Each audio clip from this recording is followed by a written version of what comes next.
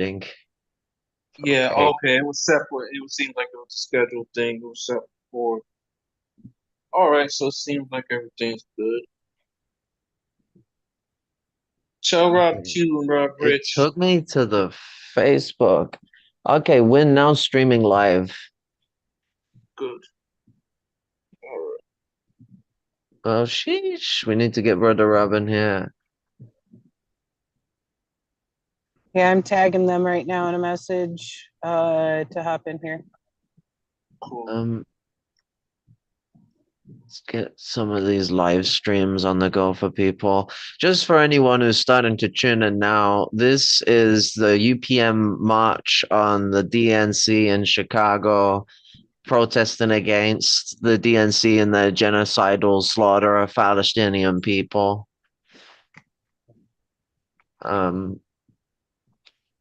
Comrades on the ground have already been recording stuff, so I'm gonna get some of that on the go.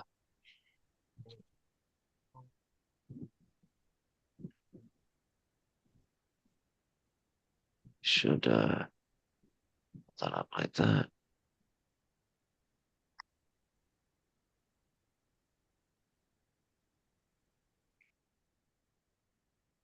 Say I do prefer how quick you can be with restream.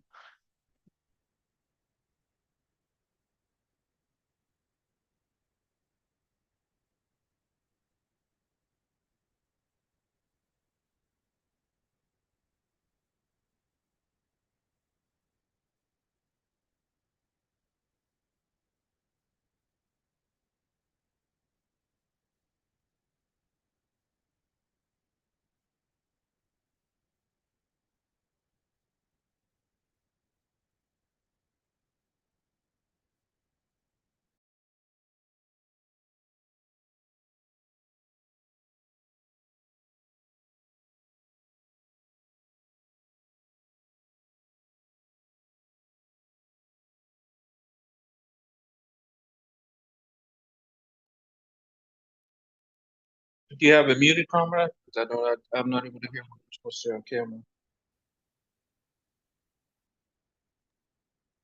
Yeah, I can't hear any audio from the feed either.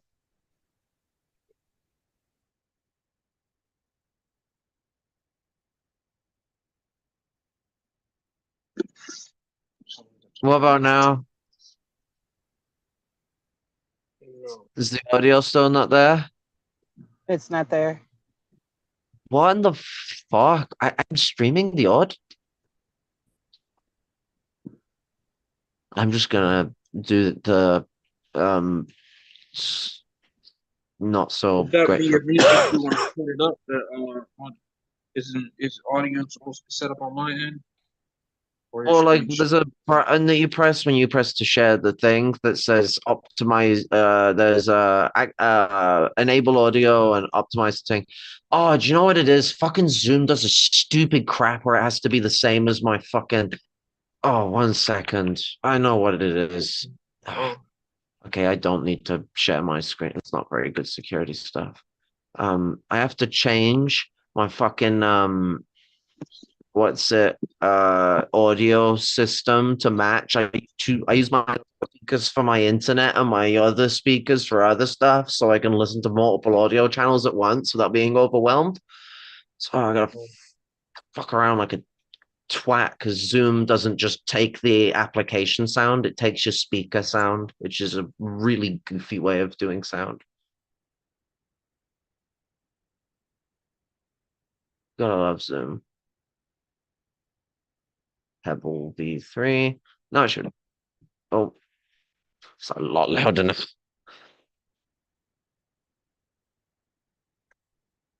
Share Facebook. Boom. Working now? And the administration Good now. Thank you. Israel the green light to murder our people is having a celebration in our city. The Biden administration and Democrats have ignored our calls for an end to this genocide, claiming harassment when anyone confronts them about supporting the mass murder of Palestinians. For example, Speaker Pelosi made ridiculous claims that Chinese Chinese and Russian governments were paying Palestinians to protest for support for the genocide. We have seen horrific photos and videos coming out of Gaza from elders in wheelchairs being displaced for the third time in their lives, to children being blown apart, to Palestinians being held captive and tortured, to schools, mosques, and churches and homes being blown up. The Democrats, along with the Republicans, have created an environment that is vilifying our students, sending militarized police to harm them for calling on divestment from Israel. They are using political and state repression to intimidate activists from calling a war to end the genocide. They have FBI visits and law enforcement harassing our communities to stoke fear. They have reignited racist tropes towards Palestinians and Arabs. Those racist tropes were the motivator for an adult to stab a 6-year-old with the FAU over 28 times until he was killed. This was outside of Chicago. Today at the DNC, the keynote speaker is no other than Genocide Joe, whose administration gave unlimited bombs and bullets to Israel and gave Israel an addition $20 billion of U.S. taxpayer dollars. Israel does the bombing. Israel pulls the trigger, gleefully carrying out this genocide. But the U.S. is paying for it. Genocide Joe in 2020 tried to scare us with the threat that Trump would cut UNRWA, while his administration suspended UNRWA funding since October. The politicians in this convention are telling you that Palestine should not be your issue. When U.S. police departments get trained by Israeli occupation forces and bring those military tactics back to kill Black and brown communities, Palestine is your issue. When our tax dollars are being used to kill doctors, nurses, and paramedics, Palestine is your issue. When the IOF blows up universities in Gaza and kills 15,000 children that will never return to school and refuses to fund education here, Palestine is your issue. I want to add that there are people who are upset that we're criticizing and holding the Democrats accountable, that somehow we are giving power to Trump. We recognize Trump and Project 2025 are dangerous. We know the dangers of his administration and his son-in-law Jared Kushner's racist rhetoric and colonial ambitions to further colonize Palestine. We know Jared was honored by the anti-Black, anti-Arab, anti-Muslim, Anti-Defamation League, ADL. The ADL had him as a speaker at the convention. So that's why we marched on the DNC. In closing, this incredible mobilization is here because of all of you and your solidarity. And we will end Zionism. We will return back home. And we will continue to resist occupation and colonialism. From the river to the sea! From the river to the sea! Palestine will be free! Palestine will be free! And from the sea to the river! From the sea to the river! Palestine will live forever! Palestine will live forever! Palestine will live forever! Palestine will live forever! Please help me welcome up our next speaker. Frank Chapman is the Executive Director of the National Alliance Against Racism and Political Repression. Harper fights across the U.S. against police crimes and for community control of police. A revolutionary for over 60 years, he is one of the leading Black liberation organizers in the U.S. and has published 2 books. His memoir, The Damn Don't Cry, pages from the life of a Black prisoner and organizer, and Marxist-Leninist perspectives on Black liberation and socialism. Yeah!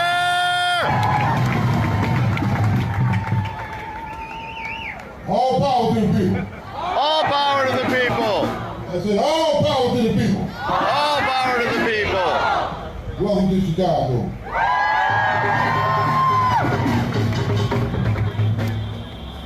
I've been thinking about what I'm going to say for a couple of days. In fact, I woke up at around 2 o'clock this morning thinking about what I was going to say. And these particular words came to mind. In the whole entire history of the world, there's never been a moment like this. A moment so packed with the horrors, the genocide, a catastrophic moment for sure. Yet also a moment of unspeakable resistance of the Palestinian people to free their land from the scourge of settler colonialism. That's why we're here today. We're here today, among other things, to declare our unconditional solidarity with the Palestinian people. And so nobody misunderstands what I mean by that, let me just quickly say, we want Palestine to win.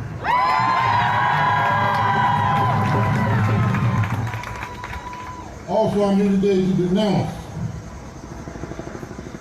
the criminal, outlaw government that's in Washington, D.C. right now. Because when you support, correct me if I'm wrong, if Netanyahu just addressed a joint session of Congress, an international war criminal, just addressed a joint session of Congress. So we know what side they're on. We know what side they're on. If we are clear about what side we're on. We say end the genocide now, stop all aid to Israel, and we're going to keep on fighting back until we get what we want, because you may not get all you fight for, but you got to fight for all you get. So free Palestine. Free Palestine. Free Palestine. Free Palestine. Free Palestine. Free Palestine. From the river to the sea. From the river to the sea. From the river to the sea. The river to the sea. Palestine will be free. Palestine will be free. Long live the Palestinian Revolution.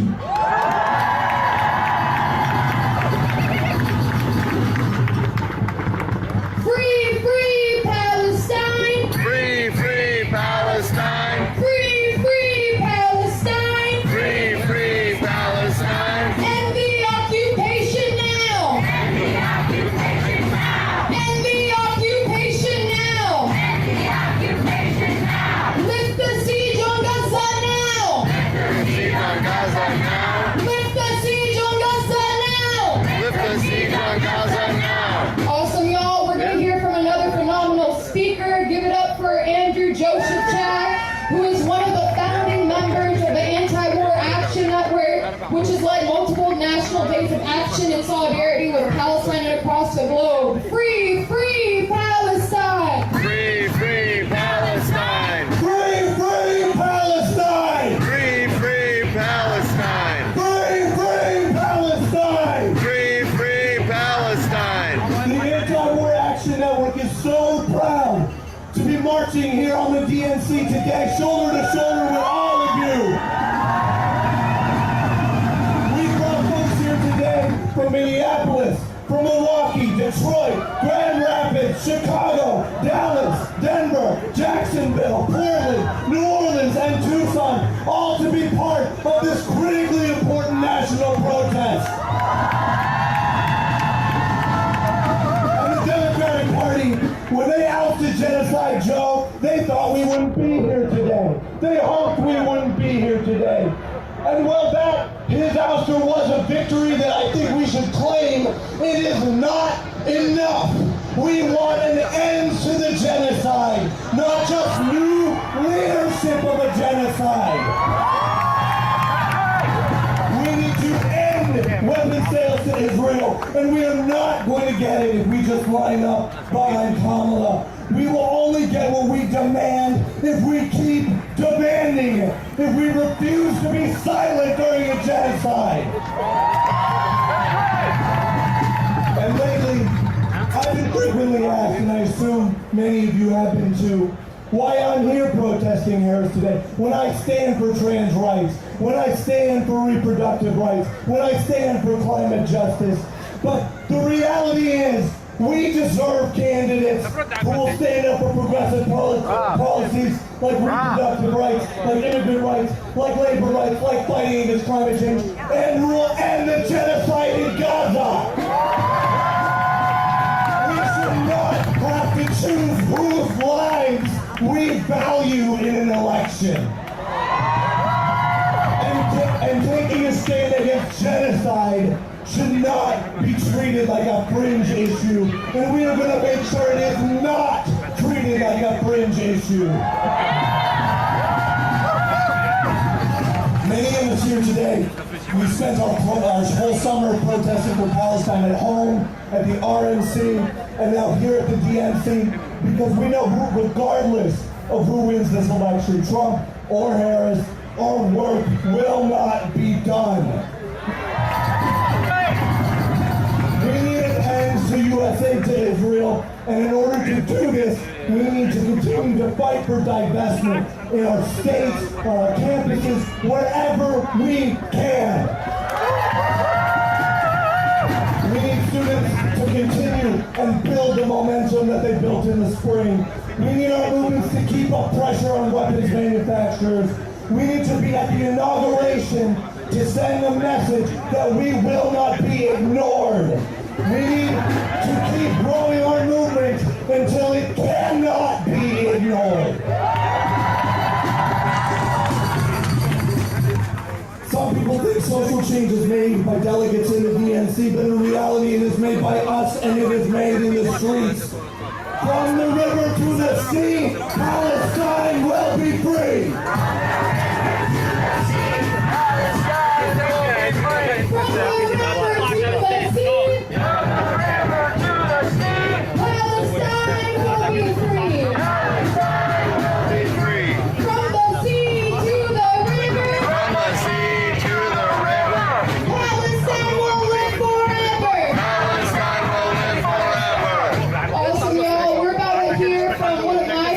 Favorite artist, poet, and R&B singer Jamila Woods. Was born in Chicago and raised on the city's south side in both Washington Park and the suburb Beverly Hills. In 2012, she published her first chapbook, The Truth About Dolls, which includes a Pitchfork Prize-nominated poem about Frida Kahlo. As a singer and songwriter, she has produced hip-hop and neo-soul music, releasing her debut album, Heaven, in 2016. Go listen to it. Raised in her church choir, Jamila's musical aesthetic involves choral layering in addition to the hip-hop tradition of sampling and illusions. Let's give it up for Jamila, y'all.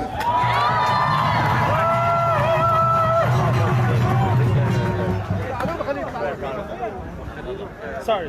وين بدك انت؟ بدك تروح تسأل واحد من الورا يعملوا منه قاعد تضرب ليش عم بدك انت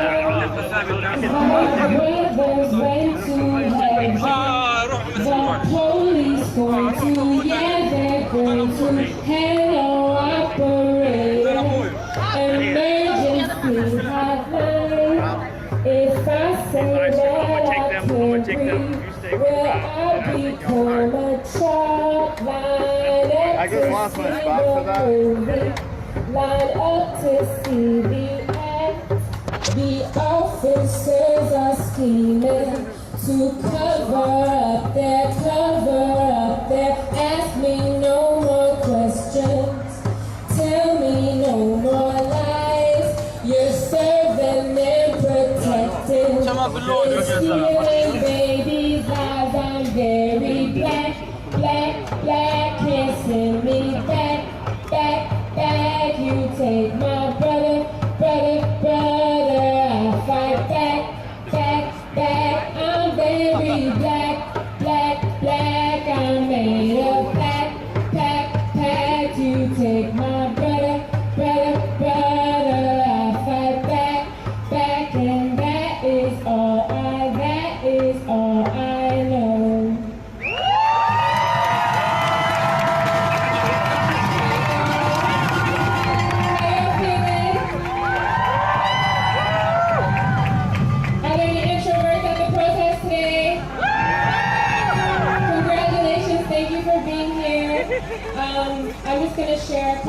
songs with you all. This next one. This next song is inspired by the land back movement and the climate justice movement.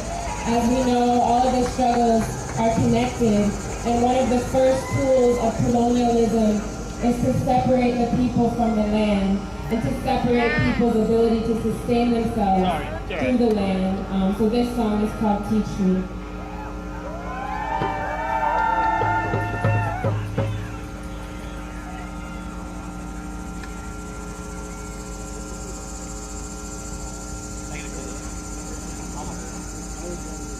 Free, free Palestine. Free, free Palestine. Free, free Palestine. Free, free Palestine.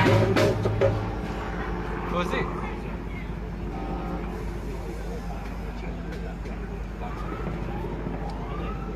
I think a lot about the olive trees in Palestine and the ways that indigenous wisdom teaches us how to relate to the land. We don't have to reinvent the wheel. We already know. And this song is about opening up to those lessons that the earth is ready to teach us.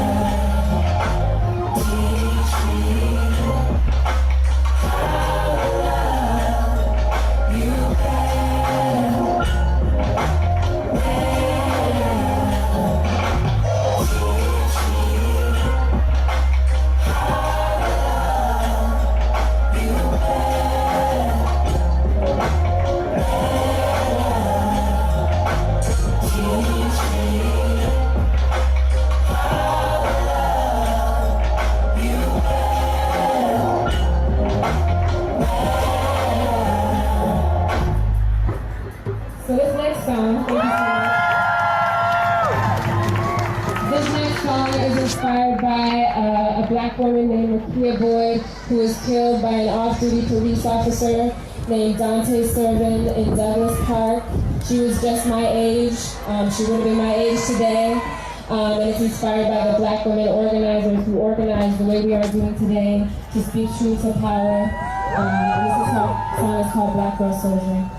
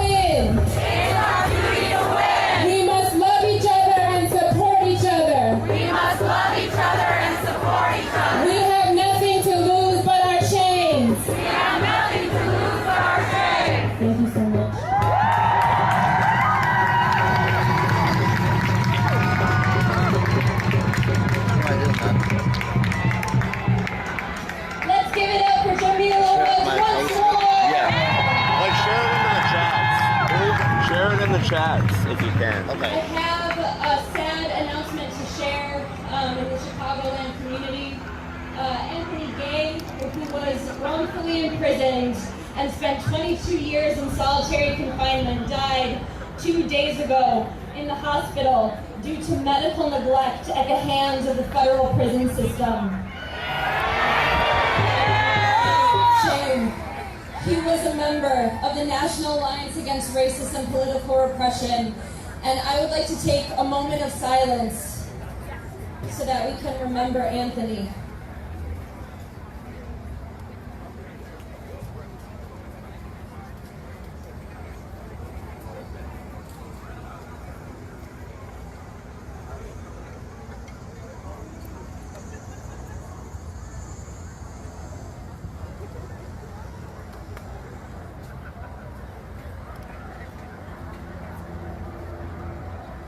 We can use this time to reflect and remember that the same systems that are killing our people in Gaza are torturing and killing Black people in Chicago, in the U.S. These are the same systems. Chicago is the police torture capital of the world. Anthony Gay was failed by this system, and we carry Anthony Gay's spirit with us as we march on the DNC today, and we join the Alliance's call to free all wrongfully convicted torture survivors from prison immediately.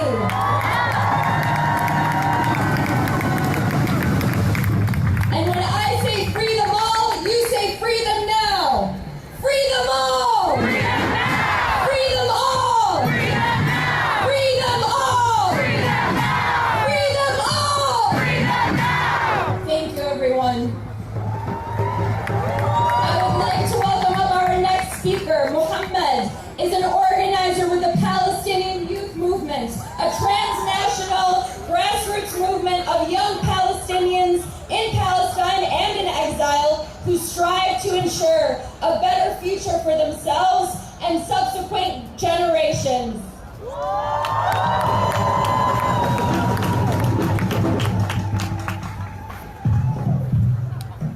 I'll be back. Don't go too far. Oh, Rob's back. Whose streets? Our street! Whose streets? Our street! Whose streets? Our street! Chicago, I can't hear you. Whose streets? Our street! Whose streets? Our street! Whose streets? Our street! Our streets. Not theirs, ours. We have for generations walked and suffered as we built these streets with our own hands, while the ruling class overlooked us from their ivory towers and flew over us in their private jets, and yet they claim that they exist amongst us. Shame! In 1968, we gathered in these very streets to protest the illegal war on Vietnam that sacrificed our children of the working class and plummeted the citizens of this country into a depression. And the city responded not by listening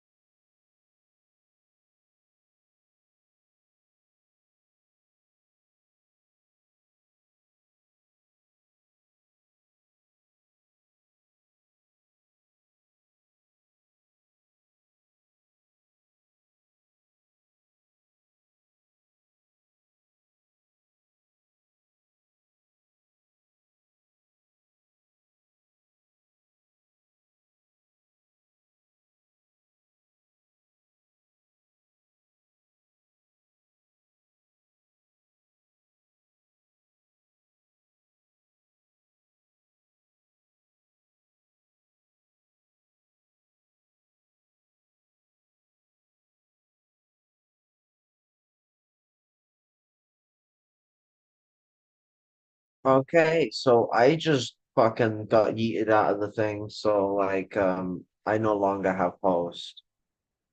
It is still streaming though. The stream didn't break, but yeah. Uh I can't share my screen again now until I've got the host privileges back.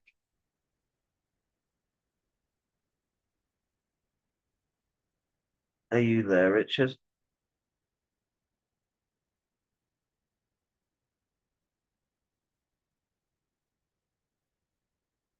Oh, oh, What's going on? hi.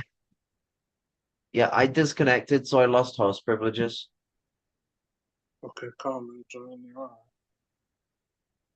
Wicked, thank you.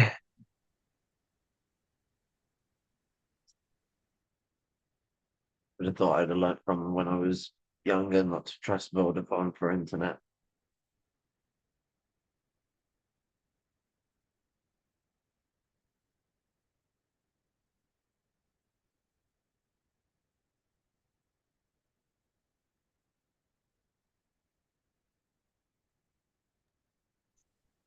What's going on? They're still trying to figure out where to go. What part of the rally that they're gonna be recording? You can do it either in the participants thing or on, because if you're on computer, there should be like a little dot dot dot thing in the top right corner of my picture. And then you can like press give host that way. Because it's gonna have ping ponged it back to you and I got disconnected. Oh, you got disconnected. So you Yeah, need I've yeah, lost the hosting host capabilities. privileges. Yeah. Okay, no problem, comrade. Awesome stuff. Welcome, Panther Queen. Welcome, comrade, Panther Queen. All power, sister. All power, comrades. We've been having some technical issues. Computers, am I right? On your hopefully everything else is good.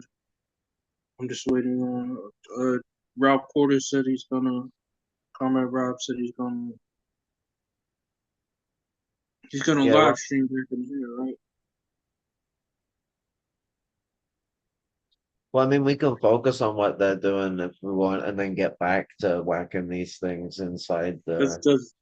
Are there any other live streams going on of the event in other parts until our comrades get in? I know Status Quo and some of those other progressives.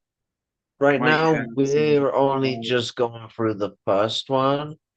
So, like, what was it? There was a second one that I saw. Yeah, there was 2 live streams. The second one is only 10 minutes long though, so we've like got like what 20 minutes of stuff left to watch, I think. Yeah, all right. Yeah. All right. So Makes sense. Where are you guys watching it at?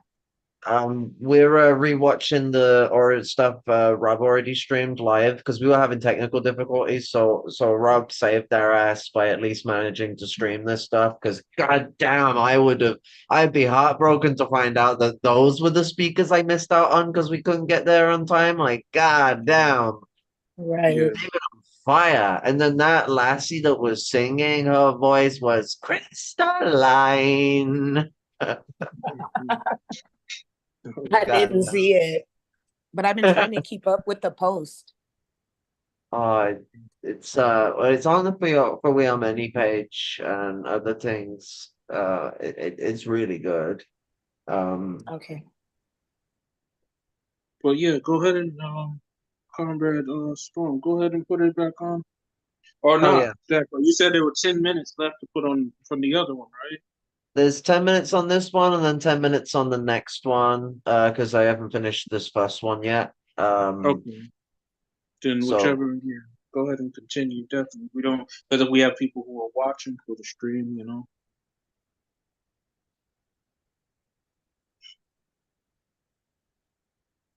And then hopefully, come by the end of probably about 20 minutes, Comrade Rock Quarters will have some more live footage on the ground. No amount of brutality. Gaza being the most recent target of U.S. imperialism, at the suffering of their own people. And it has responded in the same way: systemic oppression and brutality. And what the ruling class has yet to understand for the last 5 decades is that no amount of brutality will ever quell the movement. Their violences has only increased our will for justice, our will for freedom, and our steadfastness.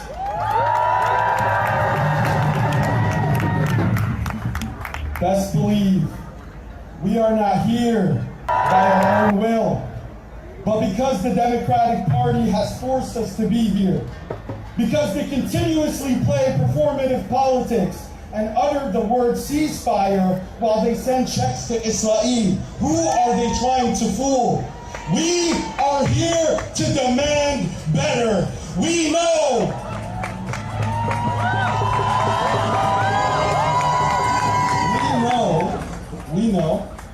that it was our movement that made Joe Biden so unpopular that he had to step down. And we know and have known for 10 months, the power of the movement. And that is why we continuously mobilize by the millions and have not lost any energy along the way.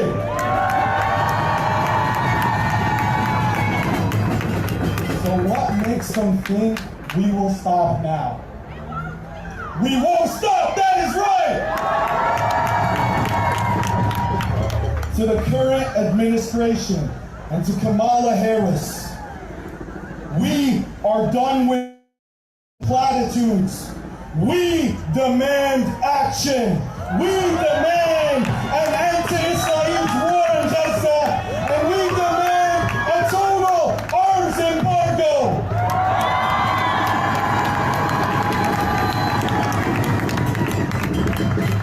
$3.5 billion. $3.5 billion. Imagine what you can do with $3.5 billion within your own communities. That amount of money has just this week been awarded to Israel by our so-called Democratic administration.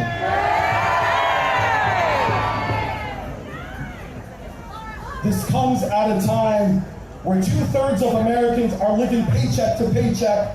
The leading cause of bankruptcy is medical debt, and test scores across American schools are at its lowest. And even here in Chicago, 200,000 residents of marginalized communities are at threat of gentrification and displacement. And do you know how our representatives responded to these problems? Well, you guys know the answer. With more funding to a foreign nation, the nation of Israel.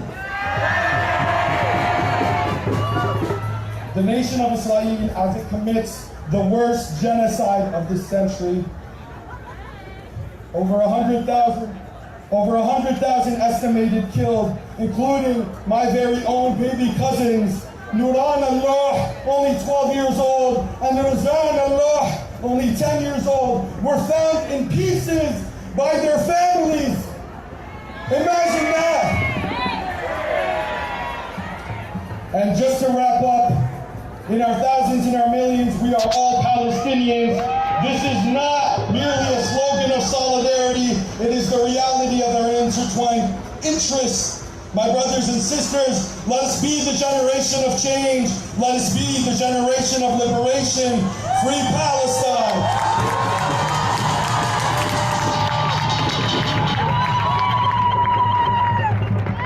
Hello everyone, thank you so much for being with us here today.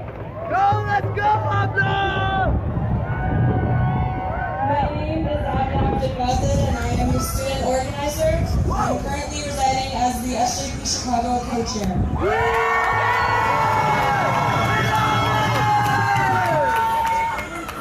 I love you too. Okay. In what seems like an overnight shift, the city of Chicago has been transformed into what resembles a police state. The city has issued road closures within the perimeter the DNC. They have deployed 2,500 police officers and even sent the National Guard out here to protect these genocidal profiteers. Chicago communities do not need increased policing. We need our welfare systems funded. We need our schools to stop shutting down. We need access to quality health care, and we need an end to this damn genocide. I witnessed firsthand during my time at the Chicago encampment the effort to stifle our voices and repress our movement. The student encampments curated a space of education, community support, and beautiful solidarity.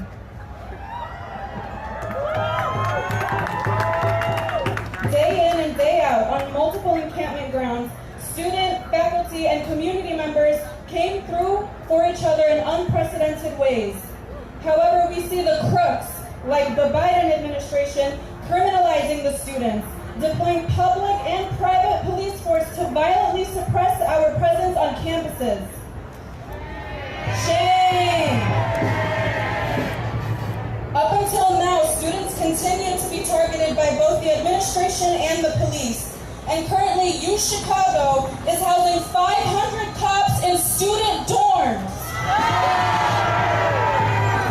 Our people are facing unprecedented homelessness, yet the administrations like UChicago are more committed to giving cops a place to stay than to meet their students' demands of divestment. Why are we funding Israel and not our students? Why are the students painted as the criminals when our universities are the ones backing a genocide? Even to get on this stage, we had to fight the city for approval, even though this is our right. But despite their repressive tactics, we have not stopped. We will no longer accept the status quo. These are not normal times, and we will continue to dissent for immigrant rights, for Black liberation, for queer liberation, and for the total and inevitable liberation of all of us. And to our corrupt university, and to the corrupt universities, and to the racist Democrats, the whole world is watching. Repeat after me. The whole world is watching. The whole world is watching. The whole world is watching. I'd like to introduce my co-MC, Reverend Jamie from the Soul Organization. Good afternoon. I'm gonna try that one more time. Good afternoon. That's better. Hello, I am Reverend Jamie Fluker. I'm a faith organizer with Southsiders Organized for Unity and Liberation, also known as SOUL.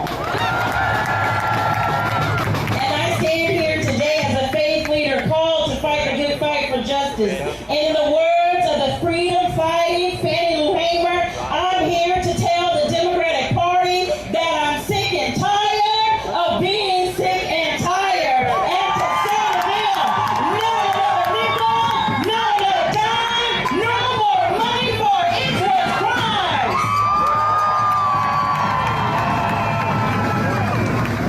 I'm here to introduce also our next speaker. Javi Velasquez is a unionized worker with the International Association of Machinists and Aerospace Workers and a Chicano community organizer with La Frontera Los Cruces in Dallas, Fort Worth, Texas. He is the son of a formerly undocumented immigrant and today is representing the National Immigrant Rights Organization, Legalization for All. Let's give him a rousing Chicago welcome.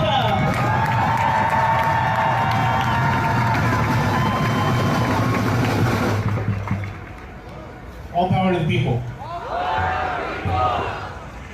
Let's try that again. All power to the people. All power to the people. Much better, thank you. I'm Javi, she already introduced me, so I'm not going to go through that spiel, thank you. All right. The Legalization for All network is here in solidarity with the Palestine struggle. Our struggles are not isolated from one another. Both of our peoples live with the scars and constant threat of unfettered imperialism. We immigrants, we children of immigrants, are under attack. There has been a constant shift in our lifetimes, a rightward shift within the Democratic Party and their policies. Rather than lighten the weight of American imperialism that burdens the shoulders of hard-working immigrants, the Democrats, especially under Biden and Harris, have taken up anti-immigrant policy in an attempt to bring in Republican voters. Shame. Our borders are already being policed as if it were a war zone. With the same technology Israel uses from companies like Elbit Systems and Caterpillar, U.S. Border Patrol uses the same tactics to genocide and oppress our Palestinian brothers and sisters. We immigrants who come here for refuge within the belly of the beast gather in solidarity with the Palestinian liberation struggle and the Black liberation struggle. We gathered in solidarity against the RNC, and we gather in solidarity today against the DNC for both parties' complicity in the imperial project at home and abroad. I was in Guatemala, Mexico a few weeks ago, and I saw people living in utter desperation. I saw families who marry off their 2 young daughters in hopes of one less mouth to feed in the house. I saw broken neighborhoods living in funded by U.S. capital that receive no environmental oversight, no worker safety standards. And this was just a tiny glimpse into what happens in the rest of Latin America. In Mexico, I saw families so full of love for their children that they do everything possible to make sure they are fed through very desperate conditions. Contradictory to the ongoing rhetoric of the right that these people are violent criminals, I saw hungry children and tired parents yearning for some sense of stability, yearning for some sense of safety. And these are the conditions from which people flee their homeland. We see through the lies they tell against our people, and we demand Harris put a stop to all anti-immigration policies. We demand an end to the border wall and border militarization.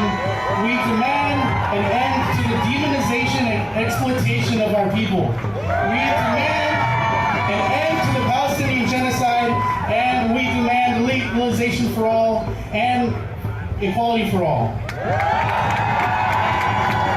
If you're interested in joining us, you can follow Legalization for All Network on all social media. And I'll leave you with an oldie but a goldie.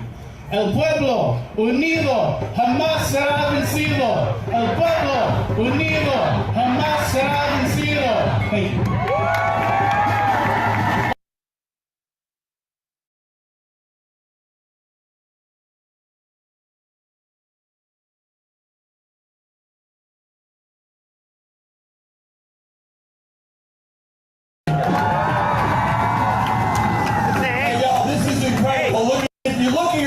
Look at yourselves. 15,000 in the park today, right now.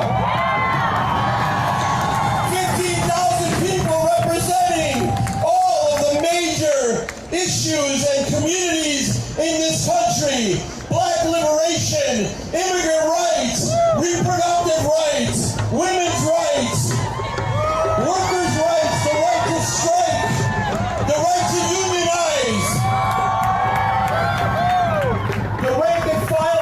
Here, the black community members here, the documented and undocumented immigrants that are here. How powerful this is to be together, all of us. They asked me ad nauseum, what makes a success for a protest like this? And I said, I don't give a shit what happens in the DNC. This is a success already. You've already accomplished it. This is what Killer Kamala and Genocide Joe and Baby Killer Blinken and all the rest of the Democratic Party in there, we're not going to let them get a pass. We don't let Durbin or Schumer or Jeffries or Pelosi or any of the top Democrats get a pass. And this is what they're afraid of. They're afraid of all of us. They're afraid of the unity between black and Palestinian people in this country. They're afraid of the unity between Palestinian people and undocumented immigrants in this country. They're afraid of the unity of the working class and the rank and file workers and the Palestinian people in this country. So I want to thank every single one of you for being here. I want to thank you for what you do for us and for our families and for our people in Palestine. And on that vein, we need to thank you some more by putting money in the buckets that are going around. I know you've seen me do these fundraising pitches before. I don't have the time to do the 30-minute one, but I'm asking you to go into your pockets. We got young people all across the park that have buckets. Please drop what you can in the buckets. This is a grassroots effort. I know some of you have already given. I know some of you have seen the website and gone on the link and you've given money and we appreciate it. But it really is a grassroots effort. And we need all the money that we can to pay for all the expenses.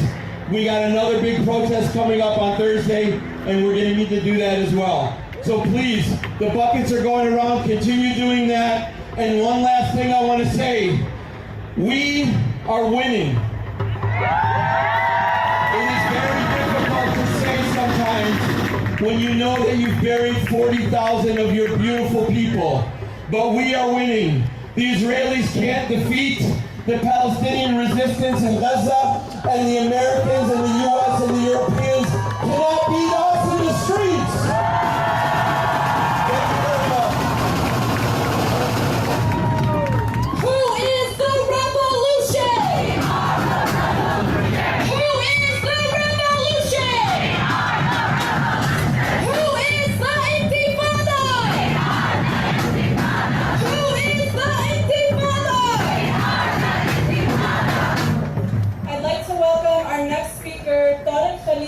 An attorney and board member for the Chicago chapter of American Muslims for Palestine. He likes to take on modern Palestinian history and Palestinian rights under international law.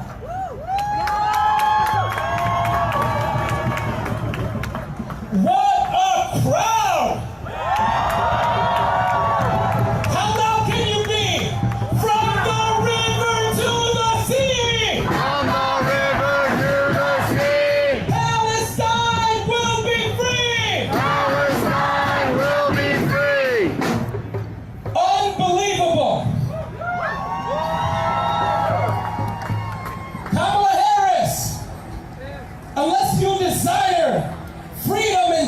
And liberation for the Palestinian people, I'm speaking.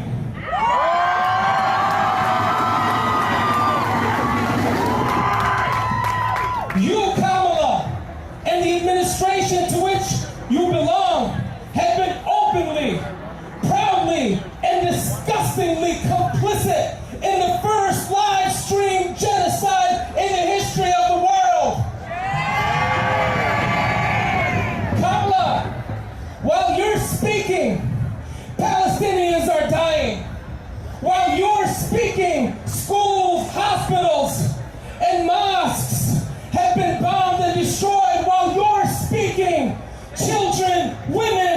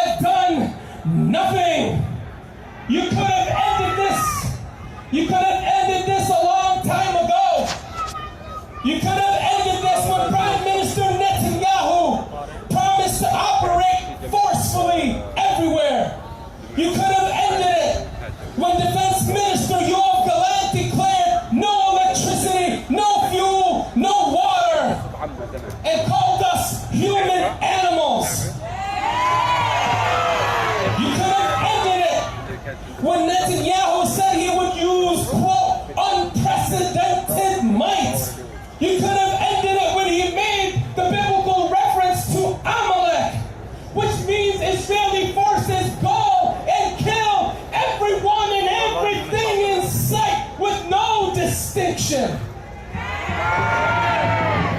You could have ended it when Likud Minister Avi Dichter said, quote, "We are now rolling the Gaza Nakba."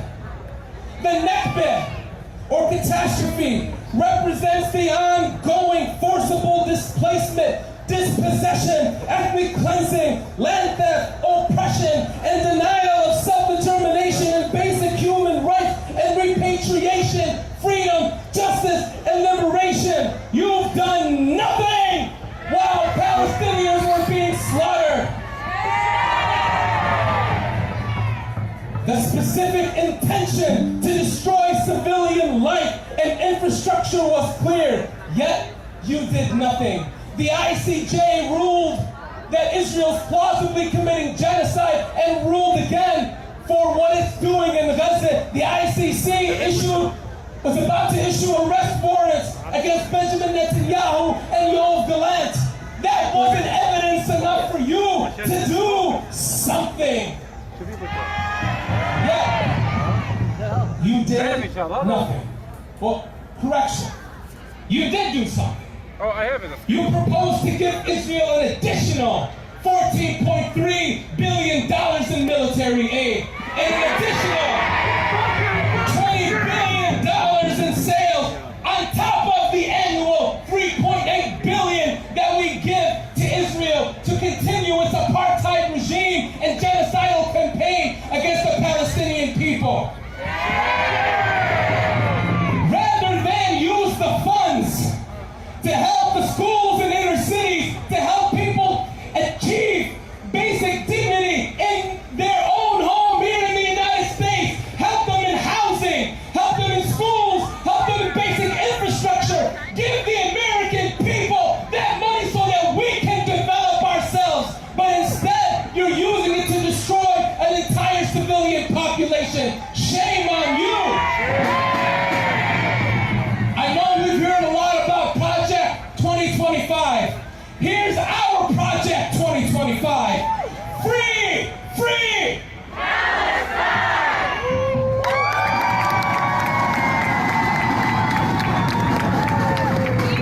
Up with liberation!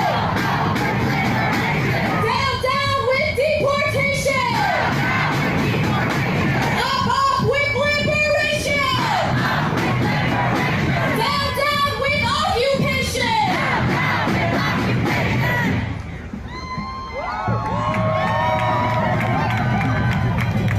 I'd like to introduce Sydney Loving, who has been active in the Black liberation movement and the fight against police crime since 2015, leading work in Dallas and nationally. A Freedom Road socialist organization. A revolutionary organization with a long history of solidarity with Palestine.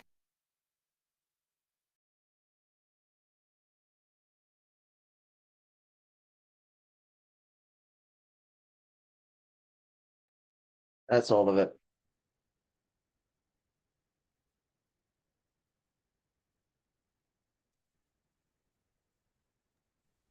Rob Quarters, you still with us?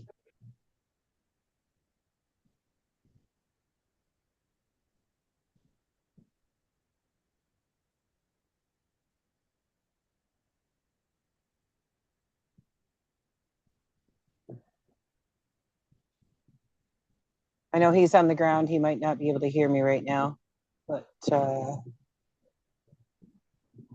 if we can get his attention, he might be able to kick his camera on for some live coverage. I say though, those speakers were absolutely fucking amazing, mate. That was some solid things. Yes, indeed.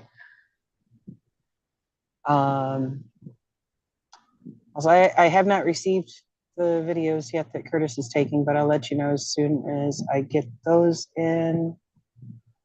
My apologies. Give me a moment to hit the chat and see if I can get Rob's attention there, because I don't know if he can even hear us. It was really, really loud there when I was on the phone with him earlier.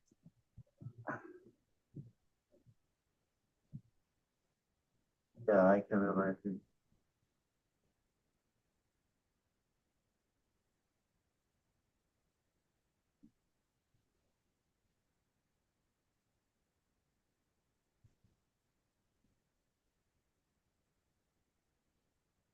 Oh, yeah, footage. You're muted though, by the way, Rob. What? Welcome. There we go. Hey, Rob. Yeah, I didn't have my mic unmuted because I couldn't have heard you where I was standing anyway.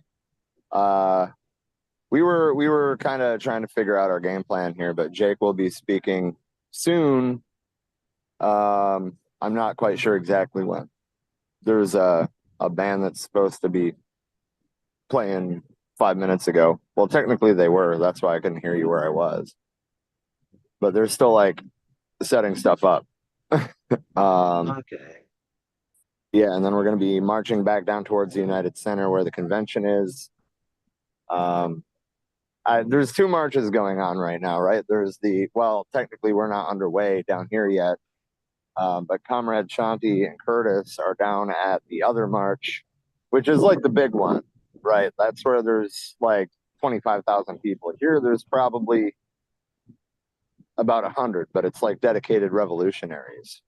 You know, it's not, the bigger march has got a lot of, like RevComs and CPUSA types. Down here we got, well, and I mean, the whole Palestine movement is down there. That's why that's the big march. But yeah, down here we got Poor People's Army, we got the Young Lords, we got UPM. I'm not totally sure what other groups are here, but we were just talking to a Yippie. Yeah. Yeah, I'm letting them know. They're actually live right now. I hope. Yeah, so this is I mean, I guess I can flip the camera around and kind of like show you guys what's going on here. God, I feel like an old man poking at my phone screen. So, there's way less of a police presence here. That does not mean they're not here. I see 2 cruisers right there. We got a couple over here in the fucking corner.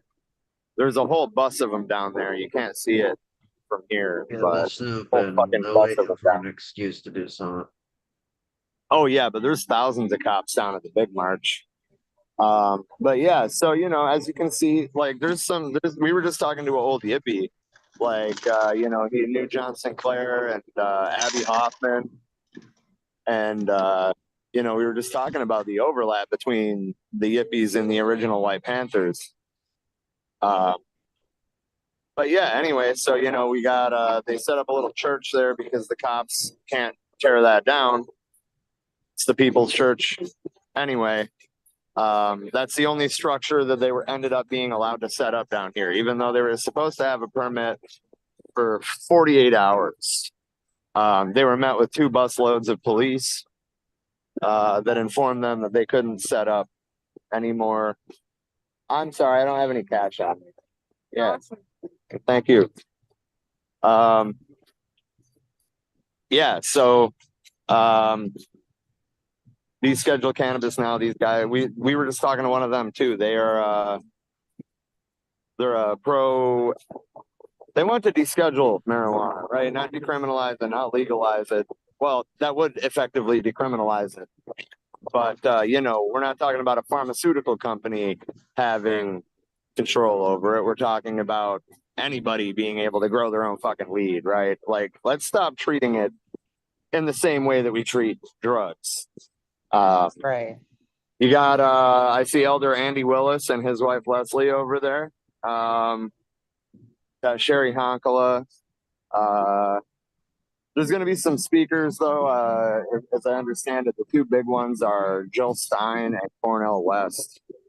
But as you see, we got a lot of elders out here. We got a lot of families. So it's a pretty cool event. Definitely not as big as the other one, but quality over quantity, you know? And Hell yeah. live music. So I guess I'll zoom in on that. All power.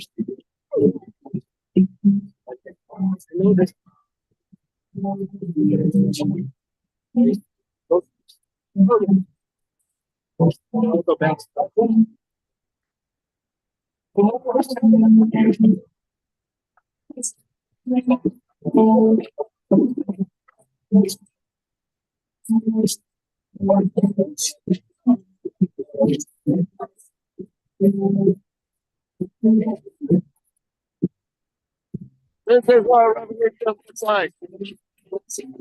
This is what revolution looks like.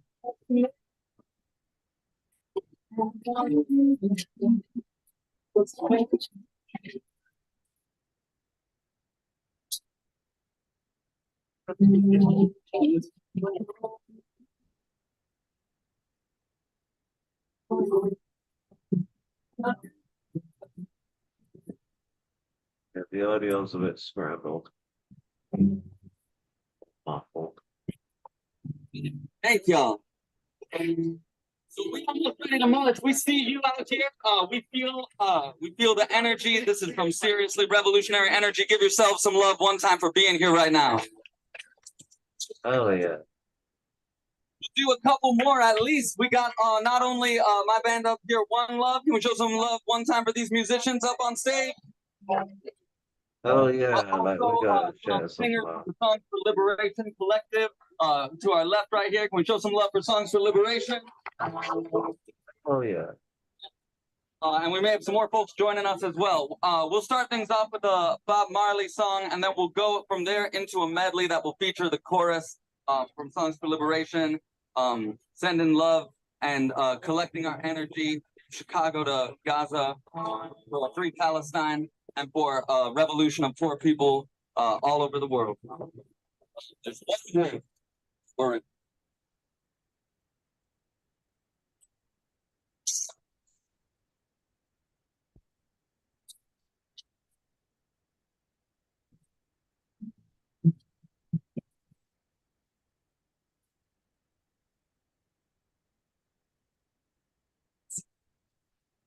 Being when shows one place superior and another inferior in valor and fulfilling. Zoom's noise suppression is trashing the audio.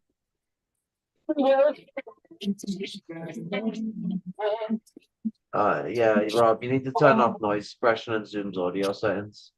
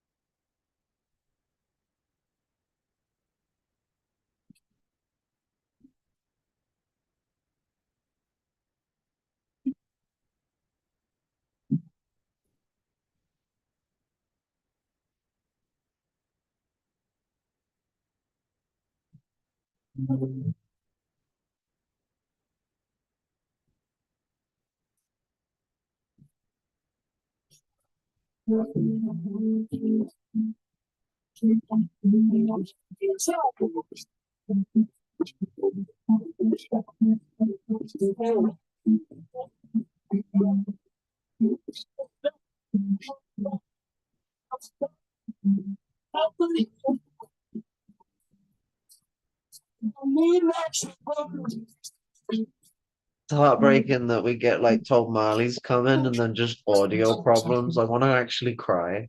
I was so excited for Marley. Goddamn.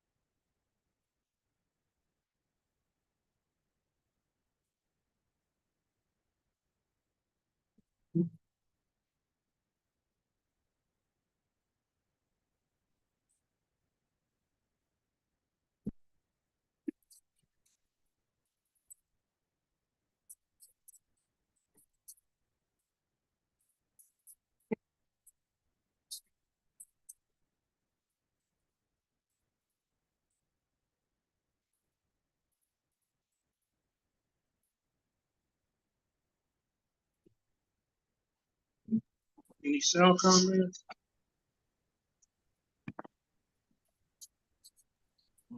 We're suffering Basic. from a severe case of CHS over here. Can't hear shit.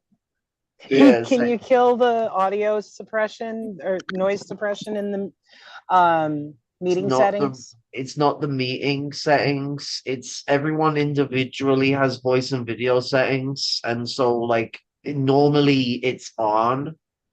So like it will need to be turned off in the Zoom settings specifically on Rob's app.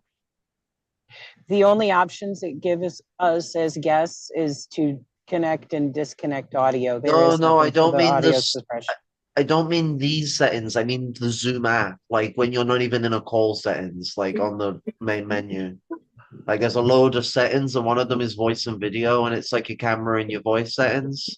And there'll be like a setting for it that'll say like noise suppression or background noise suppression or something or the other.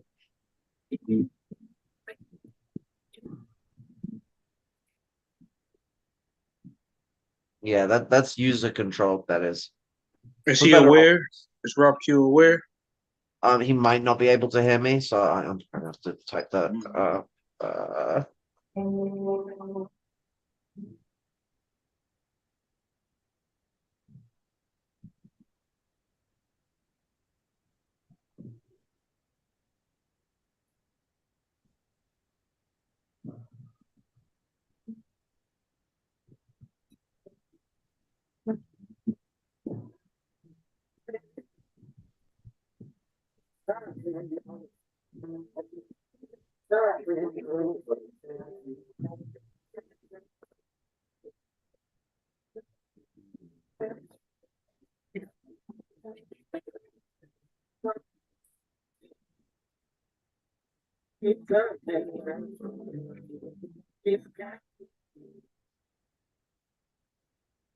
I've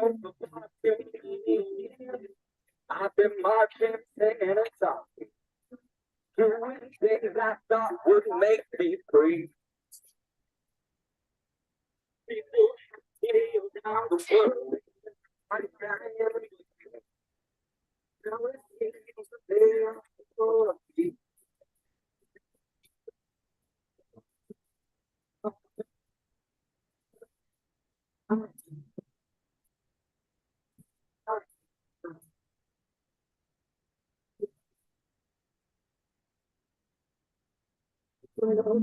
I swear I had it work on mobile the other day. Maybe it's like fucking Zoom's gaslighting you because you're in a call. Because Zoom's like on the PC. Like I'm literally, I was about to type the program in to load it up because you have like no way to the settings once you're in a call.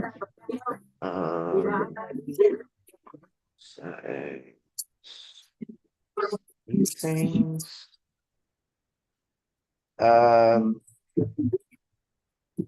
Oh yeah, there's just use original order. Oh. Oh yeah, no. If you so there's a setting inside meeting settings under audio. It's called use original audio. Stupid fucking name. And that will, if you enable that, that disables noise suppression. I don't know if you can hear me though. I should probably type that.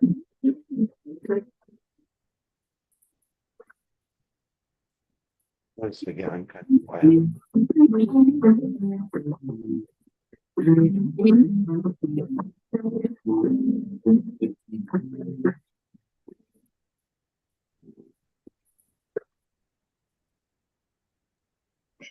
I'm not sure if everyone has those same settings, comrade. That may be available for the host.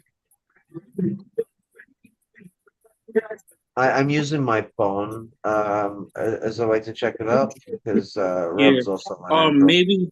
Maybe if you could you try to give host. I'm typing in where to go to find it to see if he can find it. Okay, if he can't, maybe try to give him the host capabilities just for temporarily, so you can make sure that wouldn't change anything. Like the noise reduction specifically in your own settings. Everyone has their own thing going on that noise suppresses. It's nothing to do with the meeting room settings. Activate original. Wait a second. That's what it's called, right? Yeah. Use original audio. This will disable noise suppression. Ah, my arms.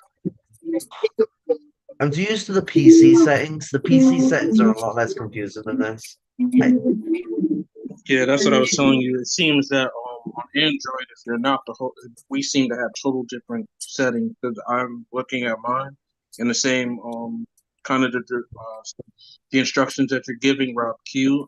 I don't see them either. When I go to.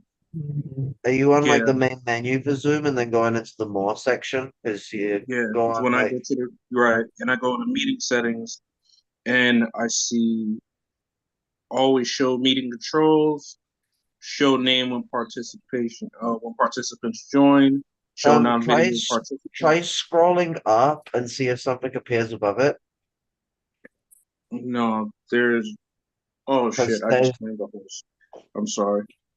Host tools. Yes, see, there are different play, join, and leave sound, mute upon entry, stop incoming video, show name when participants join.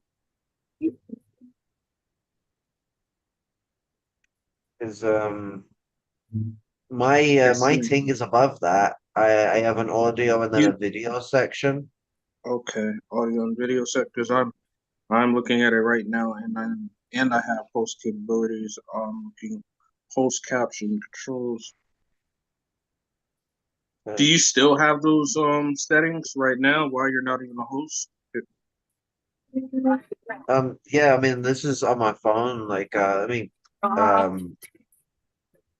Like I'm on my phone. I'm not even like connected to anything that's host-wise. Like this is just Okay, just on your phone, right? maybe y'all are on like is my UI looking different? Are y'all on like an older version? Because you might have not updated more recently, so they may have jumbled the settings location. Yeah. I'm gonna try on my other phone, try to update it and see if there's any difference. Try to fucking sell Zoom Pro to me. Unfortunately, Zoom is smart enough to fucking like blur out my fucking email because I'm not smart enough to show the fucking screen with it on. Fuck. 50 a month, Jesus. Ditch the 40-minute time limit. How about stop using your 40-minute time limit, you pricks?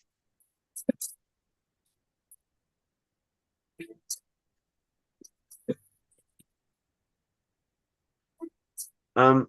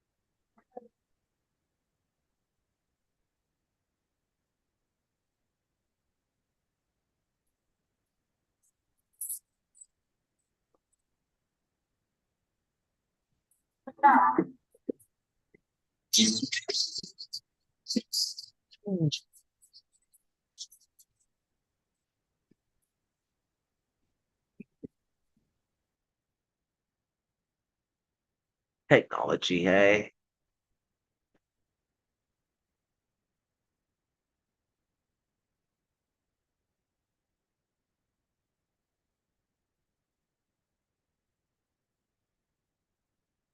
Kind of weird now. We've acquired.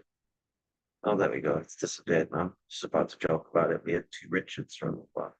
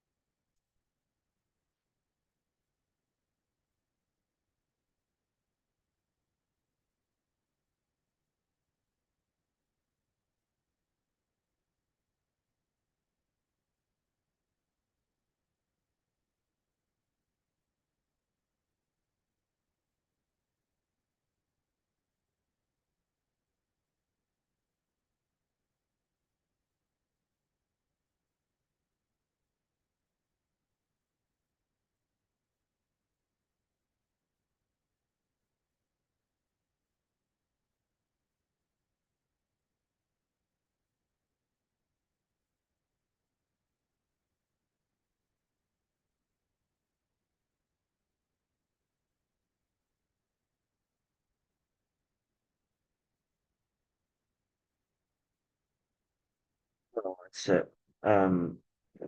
We're having technical difficulties for anyone who's still watching. Well,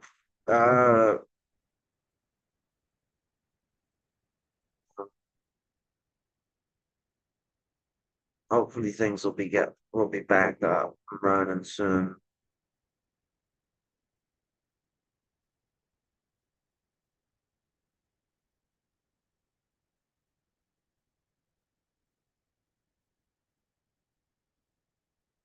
You know, one of the really important things that we kind of have to be taken from this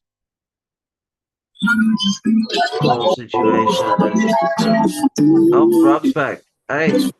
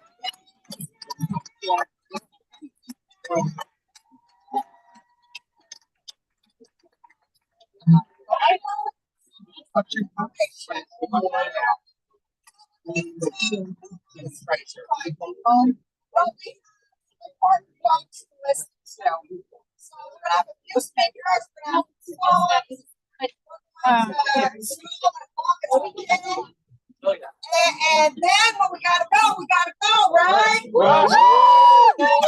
Okay, and folks will catch up to us.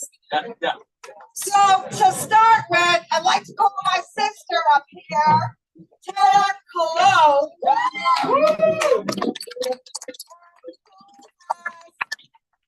Worked with us, the 91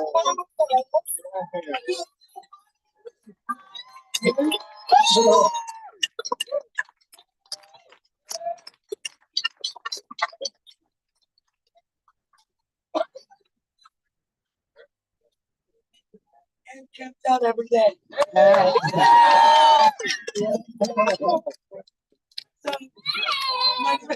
So, marché 91 millas desde Milwaukee hasta Chicago.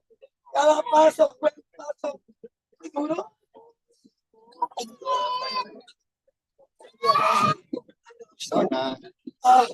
I marched 91 miles. Every mile was hard earned. Every step was hard earned. I'm 48.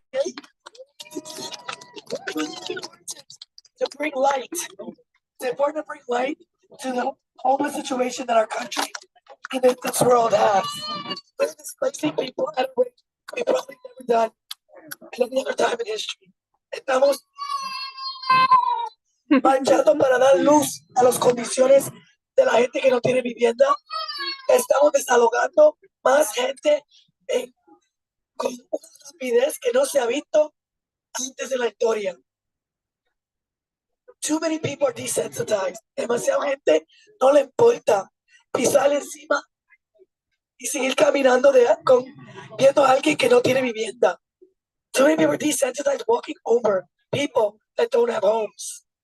There's something wrong with humanity when we can accept those conditions. When we accept that poverty is something that is just being. It is not divine from God. It is man-made. And anything that is man-made can be destroyed. The Republicans and the Democrats alike do not care about us. They don't come into our communities to see what's going on, to see the lack of health care, the lack of housing, the lack of education, the school to prison pipeline. It's not the 1%er's kids or going off to war or even recruited to go off to war. It's our kids in the poor communities that are recruited to go kill babies and kids somewhere else and come back with the trauma and the lack of mental health care. That is a shame. Shame on them. I invite Harris and Trump and whoever else is running for president to come to other communities and look at the problems that we have and help us solve them. So you're going up. Yo estoy diciendo que ni siquiera los demócratas ni los republicanos no nos importa a nosotros. No le importa que estamos. No le importa las condiciones que estamos viviendo. Invito a Trump y Harris a venir a la comunidad a ver nuestros problemas. Gracias. So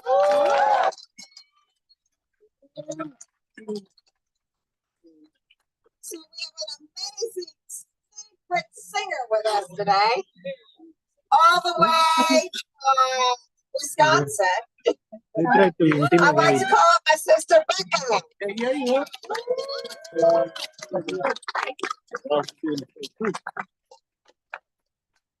How y'all feeling? Okay, y'all ready? Yeah.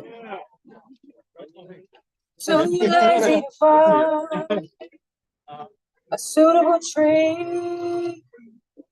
All they need now is a badge and a claim that they are afraid of me. Too privileged to tie blues. All they gotta do is be a white extreme. Look at what this crowd produced. Tickle legs and decided to run. Cause we waiting freedom or riding by the holes of a gun. Strange fruit.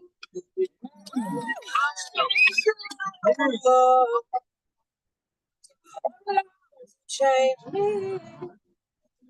I'm not begging cause I'm not afraid to die.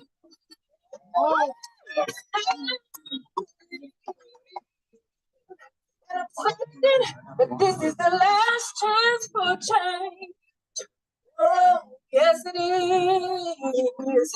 Give it to us, cause we've already decided to take.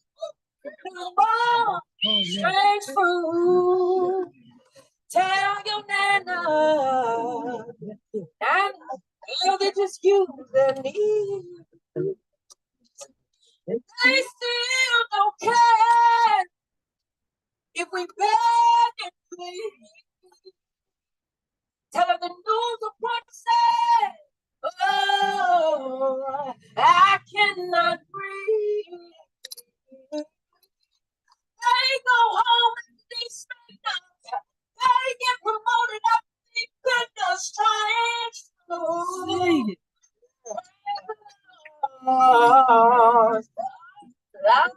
Change. I'm not begging because I'm not afraid to die.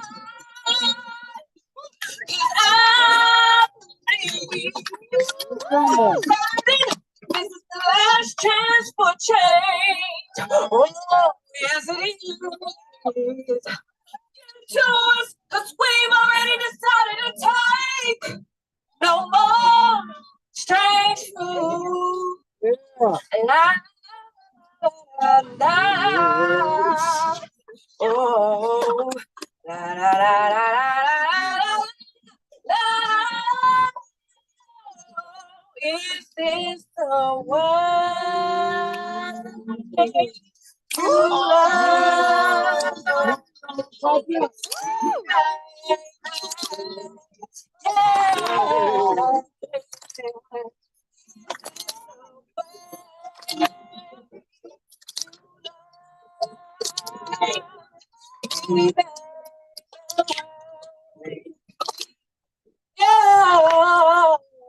No more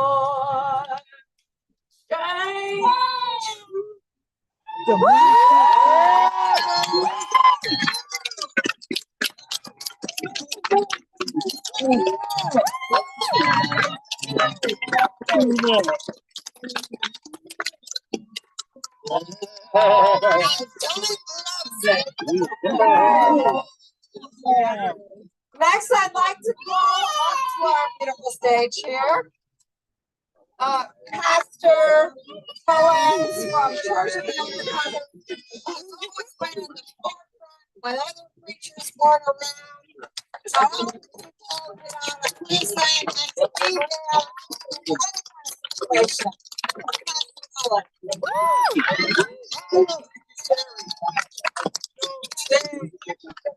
We are surrounded by love, but we are also surrounded by the empire.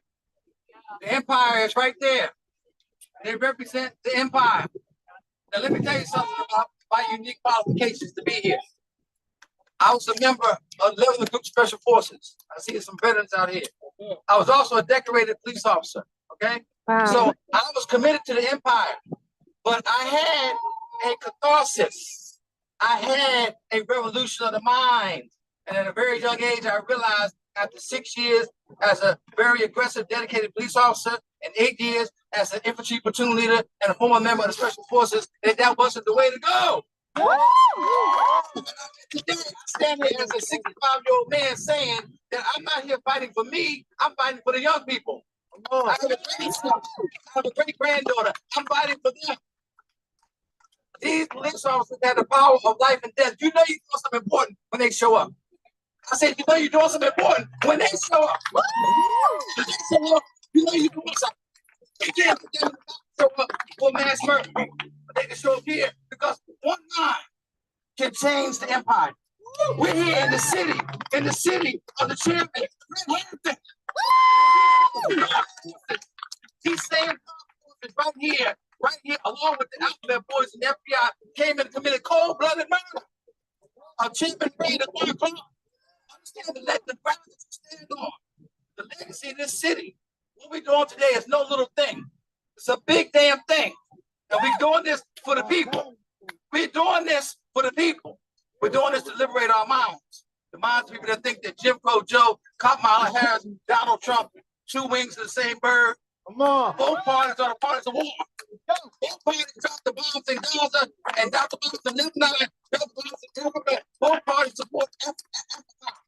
Both parties support the military governments. Both parties support the nonprofit. Yep. Both parties support privatization. Both parties, neither one is for universal health care. Neither one is for universal housing. So we don't have a choice but to support an independent candidate like Jill Stein, Dr. Stein. We're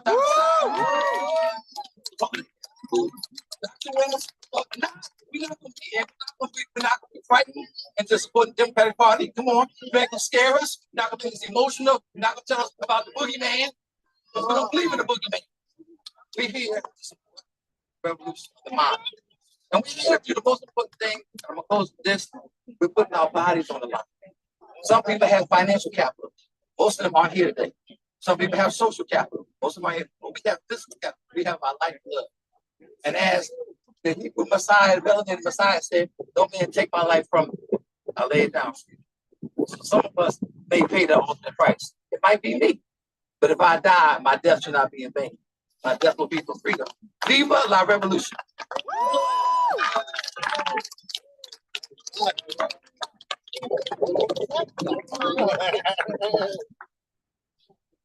And we have confirmation from all three presidential candidates that are running on third party. Round of applause.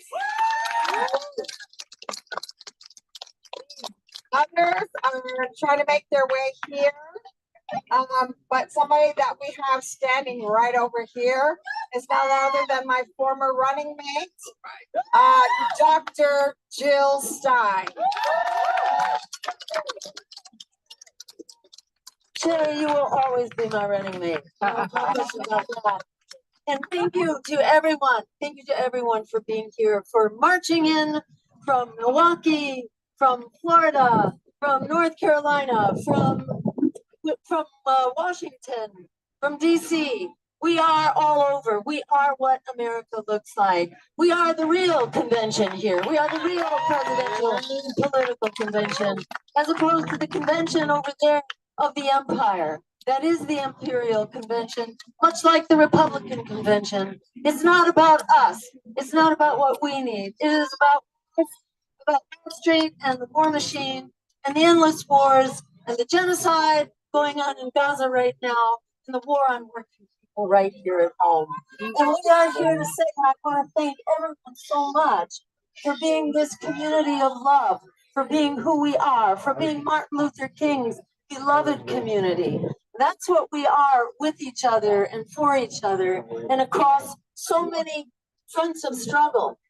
Because when we get together across those fronts of struggle, we're absolutely unstoppable. Those who are here leading the charge for the right to housing, for quality housing for everyone as a human right. Let's hear it for you. Let's hear it.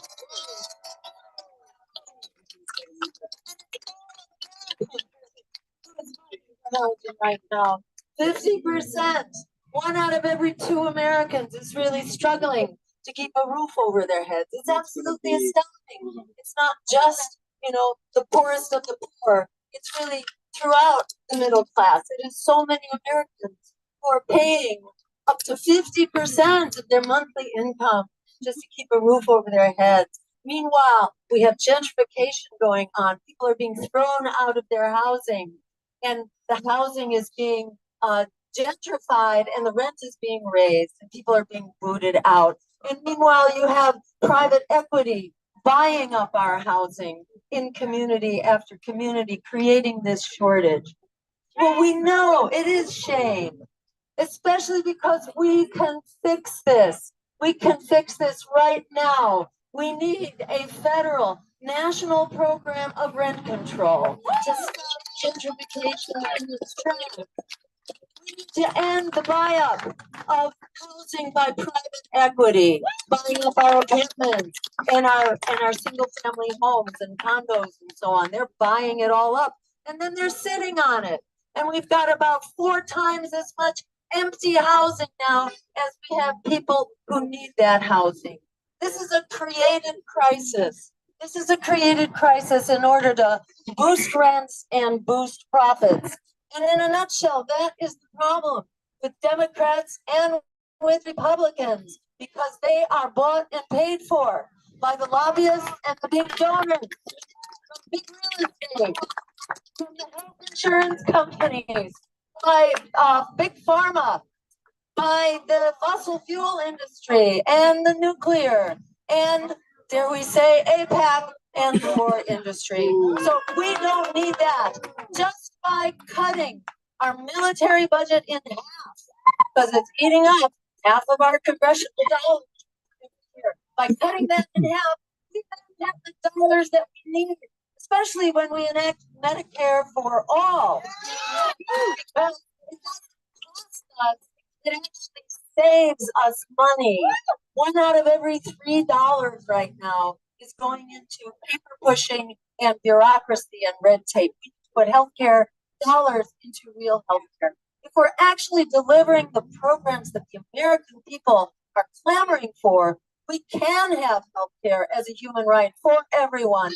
We can have affordable, quality housing for everyone as a human right. We can have quality schools. We can bail out student debt now. We can bail out medical debt right now. And we can end the climate crisis with a Green New Deal, an emergency Green New Deal that will phase out fossil fuels in the next decade. Don't believe what the Democrats tell you by any means. And of course, don't believe what Republicans say either. And speaking of which, we can also sum the migration crisis. The most important thing we can do is to stop causing it in the first place. By ending regime change and endless wars, the climate crisis, and the war on drugs, all of this we can fix. And then we can, of course, instead of funding a wall, we can actually fund the migration attorneys, the civil services, so that we can rapidly screen and provide papers for people so that migrants can go to work. Migrants make our country safer, they make our country more prosperous, and they actually are not the ones bringing the drugs. Those are Americans which are bringing the drugs. We are going to decriminalize drugs so that we are treating substances as a public health issue, not a criminal issue. I urge you, take this election by the horns. Do not allow them to intimidate you, into terrifying you, into extorting you, into voting one way or another. Nobody owns our votes but us. Politicians have to earn it. We can fix these problems. So go to jillstimes2024.com and join the team. Remember, there's going to be free pro-genocide campaigns on the ballot. There will be one anti-genocide, anti-war, pro-climate emergency campaign on the ballot across the country. So don't let them tell you that we can't win this election or that we can't fight like hell and really change forever the landscape of politics and put people back in and take the corporations out.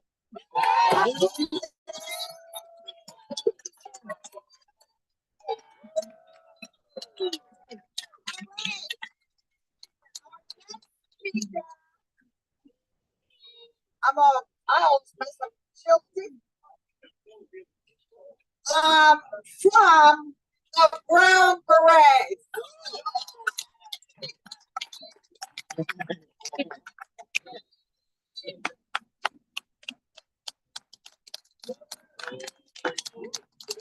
It's a beautiful day. It's been a revolution. Yeah. My name is Shiltik. I'm the regional commander of the Brown Berets. The region is the north direction of the land, and we have chapter station work. We're always, on the movement. We're always supporting the revolution, and young things say a lot. And pretty much, that's what we're looking for. We're looking to change this government. We're tired of it, and we're not gonna put up no more with it. With whatever they send into Israel and Ukraine, we easily can cover healthcare, housing, and education. That's what we can do. I wanna thank everyone, and I wanna encourage everyone to be safe when we start marching, because these people, they wanna change things. They wanna intimidate us, thinking that it's not our right to do so, and it is, because when we being oppressed, we need to stand up. We need to stand up for ourselves. We need to stand up for this new generation that's coming. And I hear, they're gonna say a selfie stick is considered as a weapon. That's what they're saying. But we're not gonna get intimidated by it. We're gonna keep moving forward, and anything they do is gonna work on the favor. Anything they do, any oppressed movement that they do, is gonna get more people to change the system. Thank you very much.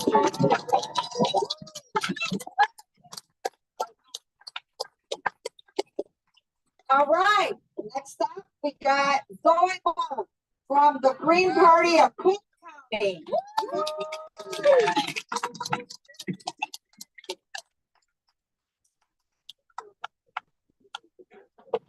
Hi everyone, my name is Zoe Ma. I'm an anti-poverty activist.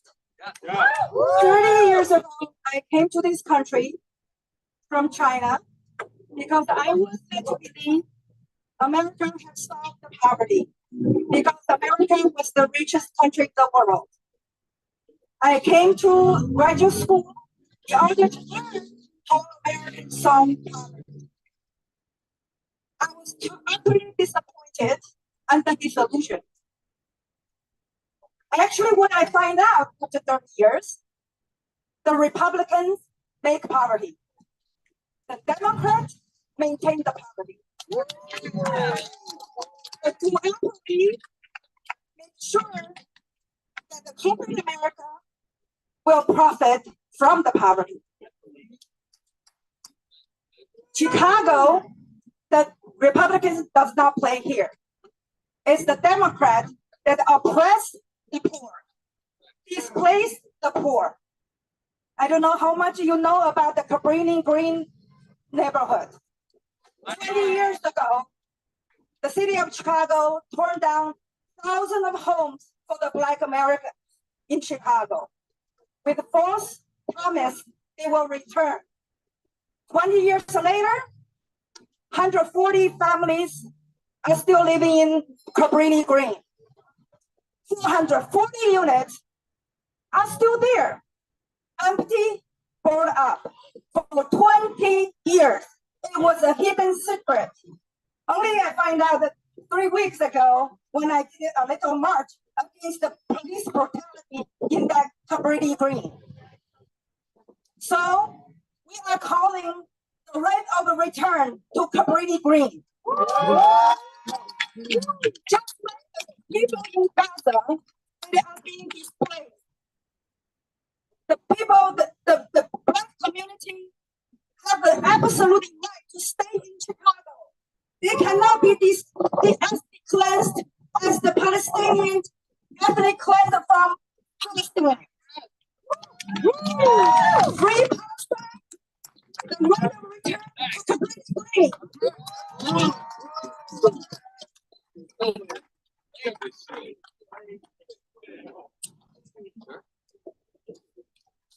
Our next speaker is Minister Phalaístin from Milwaukee. Minister.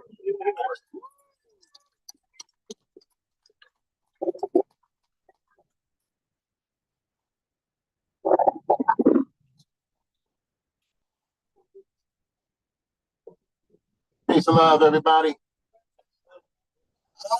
Peace and love, everybody. Y'all ready to march for our freedom? When I say all of us, you say or none. All of us? None. All of us? Or none. All of us? Or none. That's how we got to think. Because we studied, our sister just taught us about Cabrini Green being torn down 20 years ago. And in this place, thousands of families. But this land was founded by so-called Black people, right?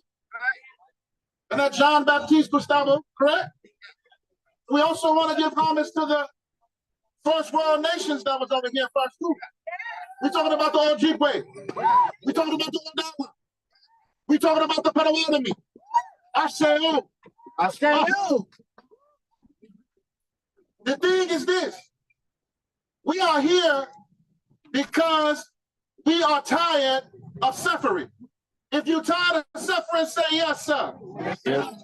If you're tired of being trampled on as a people, say yes, sir. Yes. If you're tired of being lied to by politicians, say yes, sir. We have to change the way they do politics. If they're saying that the power is in the people, then what are the people willing to do to change their own conditions? The Most High teaches us in our religion that the Most High will not change the conditions of a people until a people are willing to change the conditions within themselves. I said change the conditions within ourselves. We put these people in place. We give these people our money. We give these people our dollars. We invest in big business. We invest in corporations. We invest in prisons. We invest in all of the poverty that's happening right now because we are not courageous enough to take a stand and shut these corporations down. Well, you got all these workers working to stay in poverty. If they stop working, then how do they make money? I'm talking about the corporation.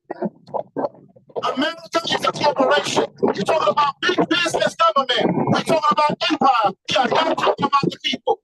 We the people was a trick to trick you into buying into a business that they wanted to use you as a mechanism to destroy, control, and conquer other countries. And then say that you are supposed to be a part of American dream.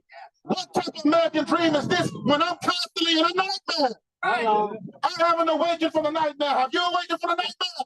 No. So what is an American dream? The American dream is only for the top upper class 1% empire in this country. They are the only ones who can share the American dream. We do not share the American dream as the people who are oppressed and at the bottom of America. We share the nightmare. We share the nightmare. And we are all stricken because our children are going to come behind us fighting the same fight. We go all the way from the civil rights movement, which was talking about civil rights and not human rights. We've been talking about the wrong thing for so long, and they let us do it because they knew we was on the wrong track. But what about human rights? What about education out here, life having value to it? Corporations and businesses don't care about nothing but the bottom line. And we have people who are running for this country to preserve the corporation, to preserve the empire. This is what the Democrats are doing. This is what the Republicans are doing. They are not in power to make sure that your children eat, that they do have a pension, that you're going to college without being stripped of every single resource you have. They're not trying to fight to get you out of poverty. They're not trying to stop wars. They're trying to fund more wars on your backs. I said they're trying to fight more wars on your backs. I said all of us,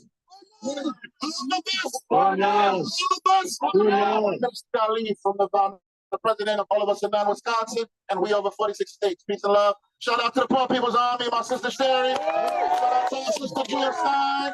Shout out to my boy Galen. Shout out to all of you. All power to the people. All power to the people. Thank you, Minister.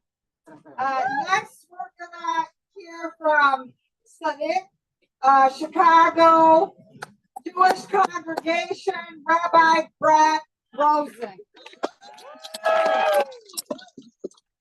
Thank you. So my name is Brant Rosen. I'm the rabbi of Tzedek Chicago. We are a congregation based here, but we have a global membership of over 400 households. We are focused on core values of justice and solidarity, particularly solidarity with the Palestinian people. Anti-Zionism is part of our core value statements, and it's a guiding sacred principle in most things, almost everything that we do. And I have to say, I am so proud to be part of this army, to be part of the Poor People's Army. Dr. Stein is absolutely right. These are the actual conventions. These are the true conventions. And the Poor People's Army has been standing down the RNC and the DNC for decades now, showing the world what the world can be, what the world should be, and what the world can be. You know, we are here to stand down these political parties that purport to be quote unquote democratic, but are utterly beholden to corporate interests, to the billionaire class, to multi-million-dollar lobbies. And Dr. Stein is absolutely right. They are bought and paid for. We should make no mistake about that. But the Poor People's Army offers a vision of a different way. We understand that in this world, there are those who have power and privilege and those who are considered disposable. But we also know that there is a different world. And it is a world that it is not only possible, but we are living in ourselves right now. It is a world based on equity, on justice, where all share equally in the world's abundance. In Jewish tradition, we have a word for this. It's olam haba, the world to come. But in Jewish tradition, as in many spiritual traditions, we bring that world into this world through our very actions. When we come together in solidarity the way we are doing right now, we are in real time living in that world. We are creating olam haba. We are creating the world as it should be. At the same time, when we talk about the world as it is, we can have no illusions about this. And right now, at this moment, as we all know, we are living in an age of genocide. We can't look away from this. We can't treat this as one issue among many. Many of us who have been marching in solidarity with the Palestinian people and been part of this movement, building this movement for so long, not only for the last 10 months, but for years and years, have been told that we are somehow siloing, that we are treating this as one issue. But this issue is not only an issue, genocide is the issue. It is a universe of issues that touches everything. We are every single day witnessing in real time horrible genocidal violence and mass murder. Last Saturday, Israel carried out an airstrike in Deir al-Balah, central Gaza, that killed at least 18 members of the same family, including 11 siblings between ages 2 and 22. 2 weeks ago, in one of the worst massacres of this genocide, over 100 people were killed in a school where they were sheltering in Gaza City. Only body parts were left. There were no intact bodies left from this bombing. And later, and by the way, there were family members, and I'm sure many of you know this because we follow this.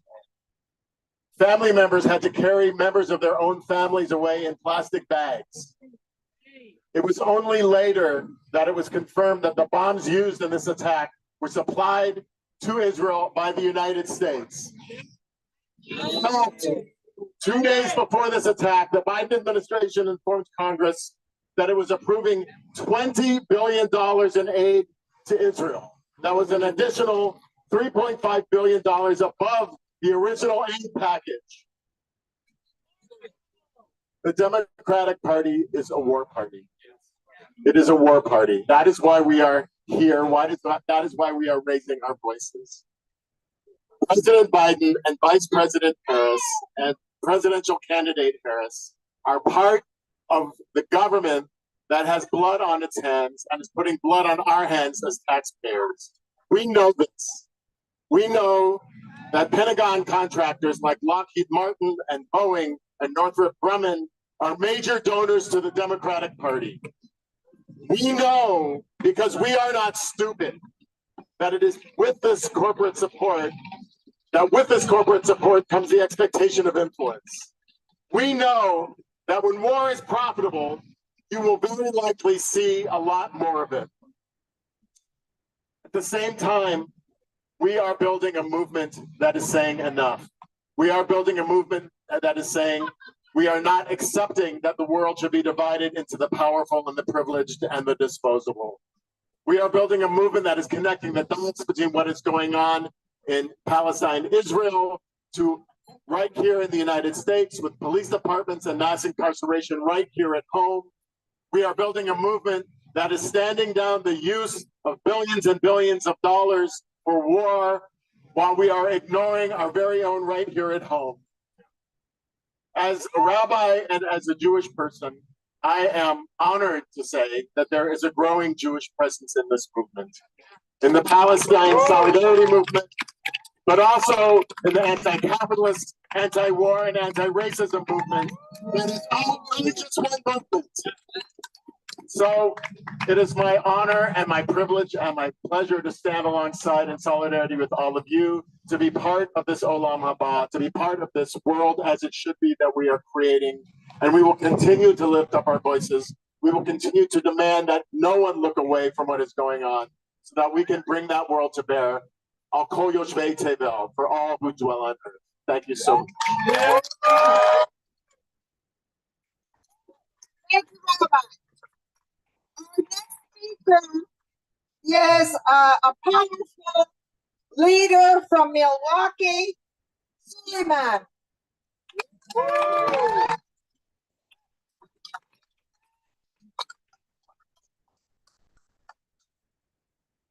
How y'all doing out there? We can do better than that. It's beautiful today. How y'all doing out there? We here for a righteous cause, y'all. We here to free Palestine. Free Palestine. Free Gaza. Free Gaza. Children deserve to hear birds, not bombs. Children deserve to hear birds, not bombs. We're going to deliver this message today to make sure that they understand that we know what's going on. We know what genocide looks like. Everyone here is a witness. There is no lesser evils in the world. You cannot compare the two. If somebody is a killer, it doesn't matter if they killed once versus somebody who killed 10 times. It might make them more of a serial killer, but there's no lesser evil in murder. There's no lesser evil in that. You're still a killer. We know what genocide looks like. They can't lie to our face. They can't say what we see on the television and that's streaming through our internet is not real. It's real. We see it.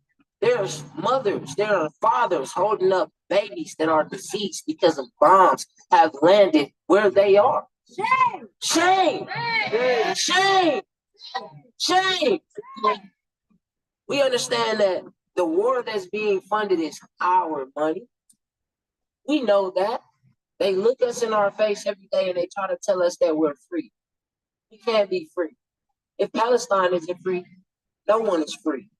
If babies can die and anyone in the world can turn their head, turn the other cheek, then there is no salvation amongst us if we can't say, shame, shame. There's no way that we're going to allow that to happen. I'm happy to be here with you people all today. I'm happy for them to understand that we're here to deliver a message of power, because guess what I know? Ain't no power like the power of the people, because the power of the people don't stop. Say what? Ain't no power like the power of the people, because the power of the people don't stop. Say what? Ain't no power like the power of the people, because the power of the people don't stop. Say what? Ain't no power like the power of the people, because the power of the people don't stop. Now we have another young man I'd like to introduce, who was actually in 1968. Before I bring him up, another famous guy, named the Pie Man. The Pie Man. Oh, yeah. From pies and politicians.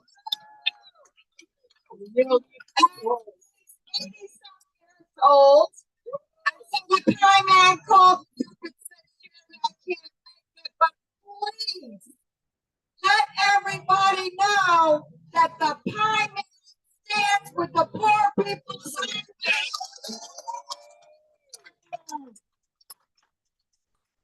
And I say absolutely, we will continue your legacy by marching today. But right now, I'd like to bring up that young man, Captain Joint from the Yippies.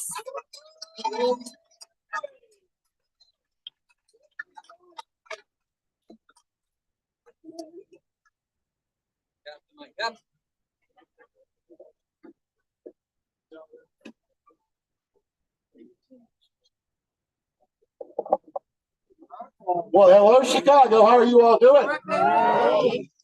And hello, all you people that came to visit us here at the DNC. Thank you for coming. We appreciate that.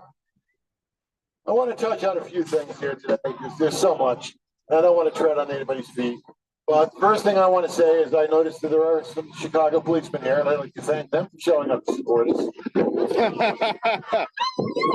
are police officers, they're here to keep the peace. And they said in a press conference, if we follow the rules, we won't get arrested. So let's see how that works out. That said, I have a lot of respect for the police. They do have a hard job. Every day they pin that badge on their chest. They go out and they go into their communities. They don't know if they'll come home. But that said, I do believe they should also be held accountable for their actions, and they should be accountable for any laws they may break. And I bring that up because the pastor, the good pastor that came up, he dropped the name. He dropped the F-bomb. Fred Hampton. Now, how many people here know Fred Hampton Jr.? We got some people know Fred Hampton Jr. You know what happened to his dad, right? Okay, for those of you that don't, the 1968 Democratic conventions got a little rough. It resulted in a trial, the Chicago conspiracy trial, where Bobby Seale was one of the defendants. Fred Hampton Jr.'s dad, was giving Bobby Seale some help from behind because they were violating Bobby Seale's rights and not allowing him to have his own representation. Judge Hoffman had Fred identify himself in court, which he did. And after that, he was subsequently executed by the Chicago police. Now, this is called murder. And somehow, some of those cops know who fired those bullets. And those cops should have been brought up on murder charges. Now, there's an organization called the Cubs of the Black Panthers. These are the children and the grandchildren of the Black Panthers trying to get the Fred Hampton murder house named as a shrine. I do believe this should happen. I think we should all get behind that cause. Okay, enough said about that. That's one of the reasons I came to Chicago. One of my main bitches about this government is, and I saw a gentleman wearing a retired slave shirt. Power to you, sir. But not all of us are retired. I'll tell you what. They have a new form of slavery in America. It's called prisons for profit. And you don't have to be black to. They'll take anybody. Okay? The new prisons for profit are a new form of slavery being run by the government. And this needs to stop. So I'm just throwing that out there, too. And now let's roll around to the Poor People's Army. These guys walked 91 miles to get here. It's like giving a really big hand. I respect you. That's commitment to a cause. Now, we all know that the homeless problem is a real problem, but people that aren't homeless maybe not realizing quite how much of a problem it is. So I'm going to tell you the story of one young man. I am from Maine, Brownville, Maine. Yeah, it's a small town. Bangor, Maine is the city where the homeless hang out, and my wife does work with the homeless, and we ran across this young man named Drake. Well, Drake is no longer homeless, but this is not necessarily a good thing. He's now in assisted living because he tried to survive a Maine winter homeless, sleeping outside. He lost his leg, his foot, all the fingers on one hand and 2 fingers on his other hand, and he's currently in assisted living, waiting for prosthetics. This is not acceptable in America. There is enough money in this damn country. Nobody should be homeless. There are enough empty buildings in this country. They should be taken over. It's, you know, it's rough, and it's such an issue everywhere. It's just out of control. Okay, so there's a few things I want to touch on. My main gripe is like the marijuana laws. I'm going to say because they have been enforced in a racial manner forever. A lot of blacks have gone to jail way before anybody white would, because that's how they've enforced the laws. It's called profiling, and it's been done forever. And those guys are going in prison for profit, becoming slaves. Just throwing that out there. Now, I would suggest to our government that maybe they stop the government lie, because they classified marijuana as a drug, and it's not. If you break the marijuana plant down, it has no toxins. And you have to have a toxin to be a drug. Okay? Like mushrooms are natural, but they got toxins. They're drugs. Plain and simple. They're fun, they're drugs. Okay? Now, marijuana should not be legalized. It should be like re-legalized, I guess is the term for it. You need to remove all the laws, remove all the penalties, and get the people in jail out that are nonviolent drug offenders. Okay. So anyway, my time is up. That's my little 5 minutes. I hope that I have not bored you. Thank you all for coming. I love you all. Peace and love.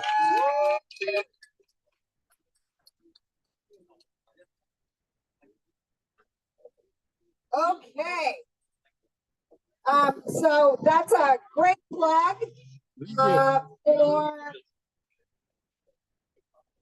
not just the legalization, but that's a great plug for our recent book that just came out. It's called Takeover.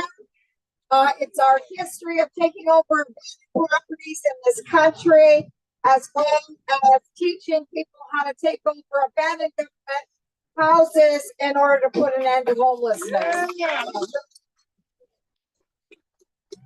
make sure you go out and buy books, or several, or teach a course about it.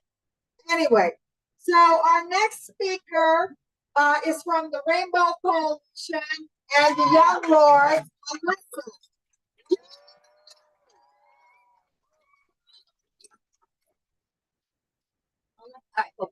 All right, so I'm Melissa Ray. I am the acting chairwoman of the Second Rainbow Coalition and the Minister of Defense for the Connecticut chapter of the new area. All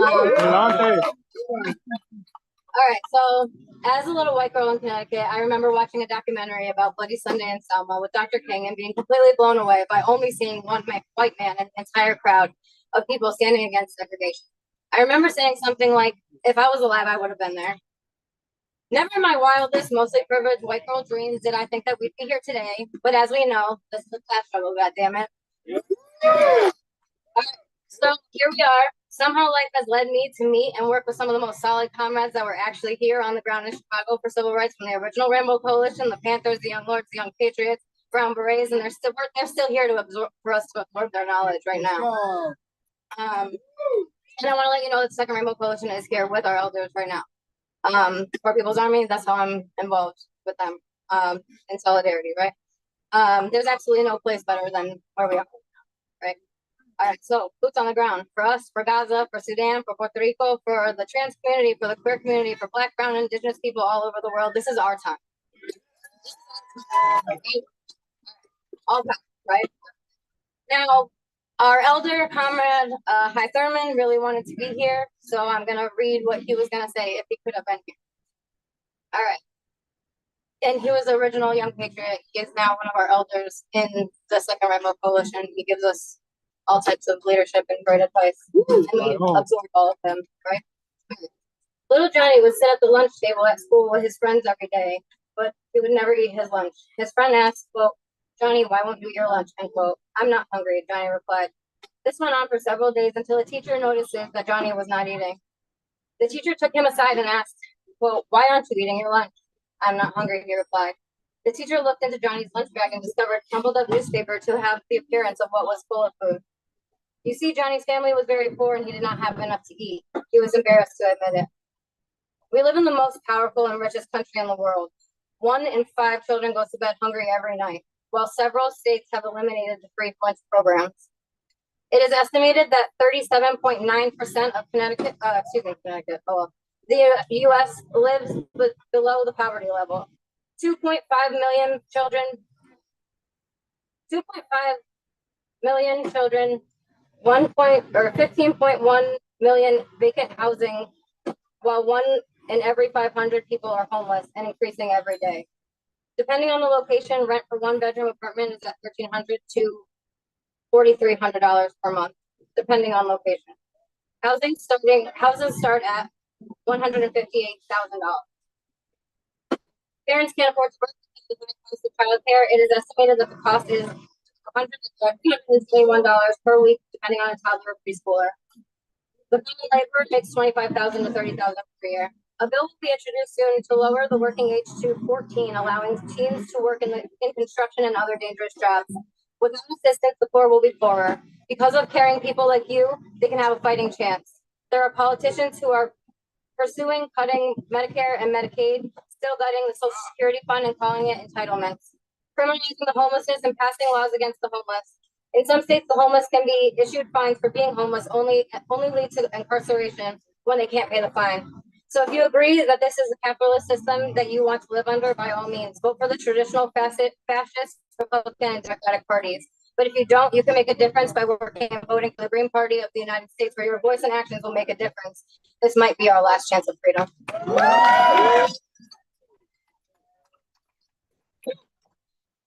I just want to let folks know that, last sentence regards he's stuck in traffic, as well as Chairman Fred Hampton is also stuck in traffic. We told folks we're gonna begin soon, but we know you got the paper here. They would be marching too, or maybe they'll catch up. Okay, so without further ado, let me bring up an amazing brother from the White Patriot, Jake.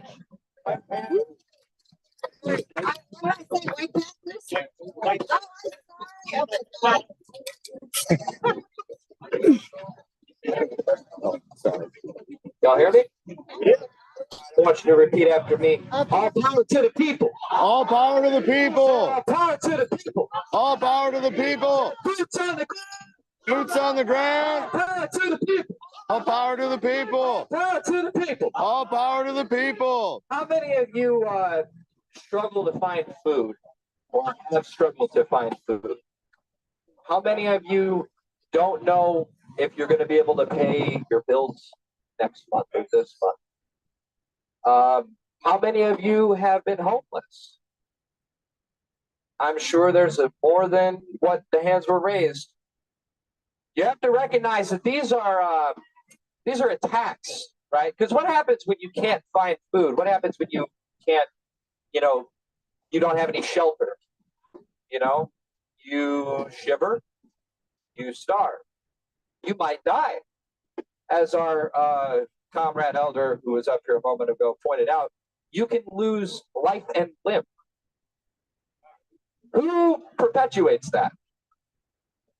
What's the difference between a bomb going off in Palestine and blowing people apart and somebody shivering and starving to death on the streets in this country? Is there a difference? We have to recognize that these are violent attacks against the people in this country, and we have to be willing to strike back. We have to recognize that, I'm sure not everybody may agree. I don't necessarily think it's a good solution, but if, in Palestine, they say, well, maybe they need a two-state solution. Well, maybe we need a two-state solution here. Maybe we need that working toward a new state solution. Maybe we need to overthrow the powers that are perpetuating this kind of violence against the people here. And I want to posit that you actually have kind of and that's not to detract from some of the great speakers we've had here, but maybe you have a fourth option here. Maybe it's not to vote. Maybe it's to recognize that the whole system is a criminal system that kills people. Maybe you need to recognize that this capitalist imperialist system is fundamentally your enemy and that it can't be reformed. All power to the people. Said boots on the ground. Said boots on the ground. Boots on the ground. Thank you. And lastly, before we begin to line up in poor people only fashion, we would like to call up our sister from California who's been doing amazing work with poor and homeless families, a formerly homeless mother, Tiny. Woo!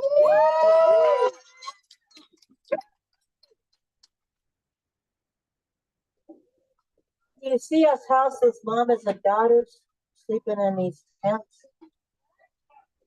I need to hear you, relative. Do you see us houseless mamas and daughters sleeping in these tents? We don't got money for the lie of rent.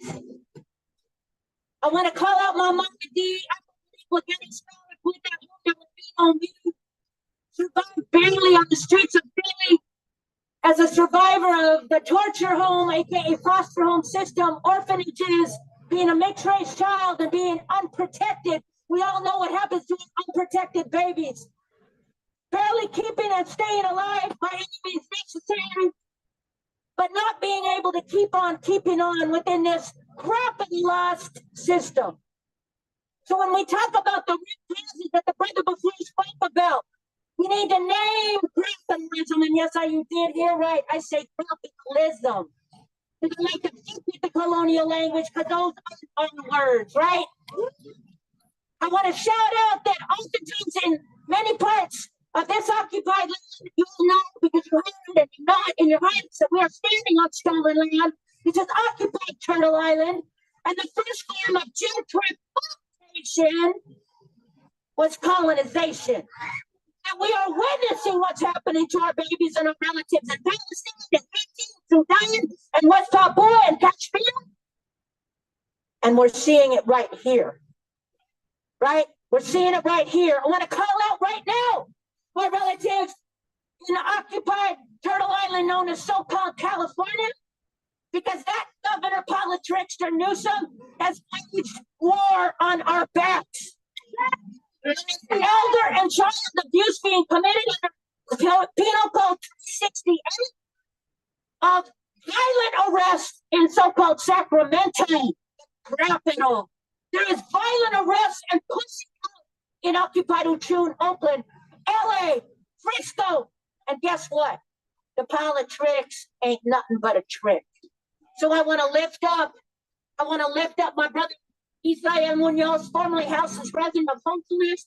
I want to talk about Hopefulness really quickly and tell you Hopefulness has nothing to do with politics. It has nothing to do with banksters. It has nothing to do with non-profiteers. It has to do with teaching folks with race and class privilege about radical redistribution. Because relatives, our only answer is not these fucking billionaires who have a hoarder clutter problem. Yes, I did say. They accuse poor people of hoarding because we take too many newspapers and boxes. But what about these hoarder clutters who occupy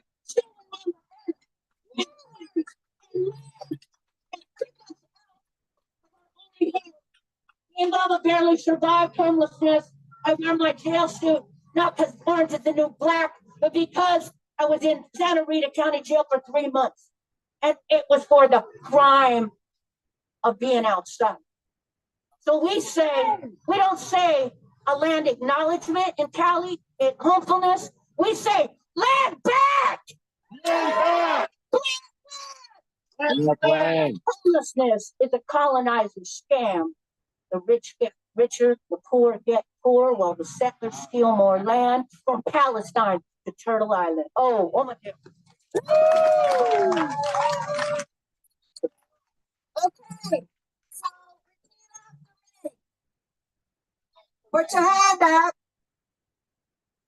I promise to engage in a non-violent peaceful march. I promise to allow the children, the seniors, and people with disabilities,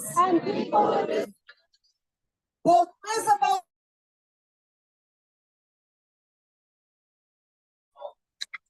to be in the front of the march. Once again, I promise to walk in peace. Anybody that doesn't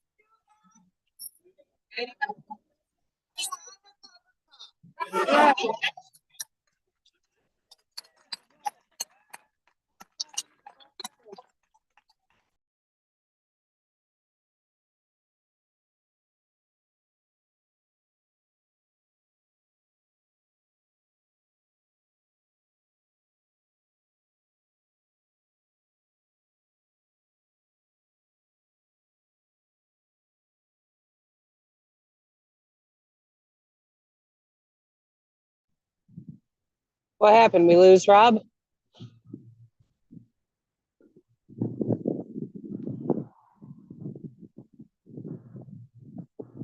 Shit, I wonder if his phone overheated.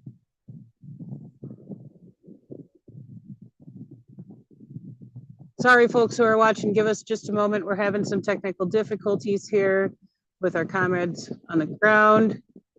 Give us a moment to get them back in here. All power.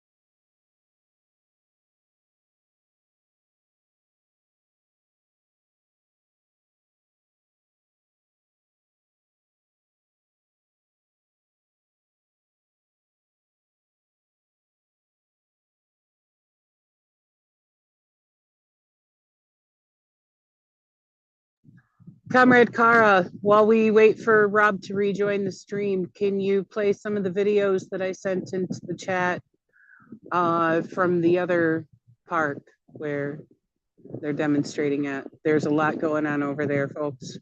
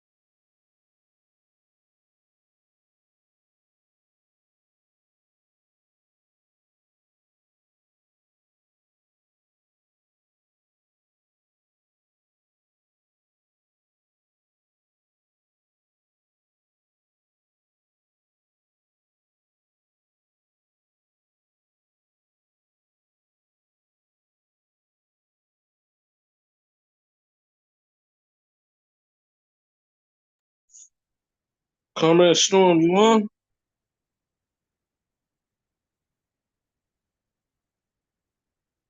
Storm.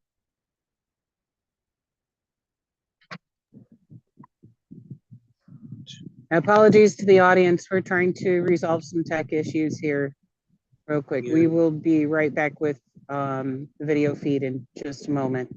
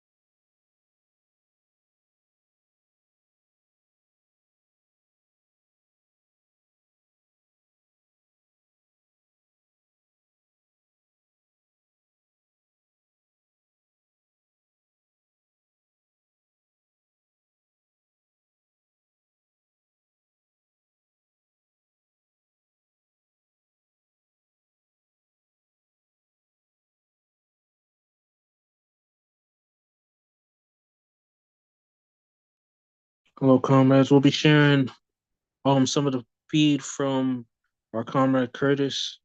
There's certain, first of all, we have technical difficulties, and then there are interactions with the police happening in different parts of the rally. All power.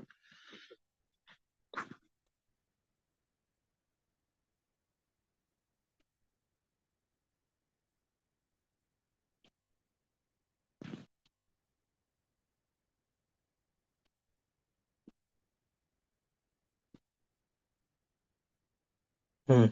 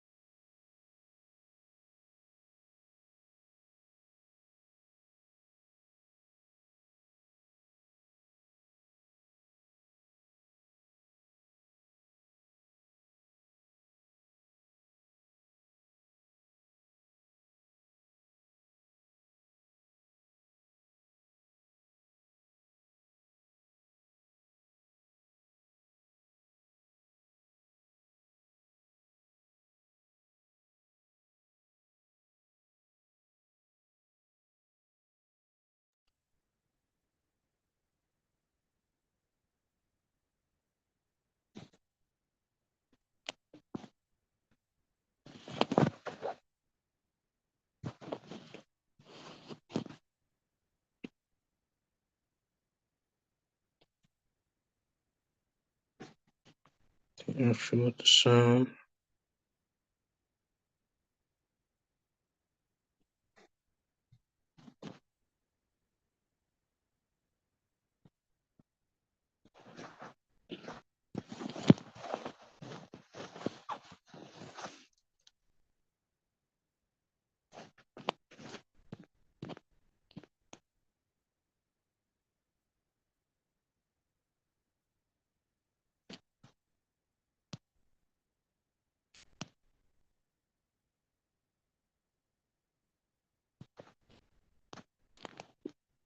I'm not getting any sound with these situations. These audio clips.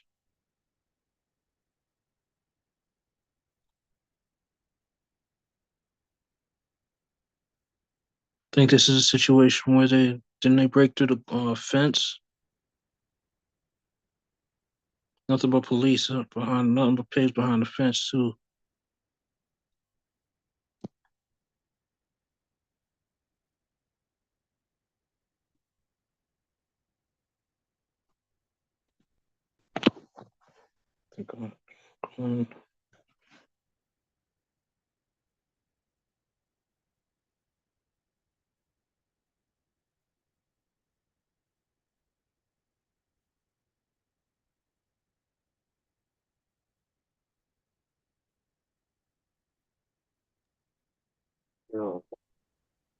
Hello, comrades. Yeah, I know I ain't gonna sound. Yeah, I ran out of energy and I passed out. Okay, Comrade Storm, what happened? You passed out? All right. Yeah, Are you I back? ran out of energy. Energy? Yeah, I got chronic fatigue syndrome. I ran out of energy and I passed out. Okay, Comrade. Okay. Do you think you'll be able to continue or no? Possibly. What's next? Okay, at the moment we're trying to share some of the footage from Comrade Kurt. But what I'm having an issue with is we're still having technical difficulty. I'm not used to sharing from my screen, of course, and we are having an issue with the audio again. Thinking that can I pass hosting to you for a minute, or at least till I figure this out as far as my audio? Yeah, if you want. Okay, Comrade.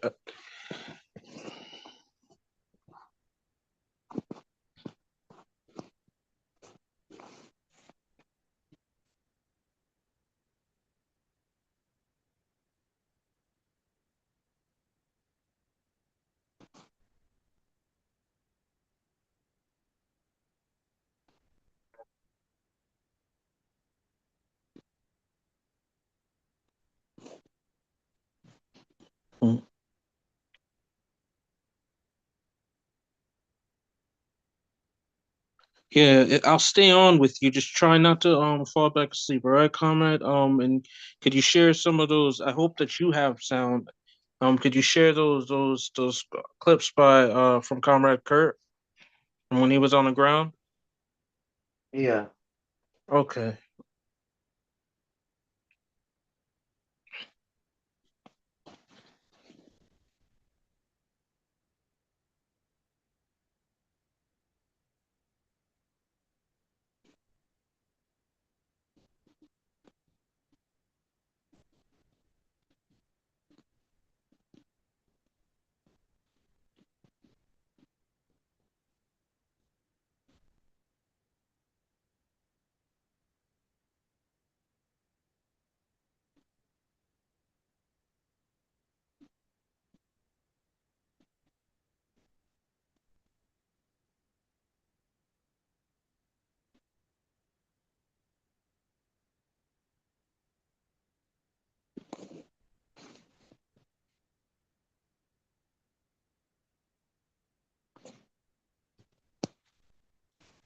Are you there, Comrade? Or do you want to? Yeah, I'm just throwing it out.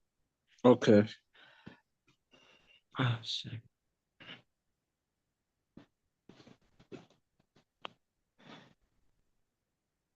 I'm sure if you have all of these. Okay, you have sound.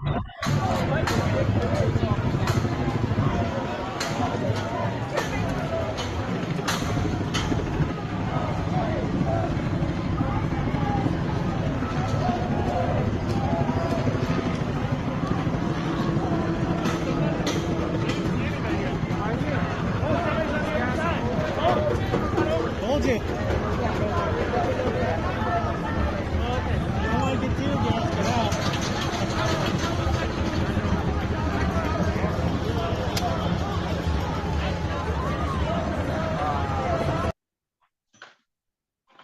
It's one of them. I tried to show that earlier, but I damn sure couldn't hear anything.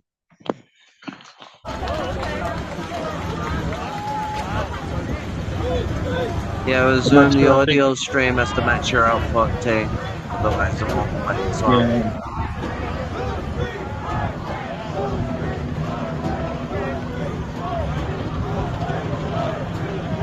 I think Comrade Kurt said that they started arresting top people already. Oh, wait, you can literally just lift them up? Some contractors getting fucking fined. Someone's losing their contract. What's on the other side but padlock? Thank God for...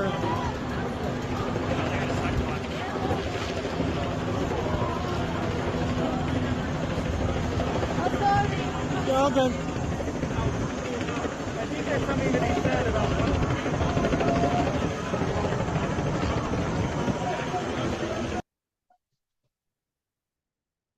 I think there's a couple other videos as well. I'm wondering if Comrade Kurt, I know Comrade Kurt and Comrade Rob Hall were. Go ahead. Don't even worry about what I'm saying. I probably should leave some of that. Or my private.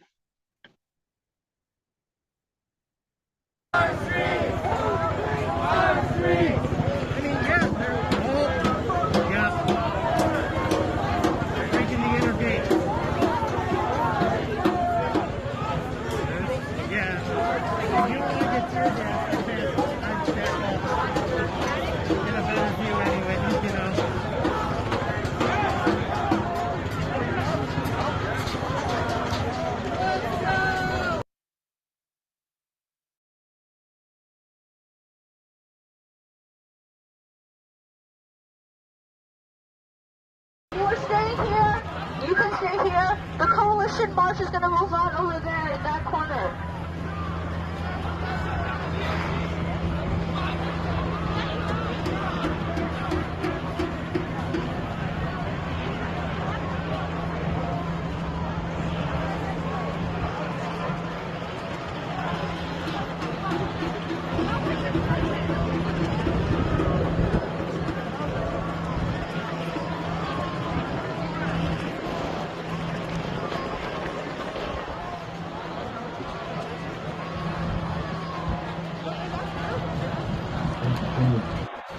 Because this first fence they put up, there's no fucking lock on it. You just literally just lift it up. Gone with government incompetence. Jeez.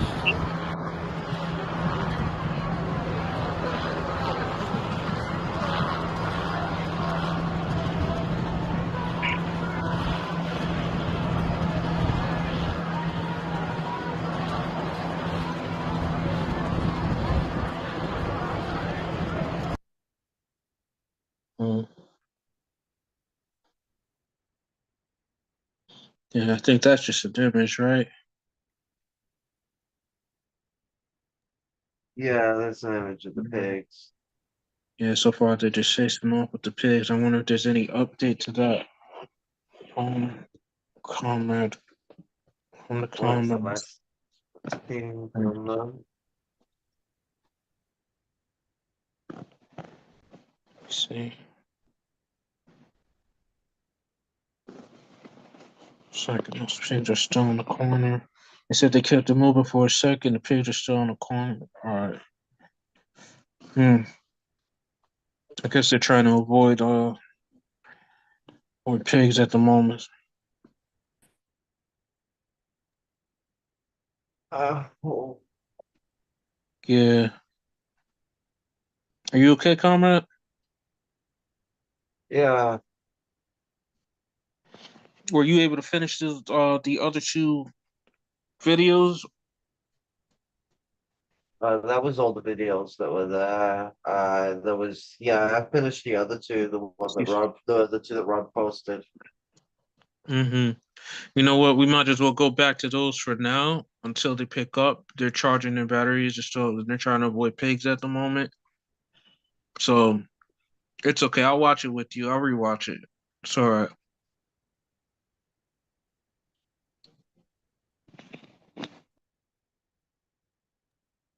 Or what do you think we should do, comrade? What do you suggest? I just know we can't have any more dead air. I mean, what's it? If we want to discuss about things, I'm down to discuss, but I'm also fine with putting the thing back on while we're waiting. My brain's a bit fried. Yeah, I mean we could put them on and we could discuss. It's no problem. I'm with it. We could definitely because I knew I was in and out. I was trying to finish some of my own site designs and whatnot. Yeah, no worries. Yeah, but we can definitely put back on. I know I missed some of those speeches. There were multiple speeches. I know I missed a good number of them. Yeah, it was also a beautiful bit of Saint for my sister as well.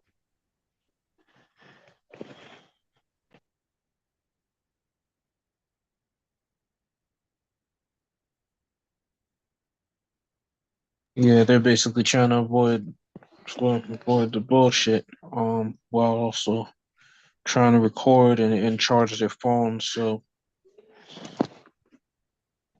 hopefully they'll be able to give us some feed soon. But in the meantime, yeah, we do have those were some dope.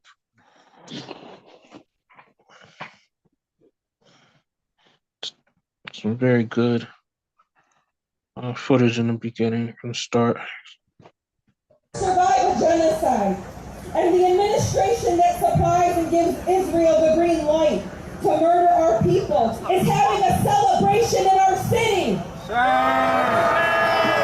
Biden administration and Democrats have ignored our calls for an end to this genocide, claiming harassment when anyone confronts them about supporting the mass murder of Palestinians. For example, Speaker Pelosi made ridiculous claims that Chinese and Russian governments were paying Palestinians to protest her support for the genocide. Okay, the comrades are safe. It seems the comrades are safe. From elders in wheelchairs being displaced. Or at least one is. I'm not sure. One comrade is on their way home. I'm not sure if the other one is safe yet. But it's okay, comrade. Go ahead. Goddamn, yeah, no worries. I hope they're safe. Fuck me. Fucking pigs are cancer. For the third time in their lives, to children being blown apart, to Palestinians being held captive and tortured, to schools, mosques, and churches, and homes being blown up. The Democrats, along with the Republicans, have created an environment that is vilifying our students, sending militarized police to harm them for calling on divestment from Israel. They are using political and state repression to intimidate activists from calling a war to end the genocide. They have FBI visits and law enforcement harassing our communities to stoke fear. They have reignited racist tropes towards Palestinians and Arabs. Those racist tropes were the motivator for an adult to stab a 6-year-old with the FAU over 28 times until he was killed. This was outside of Chicago. Today at the DNC, the keynote speaker is no other than Genocide Joe, whose administration gave unlimited bombs and bullets to Israel and gave Israel an addition $20 billion of U.S. taxpayer dollars. Israel does the bombing. Israel pulls the trigger, legally carrying out this genocide. But the U.S. is paying for it. Genocide Joe in 2020 tried to scare us with the threat that Trump would cut UNRWA, while his administration suspended UNRWA funding since October. The politicians in this convention are telling you that Palestine should not be your issue. When U.S. police departments get trained by Israeli occupation forces and bring those military tactics back to kill Black and brown communities, Palestine is your issue. When our tax dollars are being used to kill doctors, nurses, and paramedics, Palestine is your issue. When the IOF blows up universities in Gaza and kills 15,000 children that will never return to school and refuses to fund education here, Palestine is your issue. I want to add that there are people who are upset that we're criticizing and holding the Democrats accountable, that somehow we are giving power to Trump. We recognize Trump and Project 2025 are dangerous. We know the dangers of his administration and his son-in-law Jared Kushner's racist rhetoric and colonial ambitions to further colonize Palestine. We know Jared was honored by the anti-Black, anti-Arab, anti-Muslim, Anti-Defamation League, ADL. The ADL had him as a speaker at the convention. So that's why we marched on the DNC. In closing, this incredible mobilization is here because of all of you and your solidarity. And we will end Zionism. We will return back home. And we will continue to resist occupation and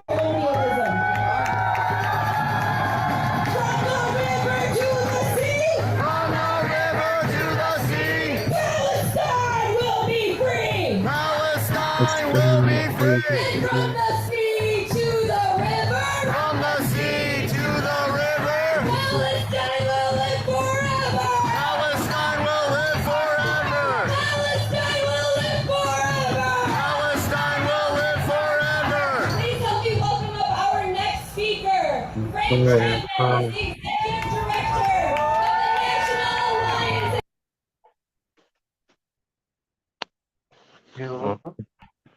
Hmm? I'm trying to say something. No. I'm good, comrade. I was repeating the chant as well. You're good, comrade.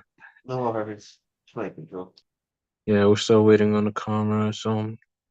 They're just doubling back.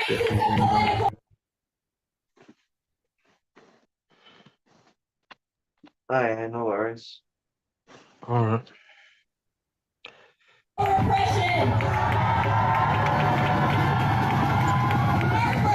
Fights across the U.S. against police crimes and for community control of the police.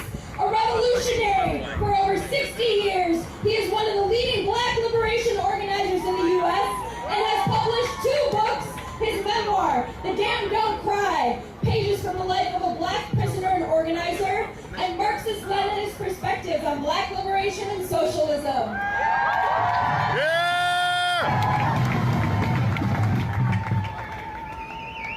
All power to the people. All power to the people. All power to the people. All power to the people. Welcome to Chicago.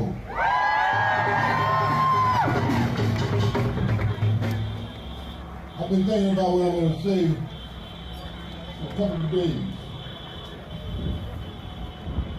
In fact, I woke up at around 2 o'clock this morning thinking about what I was going to say. And these particular words came to mind. In the whole entire history of the world, there's never been a moment like this. A moment so packed with the horrors, the genocide, a catastrophic moment for sure. Yet also a moment of unspeakable resistance of the Palestinian people to free their land from the scourge of settler colonialism. That's why we're here today. We're here today, among other things, to declare our unconditional solidarity with the Palestinian people. So nobody misunderstands what I mean by that, let me just quickly say, we want Palestine to win.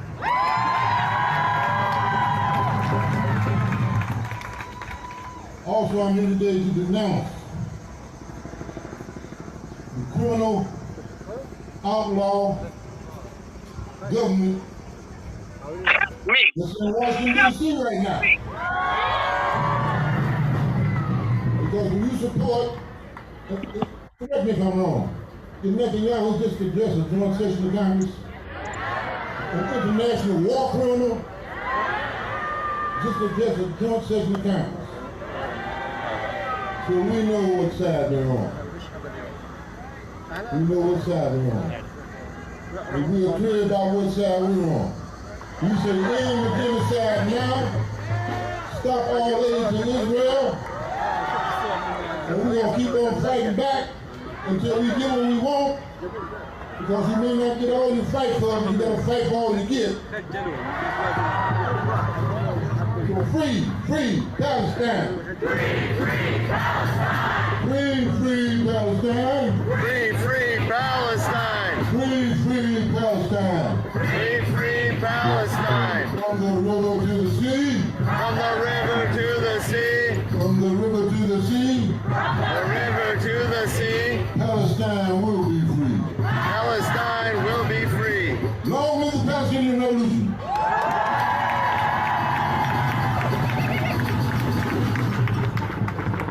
Free Palestine! Free Palestine! Free Palestine! Free Palestine! End the occupation now!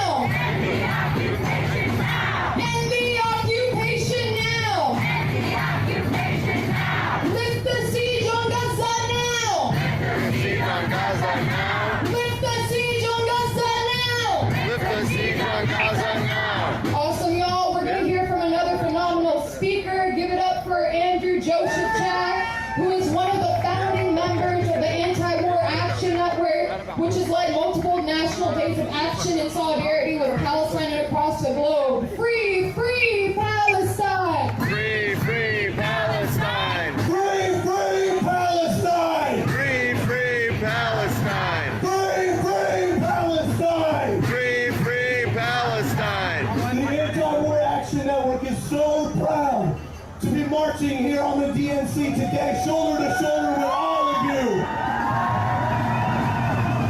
We brought folks here today from Minneapolis, from Milwaukee, Detroit, Grand Rapids, Chicago, Dallas, Denver, Jacksonville, Portland, New Orleans, and Tucson, all to be part of this critically important national protest.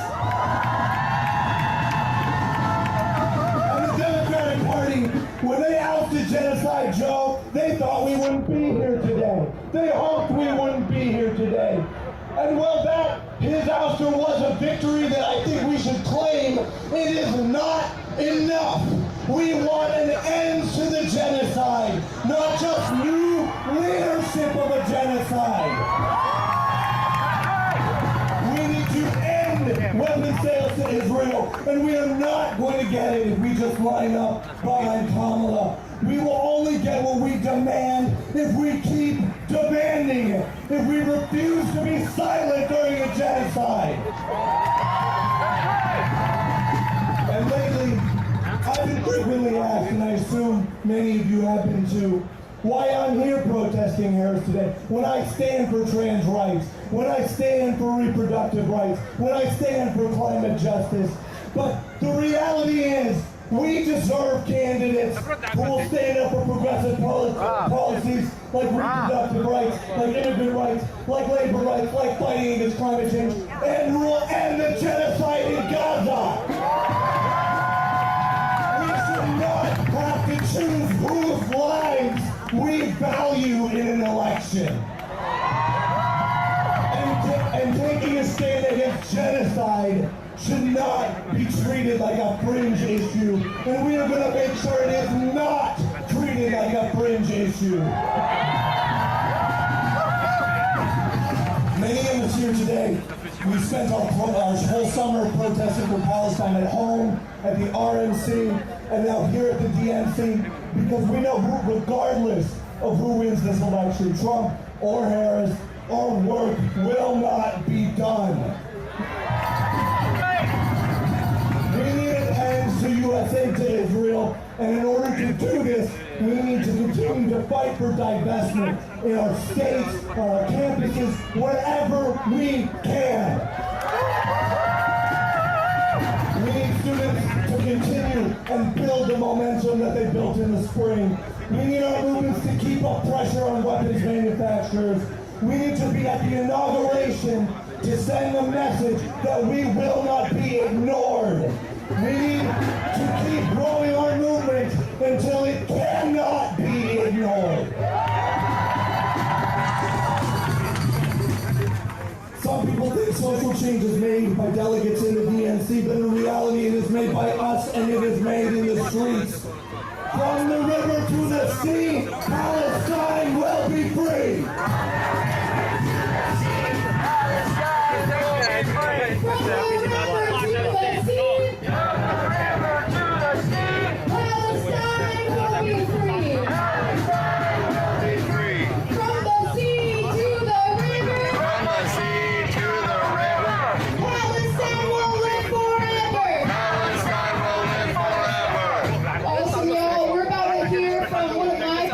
Favorite artist, poet, and R&B singer Jamila Woods. Born in Chicago and raised on the city's south side in both Washington Park and the suburb Beverly Hills.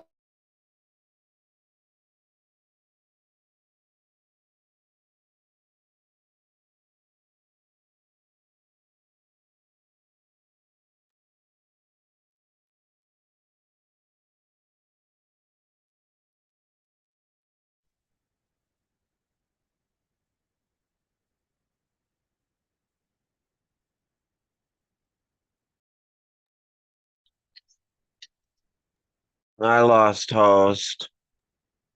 You lost host? It's okay, comrade. Yeah, when you rejoined. We're not. Okay, I wasn't sure if if you were still with us. That's all, comrade. So I was going to regain host. But it's okay. Was the video ended by then, or did it stop because you lost host? They only stopped because I lost host. It's at 30 minutes out of 41 minutes. Okay, yeah, you could put it back in. Then.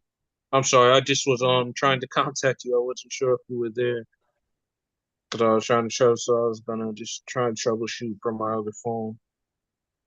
But it's okay, comrade. If you got it, I'll give host back to you. I just wasn't sure. Yeah, you're all good. There you go, comrade. My fault. It's all good. Bing. Start bringing up new things. Let's give it up for Jamila, y'all.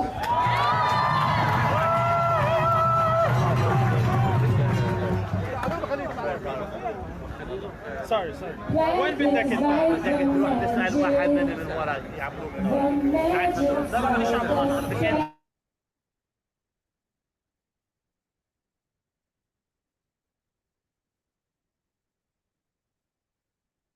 Hello, operator. Emergency hotline. If I say that I can't breathe, will I become a child? Line up to see the movie. Line up to see the act. The officers are scheming to cover up their Ask me no more questions. Tell me no more lies. You're serving and protecting. Stealing babies' lives. I'm very black. Can't send me back. You take my brother. I fight back. I'm very black. I'm made of black. You take my brother.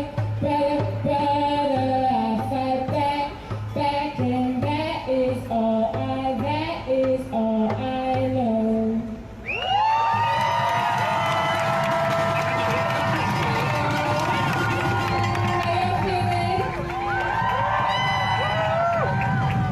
Are there any introverts at the protest today? Congratulations, thank you for being here. I'm just gonna share a couple more songs with you all. This next song is inspired by the Land Back movement and the climate justice movement. As we know, all of the struggles are connected, and one of the first tools of colonialism is to separate the people from the land and to separate people's ability to sustain themselves through the land. So this song is called Teach Me.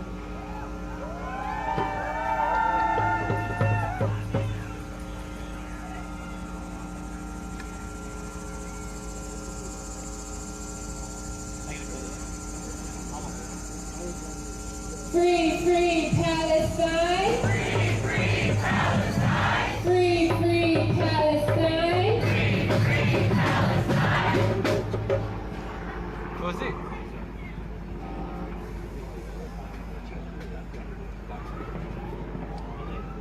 I think a lot about the olive trees in Palestine and the ways that indigenous wisdom teaches us how to relate to the land. We don't have to reinvent the wheel.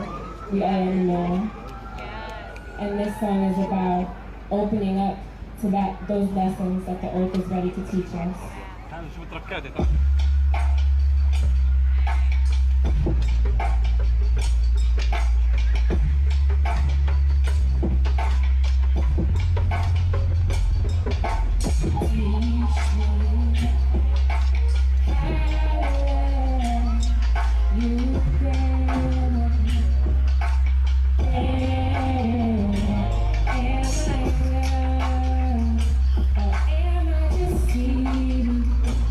Stick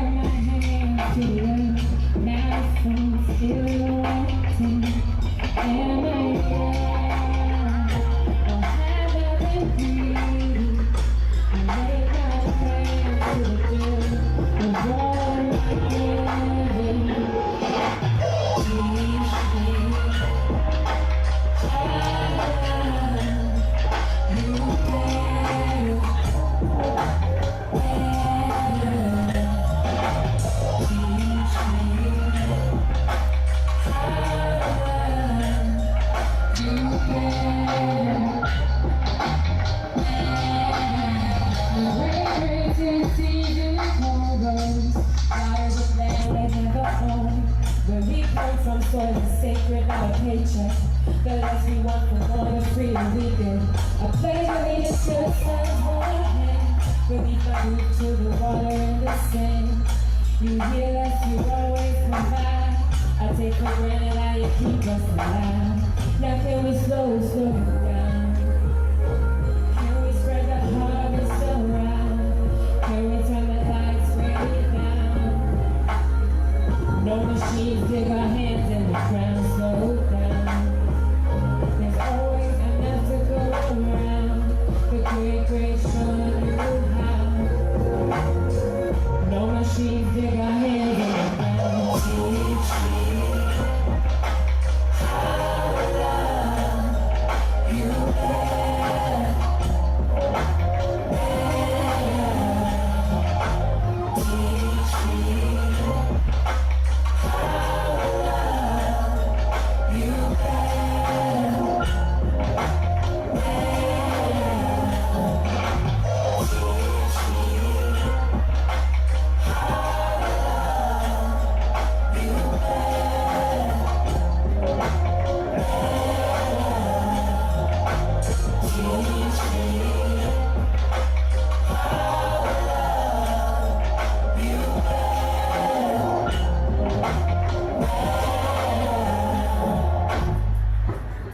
So this next song, thank you so much.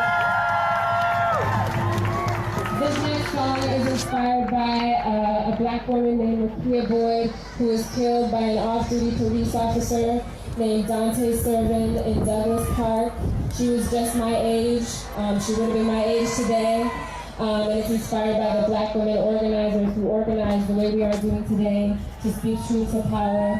This song is called Black Girl Soldier.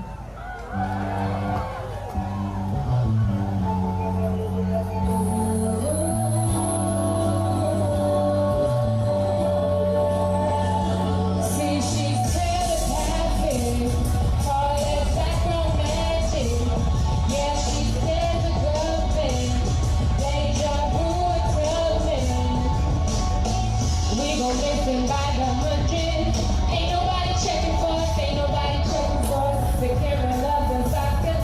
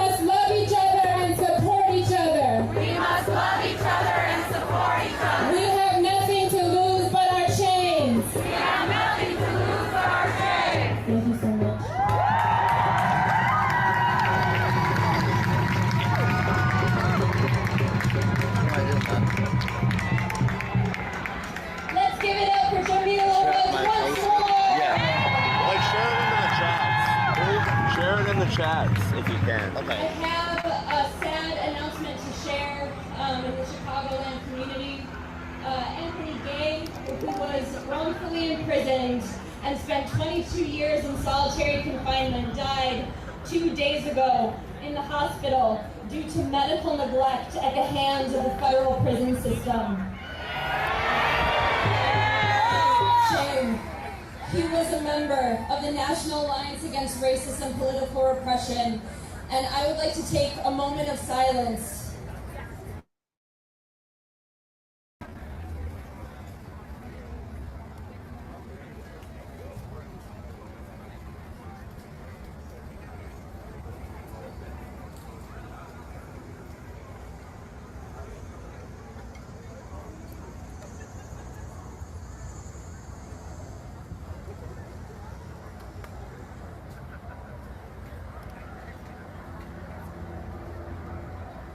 We can use this time to reflect and remember that the same systems that are killing our people in Gaza are torturing and killing Black people in Chicago, in the U.S. These are the same systems. Chicago is the police torture capital of the world. Anthony Gay was failed by this system, and we carry Anthony Gay's spirit with us as we march on the DNC today, and we join the Alliance's call to free all wrongfully convicted torture survivors from prison immediately.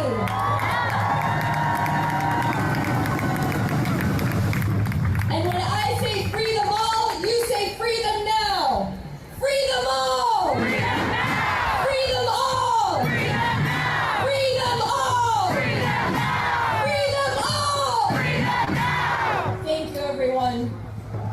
I would like to welcome up our next speaker. Mohammed is an organizer with the Palestinian Youth Movement, a transnational grassroots movement of young Palestinians in Palestine and in exile who strive to ensure a better future for themselves and subsequent generations.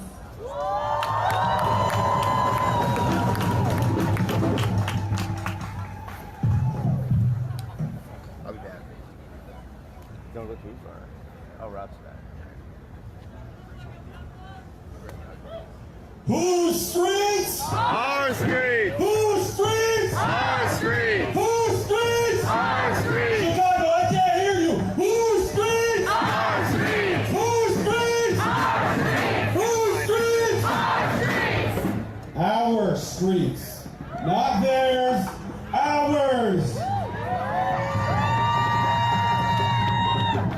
We have for generations walked and suffered as we built these streets with our own hands, while the ruling class overlooked us from their ivory towers and flew over us in their private jets, and yet they claim that they exist amongst us. Shame!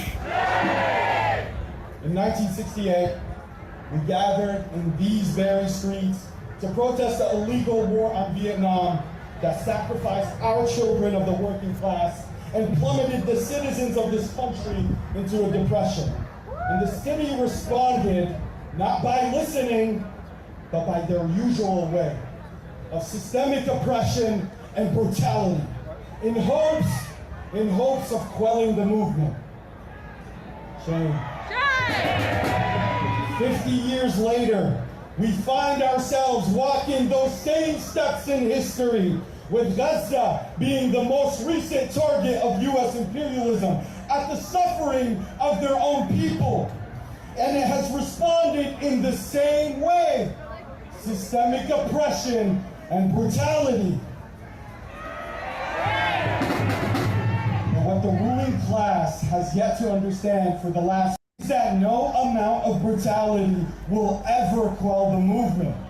Their violences has only increased our will for justice, our will for freedom, and our steadfastness.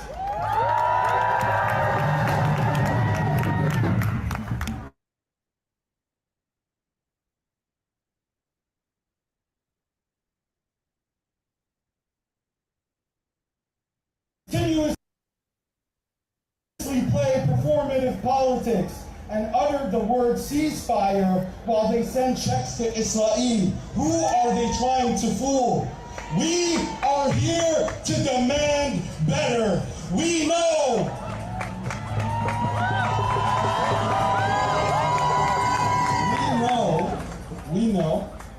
that it was our movement that made Joe Biden so unpopular that he had to step down. And we know and have known for 10 months, the power of the movement. And that is why we continuously mobilize by the millions and have not lost any energy along the way.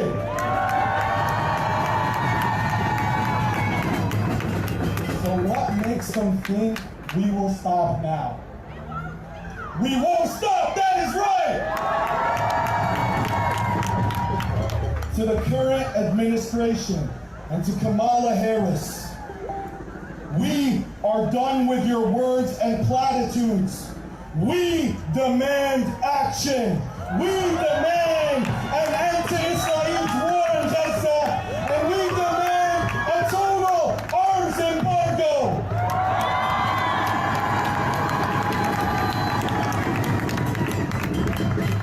$3.5 billion. $3.5 billion. Imagine what you can do with $3.5 billion within your own communities. That amount of money has just this week been awarded to Israel by our so-called democratic administration.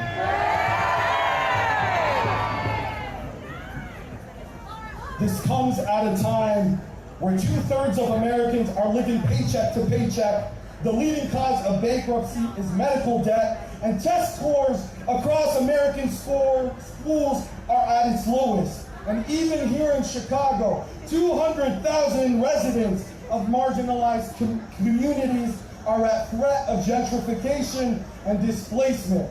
And do you know how our representatives responded to these problems? Well, you guys know the answer. With more funding to a foreign nation, the nation of Israel.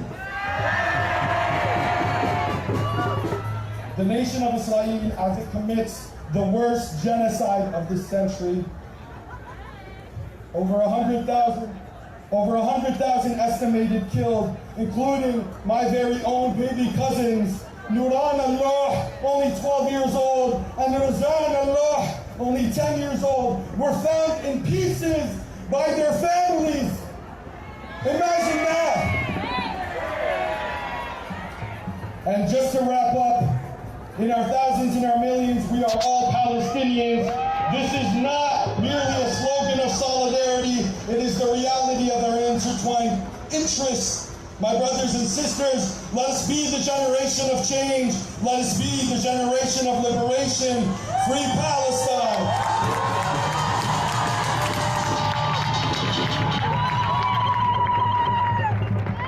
Hello everyone, thank you so much for being with us here today. Go, let's go, Abdul! My name is Abdul and I am a student organizer. I'm currently residing as the SJP Chicago co-chair.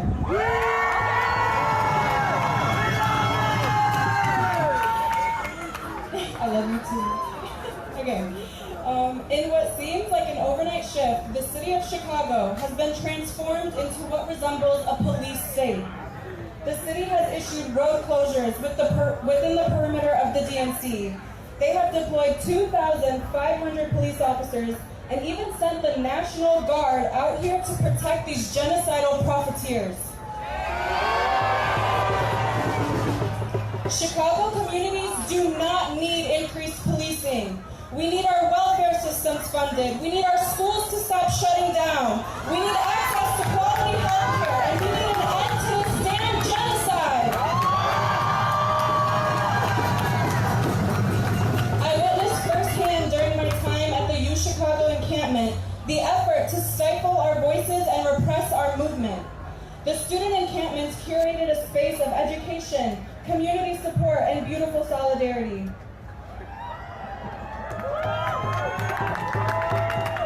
Day in and day out, on multiple encampment grounds, student, faculty, and community members came through for each other in unprecedented ways.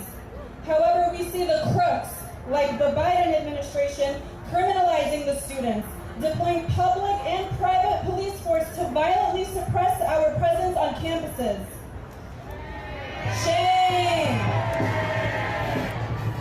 Up until now, students continue to be targeted by both the administration and the police. And currently, UChicago is housing 500 cops. Our people are facing unprecedented homelessness, yet the administrations like UChicago are more committed to giving cops a place to stay than to meet their students' demands of divestment.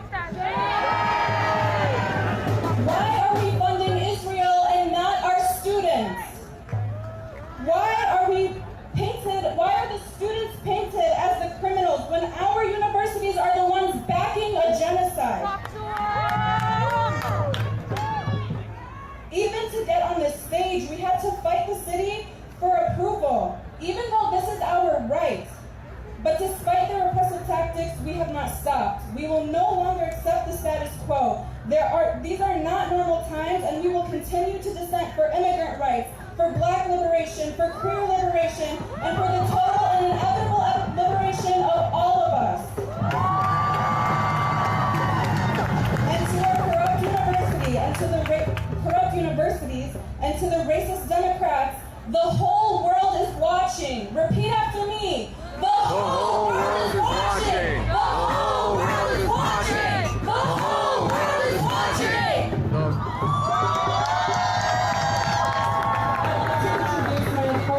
Reverend Jamie from the Soul Organization.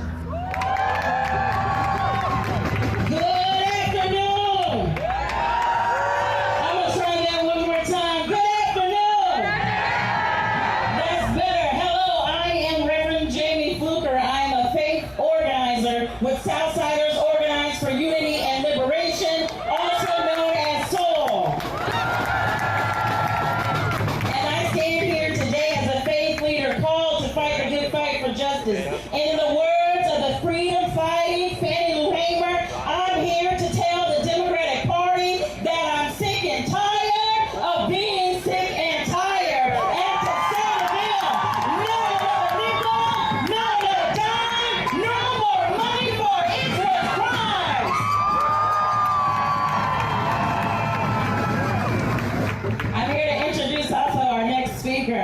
Javi Velasquez is a unionized worker with the International Association of Machinists and Aerospace Workers and a Chicano community organizer with La Frontera Los Cruces in Dallas, Fort Worth, Texas. He is the son of a formerly undocumented immigrant and today is representing the National Immigrant Rights Organization, Legalization for All. Let's give him a rousing Chicago welcome.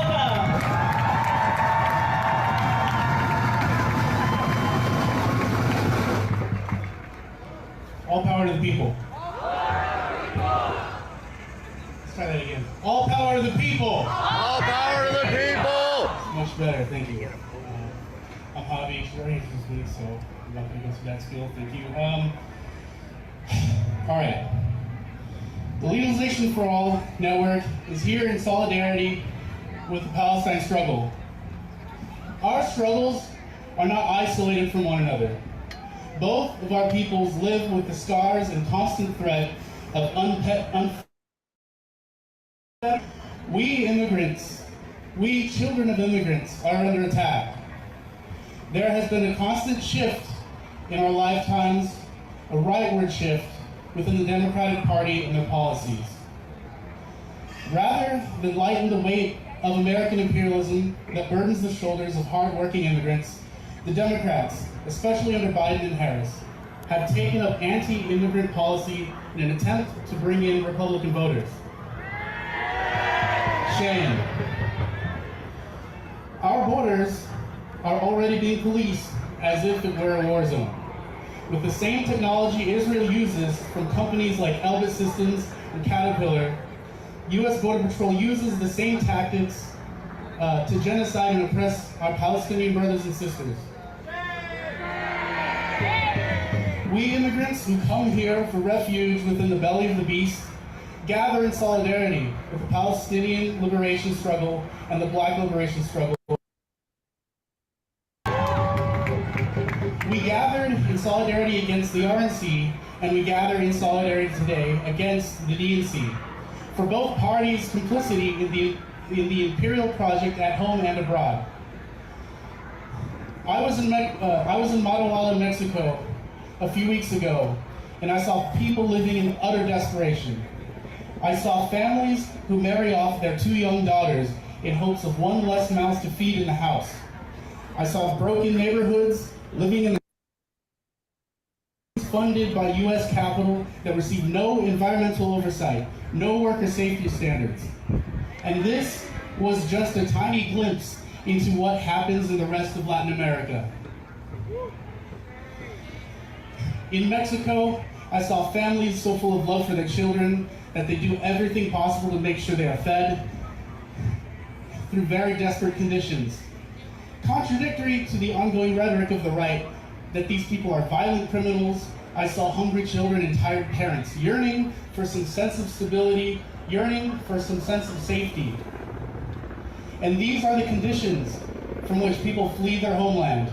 We see through the lies they tell against our people, and we demand Harris put a stop to all anti-immigration policies. We demand an end to the border wall and border militarization. We demand an end to the demonization and exploitation of our people. We demand an end to the Palestinian genocide, and we demand legalization for all and equality for all. If you're interested in joining us, you can follow Legalization for All Network on all social media. And I'll leave you with an oldie but a goldie. El pueblo unido jamás será vencido. El pueblo unido jamás será vencido. Thank you.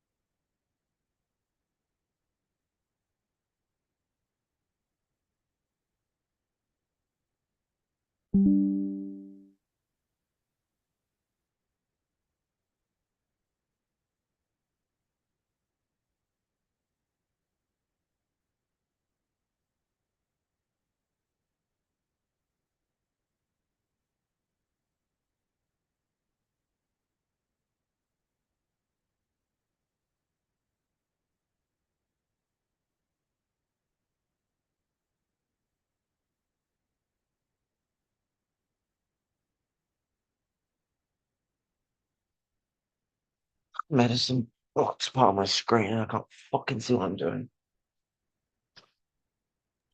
There I go. Yeah. Fucking hell. Okay, calm down.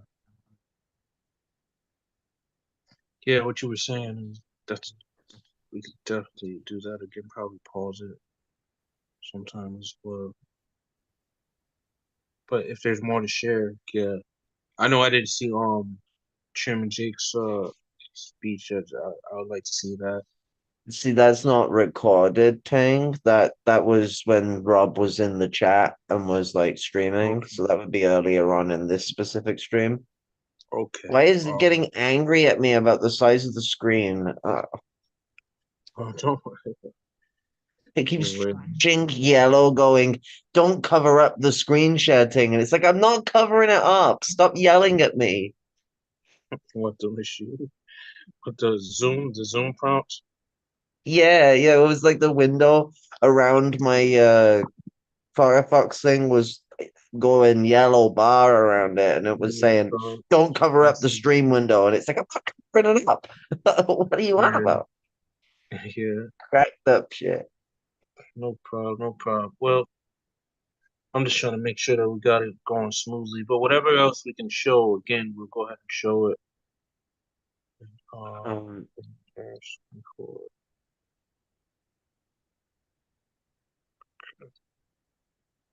What is going on?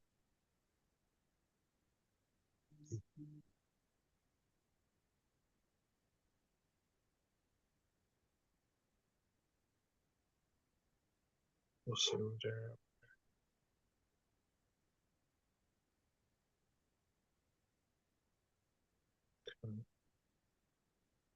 Yeah, Rob Q just shared something. Yeah, the only thing I'm finding on Poor People's Army's page is Zen posting acting. Yeah. Oh, nothing just up on Poor People's Army? Other than Zen sharing acting, nada. Nothing. They're probably recording and gonna clean up theirs and Rob Q just shared something in the there's a couple more within the Flam chat. Yeah, I want it. Definitely.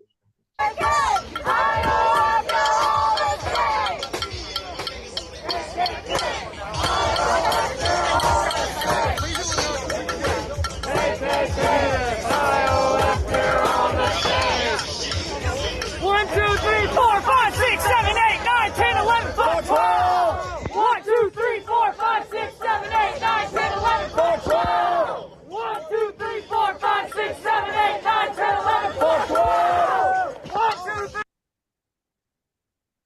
Okay. Free, free Palestine. Little case person.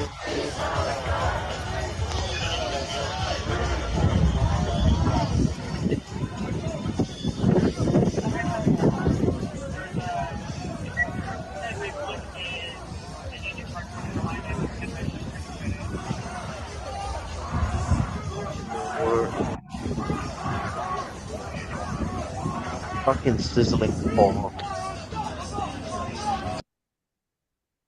Okay. All power.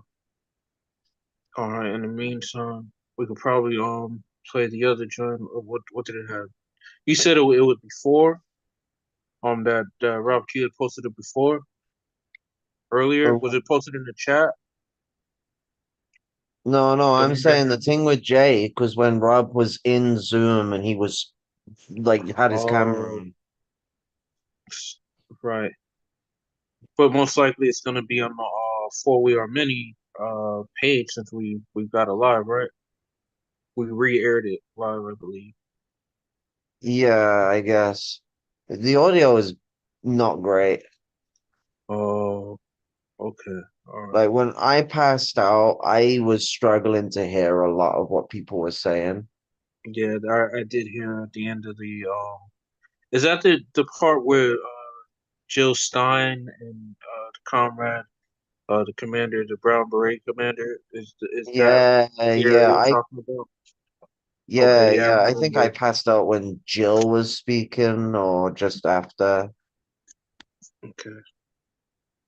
Because I remember Jill coming on.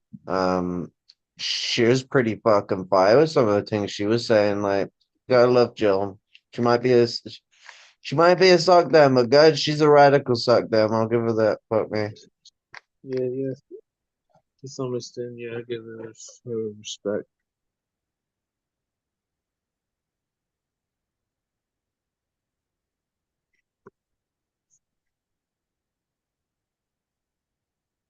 Because like my point of suggestion of actually having something conversive going on would be that it's a little more different than us going over the same footage over again. Yeah, of course, that's probably what we need to do. I mean, the whole issue with me today was just so much happened inner wise where I don't want to speak on it at all, and I was just kind of angry about a lot of that. So I was really just keeping my conversation short because for a minute I did not want to speak. Well, you don't have to. That's Fed income. That's what it was. I mean, I didn't mean to, but that kind of. No. I still Don't don't want to stress speak. yourself. Yeah. I still don't want to speak on I any of wasn't that. putting no prerequisite on you, so like the main reason you kind of come in to put all this together was because we were having Zoom problems. You would be off doing like all the other fucking things you got sorted if it wasn't for that technical issue. Yeah, it's all right. No problem.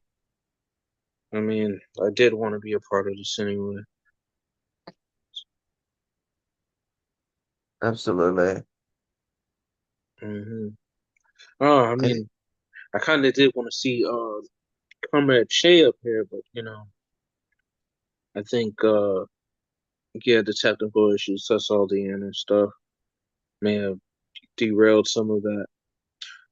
I sent him like the original link for the room that me and Zen started, but he never even read my message. So okay. He had an Attica Brothers thing to go to today. Oh shit, okay. Yeah. Oh, he said he'd record that for me. I hope he got some footage, eh? Yeah, I'm not sure. You'll have to ask him later. Yeah, he said he'd show me a few things from that. I'll have to catch up with him. I know he has I'll be another right- Attica thing some point soon. Sorry, I'll be right back. Rob is sending voice messages in the chat, so I'm gonna go give those a listen right quick and see what's up with him and how the march is going. Okay.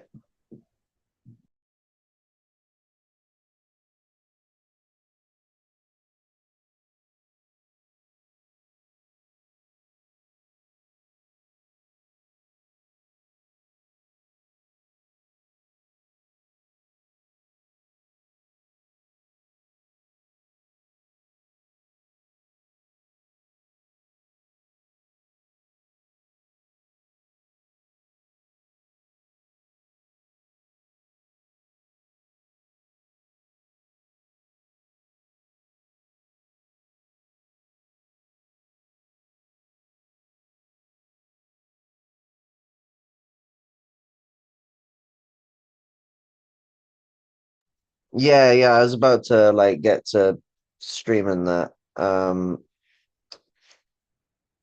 Yeah, I agree with that. Definitely go ahead and play that one if you can. Do you know what? So I'm not just like airing directly the chat because that just I don't care what's on the screen. That doesn't suit me for like Yeah, you're right. For security. I'm measures. just gonna like pull up an image or something and just that'd be good. stream that but have audio on and then it'll like stream that thing. There we go. It's a little treat from Ireland.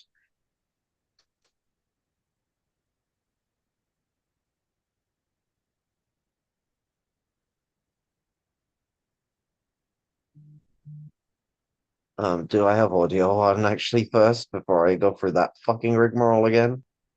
Yes, I do. Okay, so I'm gonna give you a little bit of audio. I don't really have battery to take long videos right now, but there have been tents erected. There has been a police line formed. The police want the tents, and to quote Kat, they can't have them. It doesn't look very huge scale, but it does look like some shit might pop off. Right now we're about even strength with the pigs from what I can see. They're all over the place. And I really hope that the other march gets here. No, we haven't even met back up with the march. The police line formed over here, and naturally we're here. We're with the people. Yeah.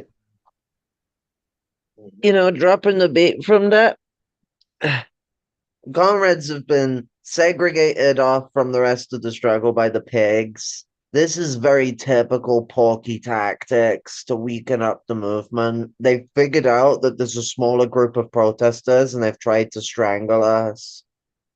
Yeah, definitely kettling tactics and all that bullshit. They use military tactics, and well, some of it comes from the U.S. military. A lot of it damn be coming from the Zionist military.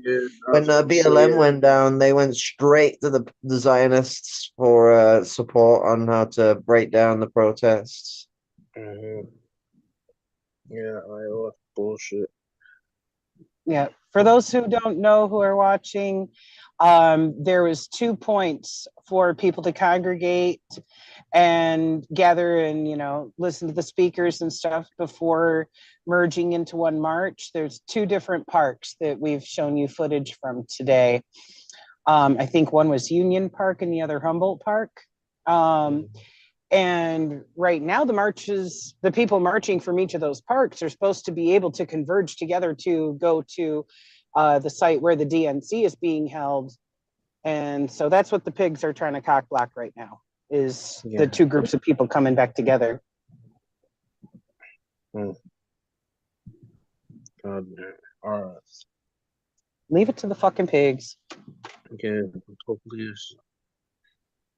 they're not successful. Hopefully the pigs are not successful. All right. We need to get a... Oh, we got Rob joining. Oh, shit. Welcome back, comrade. Wagwan, brethren. Sit back out. Okay, that's what's up. Yeah. They're not going to do it first. They brought empty wagon. Yeah.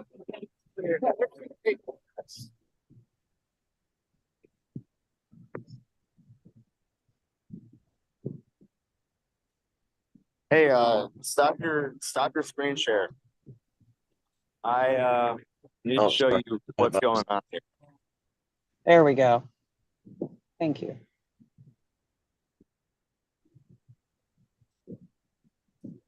These fuckers just rolled up deep. They got the whole side of the street all around the park. I don't know if you had a chance to see. I don't know if you had a chance to see the short videos that I sent. Yeah. I'm gonna try to get them kind of over here. I can't obviously leave the site of the comrades. We're kind of on alert now. Yeah. Well, yeah, they're trying to segregate you from the rest of the tank.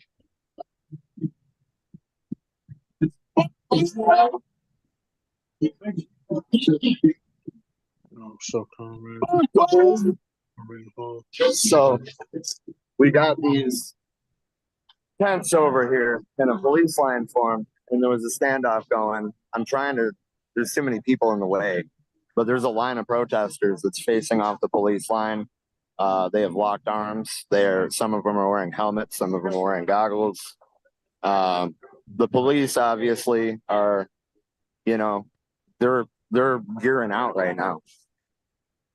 They're fucking. Time for the college kids to learn about a tactical withdrawal. Yeah. I am very low on battery though, so I am only going to be in here for a minute, but I wanted to give you guys the rundown. They are everywhere. Now, keep in mind that these cowards moved in after the bulk of the crowd left. And we just went from about the same amount of people as the cops to probably 3 to 1 outnumbered in the matter of 5 minutes. We heard the sirens and we were just like, oh. I am not sure what the plan is. The other march is still, going on. It's down the road. We have to make contact with them and figure out what we're doing. Chairman Jake is making an announcement, it would look like. I think we're advocating a tactical retreat at this point because they've got us seriously outnumbered. Yeah, you can't stay in a situation like this where you're surrounded. I will keep you comrades updated, but yeah, looks like they're ready for 1968 Part 2. Like I said, I'll keep you updated. All power. All All power. power. Stay safe, comrade. God fucking damn it. I mean, that's what we expected, right? That's exactly when we're kind of down some manpower on our side. Yeah. This is Especially this is not good. But yeah, I don't even want to speak on that. But Thing is, shit. it's being revolutionary parties that makes it a little harder, because if it's just let's say like a single issue Palestine organization that's not necessarily calling for more aggressive means of struggle or anything like that, they'll bully you. They'll take the piss out of you. They'll try and gate herd you to a specific protest path. They'll shove you and push you around. They'll bully you. They'll make you feel like belittled and childlike. They know they're dealing with revolutionaries. They're ready to break every ounce of your skull. Like that's when they're gonna start getting the fucking the picture Curtis sent, where they're in the like fucking militant riot gear with the fucking purple fucking shit.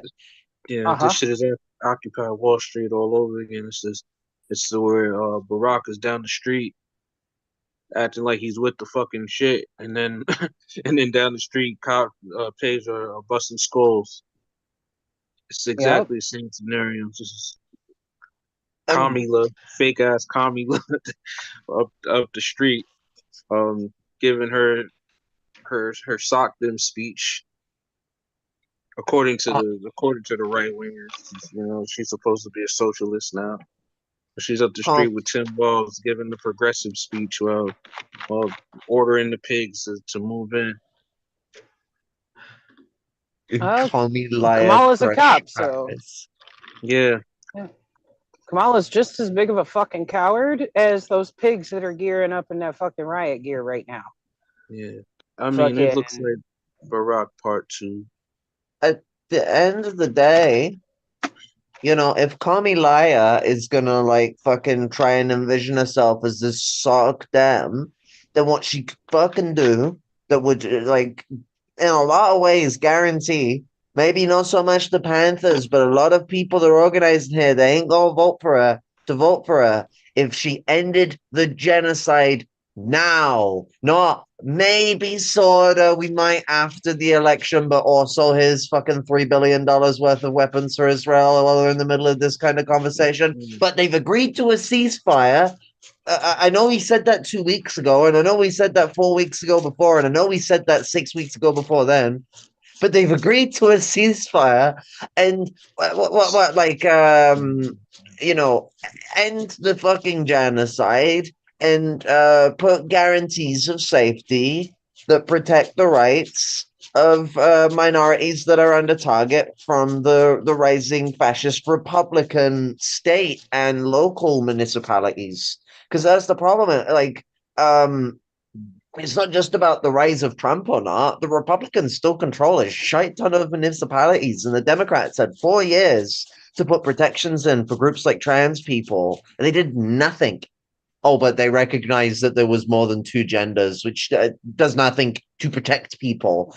And so, all the shit that they're riding on the coattails of, they could just fucking do it.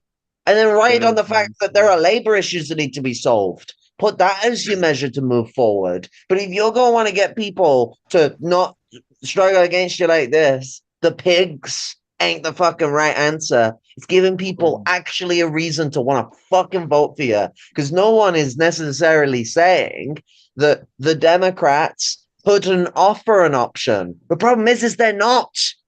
Like, the only option they got is that they're not as bad as Trump. And that's like the easiest bottom of the barrel ship to pull out of. If you're going to set the bar as low as I'm not as bad as Benito Cittadini, then you're not offering us anything. So at least I'm not Hitler. Well, yeah, basically. But I mean, we went over this a couple weeks ago. And it's basically, I think that Kamala has too many pathways to victory now for her to really give a fuck about the groups that have already that are uncommitted or not willing to vote for her. At this point, they can smash as many heads as they want to and still probably make it. The typical cocky or arrogant liberal, neoliberal tendencies are basically showing themselves right now. Yeah, she literally, was it last week or the week before, doubled down on her shit and was like, yo, we're not going to stop funding and arming Israel. So, I mean, if she was really fucking worried about what the people think, she wouldn't have done that, because that would have been shooting herself in the fucking foot when there's a fuck ton of people who actually are Democrats who are going, wait a fucking minute, you know, you're being a fascist fuck. And so in that light, I will point out that she is actually a social fascist, not not even a social dem, you know. Yeah, she's a fucking fascist. The term social fascism actually is sourced from the term social democracy. Well, yeah, but but I'm saying, as far as in context of like how people view that, of like, they're like, oh, well, that's a nice moderate who, you know, cares about the people. Like, let's be clear, she's a social fascist. She is. She's not a radical social democrat. She's a moderate fascist. Let's say the moderate wing of fascism is a little more collaborative in its efforts, but and it's not the same as militant fascism, but has a lot of similarities. They're two sides of a very weirdly twisted coin, but they're like very distinctly different sides. The coin analogy kind of breaks down a bit, but I will say is that one of her things is that it's like as Richard said, that like overconfidence, because that cocky liberal shit. Because at the end of the day, yeah, she has a lot of pathways to victory, and it essentially relies on one state, one swing state. I can't remember which one it was. Is basically what's riding the coattails on. I think it's Michigan. I think is the one that they're relying on. It could have been, but I think Michigan has a huge Arab or Muslim constituency. I believe that's the other thing. I think that they found a way to bypass that at the moment. But when they didn't have all this teaming support, they weren't sure. There was that whole where she went back on her arrogance a little bit and decided that she was going to hear people out, or at least give credence to that with some pandering. But at the end of the day, like, as this goes on, we see much more support amongst other demographics for Kamala. I'm pretty sure that they're gonna just shit on. They're just gonna shit on folks. Yeah, they're basically riding in on nothing but Orange Man worse. Yeah, seriously. And with the Project 2025 shit, they have the perfect environment to fearmonger in. And then we have what I think needs to be addressed now is this growing dissension between the Black community and the Muslim community. If anyone's been paying attention to that, now there's been a lesser evilism stance by the Black community, which not everyone, but some who are less radical, less revolutionary, who just did allyship and advocacy, but then they're telling them that we must worry about our community first. So voting for Kamala is in our best interest. At least that's what they're saying. What I was hoping, and that's horrible. I was hoping that we would have way more, because that's what I was hoping for. All of our works together to go and gather up those people who are disillusioned by a lot of those stances. Like, here we have our Black revolutionaries who are completely against electoralism and are completely with abolition of everything you can think of, ceasefire, embargo, everything they've lifted the embargo or putting an embargo on Israel, right? That's what I think some of that has been introduced now into they're now introducing that, but I think that's still soft, Yeah. It's still pretty soft, and I think people are just looking for softer demands as we go We can't forward. be like that. BDS last time both won because it was more aggressive than some of the shit we've done this time, but then failed because people started giving up as soon as the call for legal end of apartheid occurred. No one kept at it to make sure that it was actually like ended. And then, like in this case, people are already abandoning the Palestinian protests in the UK and the USA before we've even ended apartheid, before we've even gotten a ceasefire, even. And you know, BDS is supposed to be the whole kit and caboodle, but it seems like we can only just about get some divestment, maybe a bit of boycott, and then sanctions are just like not even on the table because we gotta be polite, we gotta be careful. And it's like, no, that's always been the problem, is that no one goes far enough. You know, everyone's skirting around trying to like make it out as if from the river to the sea doesn't mean obliterate the state of Israel. That's what it means. It means Israel no longer exists. Get the fuck out of that land from the river to the sea. You know, it was actually the Zionists that invented that statement for the second round of the Nakba in '67. So yeah, that's where that comes from. It was when they were trying to completely take over the whole place, and technically they did, and technically they own the whole territory after that war. The 3 Days War. And what's it? There is truth behind their low bar they set. Oh, absolutely, the Democrats aren't as bad as Trump, but you're setting the bar low when, you know, basically the only thing you've got going for you is you're not going to set up a military dictatorship. You're not going to ram absolutely all sorts of people into death camps and start fucking gassing people and shit like that. Like when you're having to set the bar low as, well, we're not the Nazis, is ridiculous. You see this shit from like the way people try and defend like someone like Winston Churchill, like in the British Empire, where they're going about how he fought the Nazis and stuff like that, and you go look at what the shit he's doing, and it's like, okay, he's like a step above Hitler by like a minute amount. He's like so close.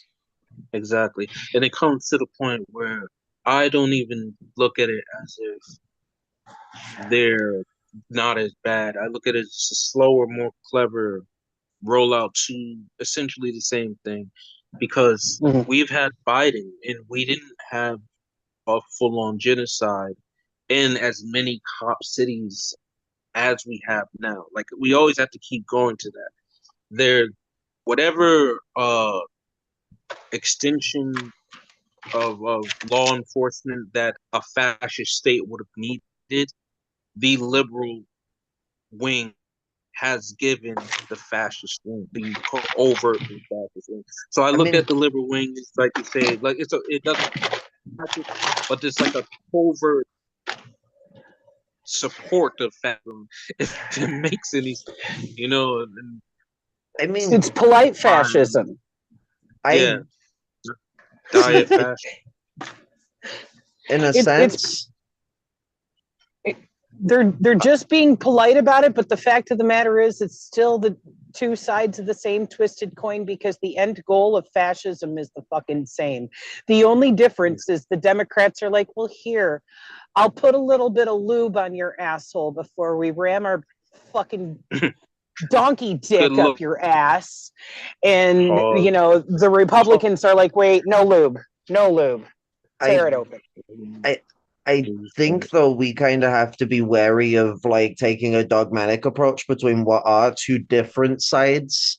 So, like, it's why I say the coin analogy kind of falls flat. They're not the same thing because, yes, they all are eventually going to do the same goal. Stalin talks about this when talking about what moderate fascism is.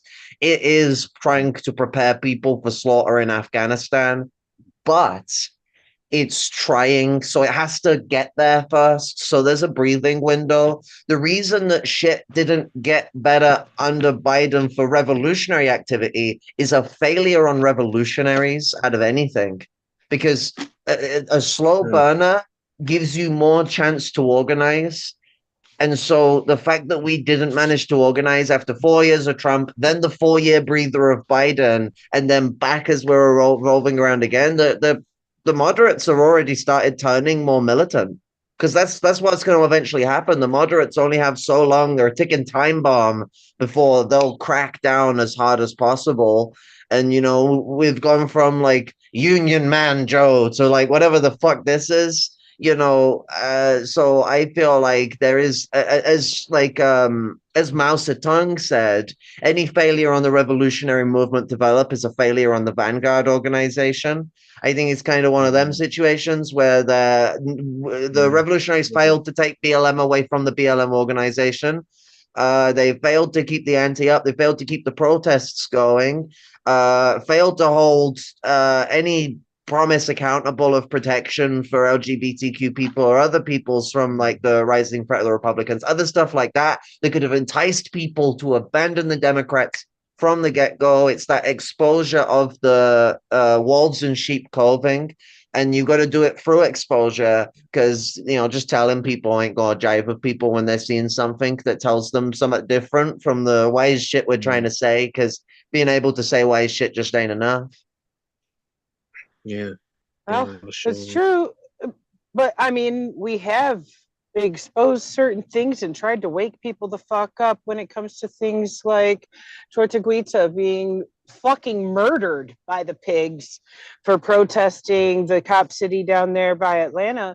And you'd think that would have lit a fire under more people's asses, and in some cases it did, but then there was others who were being reactionary about it, like, oh well, you don't live here, so why are you coming here from other states to protest? And it's like, it's called fucking intercommunal support, motherfuckers. So it actually caused infighting there instead of solidarity that it should have brought forth. There's things where people have definitely tried to raise the awareness and go, come the fuck on, people, how much longer are you going to keep taking this shit? And they're like, well, we're stuck with it, let's just him-haw the fuck along and go with the flow. No, we cannot go with the flow. Yeah, you're right. I mean, that's the passivism that comes with being in the imperial core. This is the hardest shit to radical. I mean, we are really the most privileged nation. No, go ahead. Of all time, but I was just gonna say, it's like one of the things is that you've got is the whole situation where a lot of these people are like really hard to get through. You got to beat around the bush a lot, because we're talking liberal-minded people. As soon as stuff gets combative, they flight. They want anything that they can do that has them doing the least amount of stuff possible. And sometimes to wake those people up, you've got to dance a dance to then show them that there is just no route. You've got to play their like secret sauce of crazy liberal logic until you can show them that their logic has no congruency. It's a stressful battle. It's one of those kind of situations where it is, you scratch a liberal, you get a fascist. You got to kind of beat around the bush sometimes with them, especially with the general public side of things. Yeah. Yeah, I'm not good at beating around the bush. I'm more of a shoot straight from the hip kind of bitch. And it's been a really frustrating point lately, and especially with people being like, well, I'm a pacifist, so it makes me want to fucking scream, because it's like, okay, that is a point of privilege for you to sit there like, but I'm a pacifist, I can't get violent, and blah blah blah. Like, what the fuck you gonna do if the cops start fucking swinging their fucking bats at your head or at the person next to you? Are you gonna sit there and just let them beat the shit out of you because you want to claim some fucking moral superiority of being a pacifist? Because there's nothing morally fucking superior about just standing there and letting the cops fucking kill you. Absolutely, but like, it's easier to shout, scream, yell, and defame than it is to like listen, understand, relate, and explain. That's my point, is that like if I screamed at you about those things, you won't want to fucking listen to me. But if I like sat down and tried to reason with your own logic, respect where you're coming from, even if I completely outright disagree with you, understand that, you know, you as a person have a logical brain that's trying to think around that route, and it comes from a different set of experiences that creates logic that doesn't work. I respect that that's logical, but I respect that the logic is wrong. And then I like break it down and I get into detail on it. It gets into a pointation of like putting that person's intelligence into a point of respect, but showing them that it's incorrect. And then it kind of like spins that person on their shit. It's that kind of situation of liberals are the hardest people to convince because you've got to beat around the bushes in the right statement, but you do have to tread on glass. Like it's one of them kind of difficult things where, you know, heavy stomps will stab you in the foot. And that's the thing, like, I'm not saying that I screamed at these individuals about that shit, but even having a reasonable conversation about hold the fucking train, that is a point of privilege that we don't actually have when the government is further militarizing the police and all that shit. They are coming at us with violence. We don't have the privilege to be pacifists in the face of guns and bats and fucking pepper spray and all the other shit that they bust out to try to quell any kind of fucking people speaking out against their bullshit. We don't have the privilege. We don't have it. Understood. That is, you know, that's some fantasy shit. Sorry, go ahead, Richard. No, I would just add, I think the political environment in America is a great example of having when you're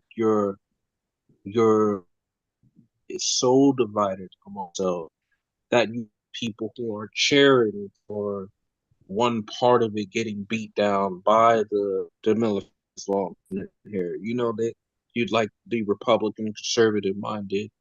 When they see so radical left, they're so well indoctrinated against seeing their own fellow of their own class being attacked. They rejoice in it. I think that's one part of it. It's like half of the country. It's not half of the country, maybe a third. That is really against it. They hold the they back the blue line, and they're these types of leniencies that they have, tendencies that they have, which it makes that shit so hard. And then the liberals are very much the same way. So it is probably 2/3 country against the rest, you know, who are seriously in line with the police keeping order or the establishment or societal order. And because they think they are from a young age that thing that we want, even though it's popular with the overall population, but at least without ever looking into what we talk about, they are convinced that we are completely radical in everything that we want, and they take pride in us being beat up, you know, by law enforcement. They feel protected, even though they are not the property that's being protected, but they feel protected to see us losing these fights. What's and these it? conflicts. Sorry. No, go ahead, Tom. Well, I was going to add that, like, I think the dynamic's going to be like majorly more complicated because you have, you are going to have people who just feel that way because they're white people from white estates, and the police always keep them safe. You know, they keep their neighborhoods very protected. They don't think about how, like, a lot of the reason they don't see poor people on their estates is they don't have any fucking paths or anyone to fucking walk on because fucking despotic fucking zone middle class areas are. But, you know, a lot of people, it's that they don't know any better. They haven't been taught much better. And then other people, I feel like they want to live in disbelief. They don't care for the pigs, but the other side is scary enough right now that they'll just take the Democrats. And like that's an understandable fucking reaction. Like, you know, little fucking Cheeto Hitler over here is definitely offering a worse bargain for people. And I think we might end up sounding jaded if we don't acknowledge that. Like, at the end of the day, as a trans person, if Kamala wins, I don't get rounded up into a camp. If Trump wins, they are going to make us illegal. You know what I'm saying? So, like, all the trans revolutionaries can no longer help out if we all get fucking rounded up into a camp. You know, I get it, but Well, are then we supposed to like them run to the countryside and fight from the countryside in a country where that just can't work? no, I understand. I get that perspective, but sometimes I think that that perspective is hyped up in a way. It's exaggerated. In this country, when it comes to policy making, the gridlock situation that would come with even the other side proposing something that's too extreme. At least as far as we know, the liberals will try to hold that the at least the aura that they're so much better, more privileged, more principled than the fascists, that we end up with these gridlocks where most of these Agenda 47, Project 2025 things would never really be put into play. Yeah, I find it That's not kind how of. that's not how they're putting it through. Did you not hear I know, but the Supreme Court hearing? the Supreme, yeah. The Wait, Supreme no, Court I did. clarified that the presidency can put anything through executive order that they want and not be stopped. Like they basically said the president has all the power in the fucking world. Yep. No more checks and balances, and can't be held legally accountable for anything that they do that is an absolute fucking atrocity. Mm-hmm. So what's being classified now is that Trump can just put these bans in through executive order, and that's what he's suggested. He said the first day he's in office, he's going to do this, this, and this. That's not a call for a vote. Votes can take 2 years to go through. It's about gridlocking. It's about avoiding gridlocking lasting too long. If gridlocking goes on for 2 years, a bill is thrown out of Parliament. But so they'll just skip the legislator, and if they win the Senate, even just to the tiniest majority, they win the House to a tiny majority, ain't no stopping them. Gridlock ain't gonna get in the way of shit. But that's so okay. I don't That's, think I we guess, can where I ride am. off on gridlock on a situation that is pretty dire. Like we would be like the KPD if we're gonna sit here and act like the Nazis aren't gonna be a big issue. Right. I totally understand that. I just think that right. Even when we had the last primaries where the red wave was supposed to take, I was waiting for it. Then you have to understand, I've been waiting as an American. I've been waiting for the end to hit every fucking election because that is how they promote it. Yeah, I don't even vote, but they have told me the end is nigh every single time, and I've not seen it yet. And but I've literally seen it get worse under liberal rule. I've seen it get worse every time. Or when the liberal puts something into play, the reform is then de-reformed consistently. I'm not talking about them making it better though. I know they're gonna make it worse. The problem is they're not going to skyrocket us into the ground. Like Donald Trump is not the same as George W. Bush. George W. Bush was like someone who crossed the aisle. He worked a lot with the Democrats. Donald Trump is someone who like did a mock coup to get people to be riled up for fascist uprising. He used a beer hole putsch level tactic. Like the guy has been known for reading Hitler. He's been known for studying Jackson. He's a clown to me. All right. Even the January 16th, it's like on the left. We know if we're not gonna do it, Mr. Fed guy who's watching this right now. But we know if we fucking go anywhere near the Capitol with firearms, we understand what that means. We understand the extent that we're willing to take it to. We're not doing that shit now, so to the feds who's watching, fuck off. But we know what it means to see what they did. It's like it's hard for me to take them that seriously. I understand the rhetoric is extreme. The rhetoric is extreme.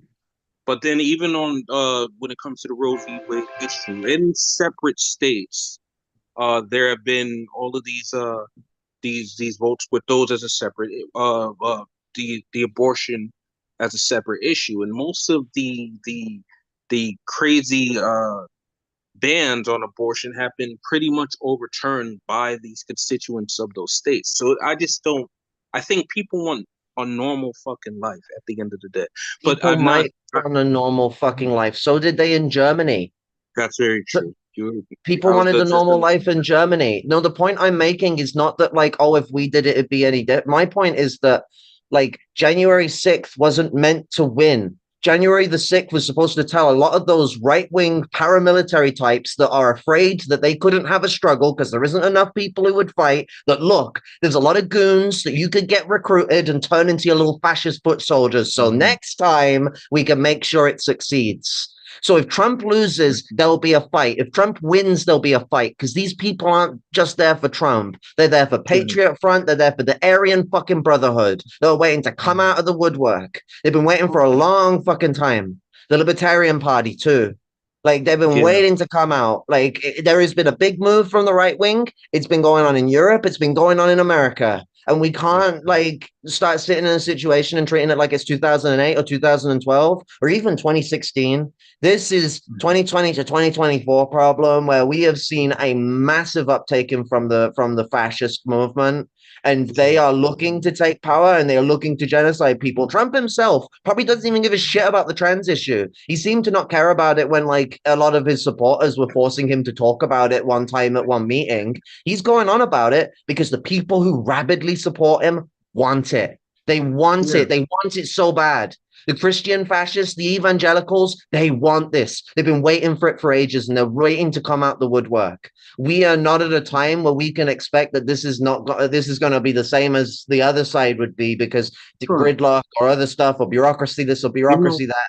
They know they need to remove these barriers. That's why, like, when Trump lost the last time, they were talking about sabotaging the state legislature and, like, basically sabotaging the power structure of the United States to create a dictatorship. What was it? It was that fucking Gates wanker who was going on about it.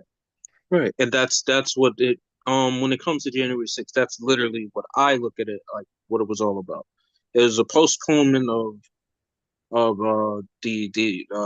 confirming the election, right? A postponement to get all these state legislators, that whole doctrine, together and try to attack the presidency from that direction. But for me, I don't see as much, even right now, when we're seeing the surge of Kamala. It's, for me, my whole life, it's kind of been like that. The conservatives, they don't have the popular vote, and they never have. Most people are pretty much fucking normal there. Even though on TV you could see a bunch of crazy fascists any day of the week. You could turn to Fox and see crazy MAGA people, but they lose out just in numbers. Most people are typically okay. I'm not saying it can't go to Germany, but from what we see with the uptick of Kamala's surge and all of these other things, not to say that there's no danger there. I'm not trying to downplay it, but to some extent, I feel like it's exaggerated. Okay, Labour Party won in this country. Also, the British are moving left. And now I can't go outside when it's dark at risk of being attacked by EDL gangs. Well, you said they're moving left. So Labour Party won. Labour Party is I'm saying that as a sarcastic point. I'm saying, oh, Britain's moving left, yet there's fascist gangs. But that's the point.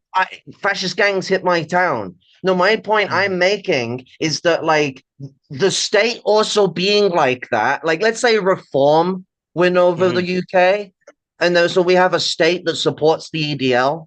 What would that create? Because the British government actually did use the police to go violent against the fascists. Right. This is the thing, is that, like, and we can't rely on those things. The thing that mainly put a stop to it was the people coming out and protesting. But my point is that there is a general trend right now that is incredibly volatile, because imperialism is in crisis. In 2019, a Great Depression started. Not a normal recession, not a Great Recession. We're talking 1927 shit. We're still in that Great Depression right now. Capitalism is crumbling in crisis, and fascism and social democracy, they're all competing with each other for power. They're all competing with each other to try and hold the system together. And so the right wing is becoming much more virulent in its activities. This isn't the simple situation we've had before. The problem is that the US relies on this fear-mongering tactic every single election, that when a situation like this actually comes up, it's the boy who cries wolf. But we need to be better than to like get caught up in that sort of tragedy. We play the boy that cries wolf like the KPD, and then Nazism's knocking on our door. It already is. It is to some extent. I won't argue with you to say that these assholes aren't dangerous in some form or fashion. But I'll tell you this, right? When 2020 hit, we saw BLM, we saw the protests. It was like the largest protest we've seen. Then on the Palestinian issue, another large protest. I don't see, for all of the stink that these assholes fart up, excuse my whatever, for everything that they've done, right, with these issues, they can't create a world movement in protest of trans rights and protest of women's rights. They can't march the fucking street. They don't have as much support as they would have you believe.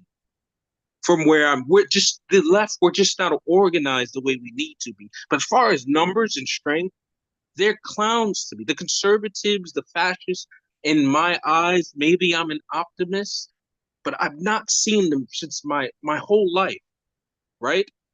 Since my eyes got open watching Empire Files in fucking 2012, I've never seen them have a mass movement in my lifetime that fucking mattered. They've never broken a record with their ability to gather the people. Our problem is we're just not organized. But their fucking ideas are so far out there, they could never beat us in our entirety. Even when I watch this fascist bullshit, I literally almost shed a tear the other day watching the Revolutionary Communists of America, a party that just started. It was a few hundred of them, right, all waving their red flag. And we know the typical communist rhetoric, and it kind of blew my mind. I didn't see anyone run around that could to beat them up. I don't think they could take them. We've seen these little fascist patsies run around and get their asses kicked, handed to them. Well, they've landed in people's backyards out of a freight truck in Pennsylvania and other states. And so it's like it's hard for me to take them as serious as other people do. When I'm here in America, it's very hard. And I know to a hood near you, any clan gang want to show up, get it popping. Like, that's just how a lot of us New Africans have looked at it. Like, if you dead ass serious, you can go to any projects you want and pick a spot, pick a day. They won't do it. even when the NFAC was out here, right? They're not fucking around coalition, which was sort of backwards in their portrayal of Black revolutionary thought, but they had some, I would say, the Black nationalist and even metaphysical things mixed into their organizing. But when they were out here, they dared the racist nationalist paramilitary to show up. They didn't show up. They backed out. So it's just like I get it, but to me the fear mongering is exaggerated. Our ability could be so much more with better organizing. We're living in a world where thousands of anti-trans bills have popped through. They are trying a genocide, and So we cannot therefore treat it as equal grounds when they are also trying a genocide whilst also wanting to commit to the Palestinian genocide. What was it Trump said? I will pressure Bibi to finish the job. So the point I don't mean to undermine trans rights at all, comrade. And if I just want to say that I don't mean to undermine trans rights or even the Palestinian human rights. I didn't mean to undermine those at all. I'm not saying you are, but my point is that like what we got to get into is the situation where these are components of this fascism. Trans people are the new Jewish fucking like scapegoat. Trans people are destroying America. They're destroying the foundation of the white man. That's literally the same thing the Nazis said about us before they burnt down our library and fucking rammed us into camps. Right. It's the I get same the shit they rhetoric, said. but The exact I same get shit. the They said rhetoric. Jewish people invented us to weaken the white race. And so the point I'm trying to make is that like these are not the same run-of-the-mill Republicans, and they are a lot different. And you know, yeah, they don't have the kind of numbers we can build together, but we also in 8 years haven't managed to form a united front. In 8 years, at BLM, when we were all together, no one decided to think maybe forming a united front would be a good idea. So like we in 8 years are still where we were 8 years ago in a lot of ways. And That was an attempt. That was an attempt at a united front, Ahmed, but it was co-opted and undermined because of its misleadership. But go ahead. But then if it's co-opted and undermined, people need to make new shit. They can't just fucking go, well, the house is burning and then just sit down on the couch. But the other point is as well is that you know, we're if they get the state and the people who are saying they want to make all these people illegal, they want to make all these organizations illegal, they want to like even more advance the police state. The fact the Democrats have just gone and made them a load of fucking cop cities and then they're going to hand that over to them should be fucking frightening, because now, I mean, it was Trump that started the cop city project. He's got what he fucking wants set up. He has a militant armed police force that you can deploy at will. It's kind of that situation where the Dems are fucking awful, and I wouldn't push for support of them, but we can't be dogmatic and treat them as like two sides, like the exact same thing, even if they are two sides of the same dirty coin. Because I just don't want them to be even seen as a solution at all. I'm sorry. They're not a solution, but that's not the point I'm making. The point I'm making is as revolutionaries, we've got to understand that there are situations that are easier to operate under, and there's been kind of a failure of revolutionaries to operate under things that's making some revolutionaries take the almost scorched earth approach of just let the Cheeto man win. And like, that's not really the other solution either.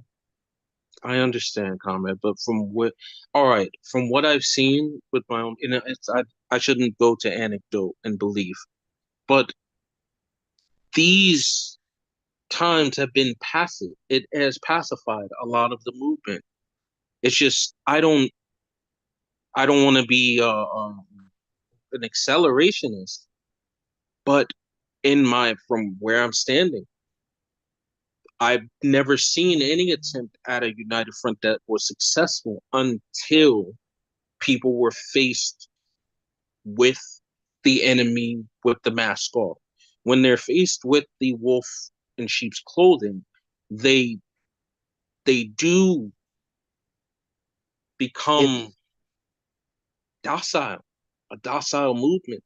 At best, there's so much infighting and thing is, Stalin made a really good position on this. That is a risk that comes with those things. It is a grave risk, and it is one that relies on whether the communists are doing effective work that invites people to question these people, that shows these wolves in sheep clothing for what they are.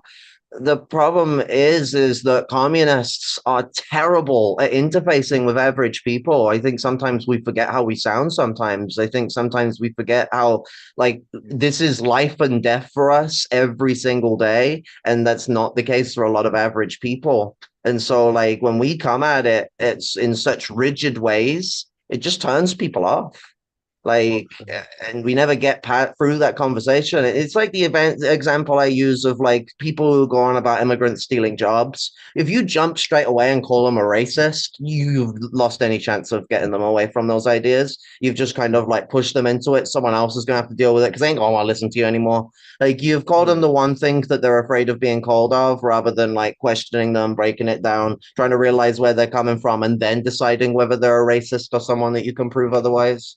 So it's like there's a lack of dynamism in the way we approach things that kind of ends up suffocating us and gets us in a situation where we end up saying things that don't jive well with what people are experiencing. No, I agree. I agree. I think that we can have some of that dynamism. Like, but I just think that the dynamism isn't even just in going up and talking to people. We have to utilize, when we talk about a cultural revolution, what does that look like in America, right? Culture is so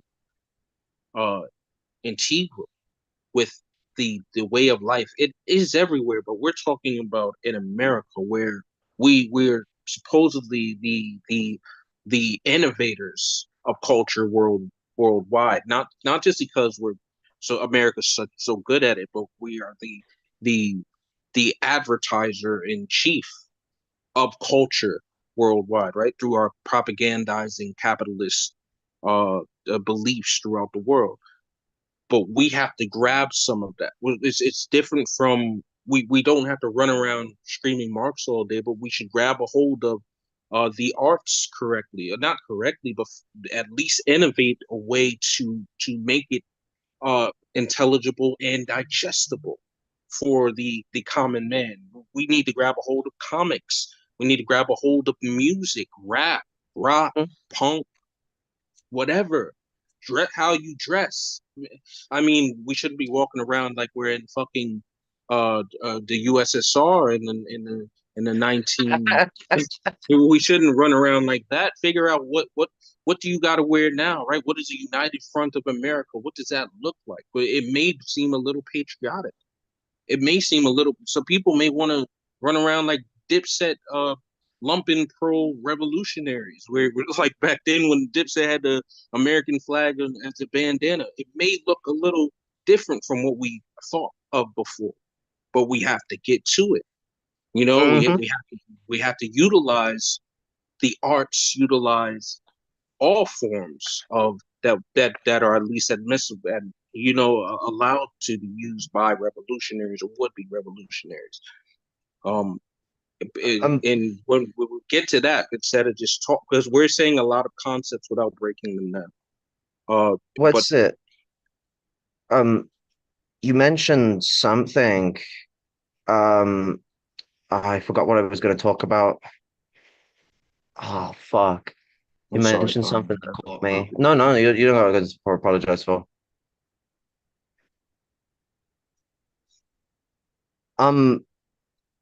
What's it? Maybe I can help you.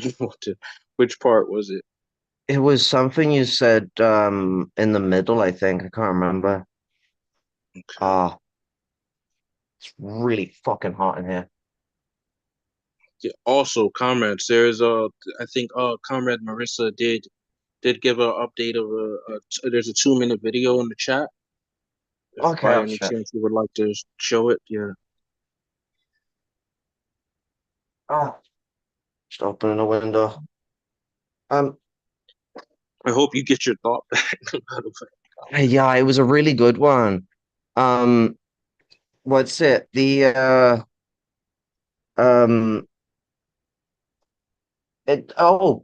So you mentioned like acceleration. Accelerationism is a lot of bollocks, but dialectical acceleration is a really important thing. Now, there's two things that can go down. Either we're accelerating the dialectic, and so we can push things towards a left development of revolutionary struggle, or in a situation where the Overton window is in a like complete havoc state, the state moves accelerates the dialectic, which will most likely push things right.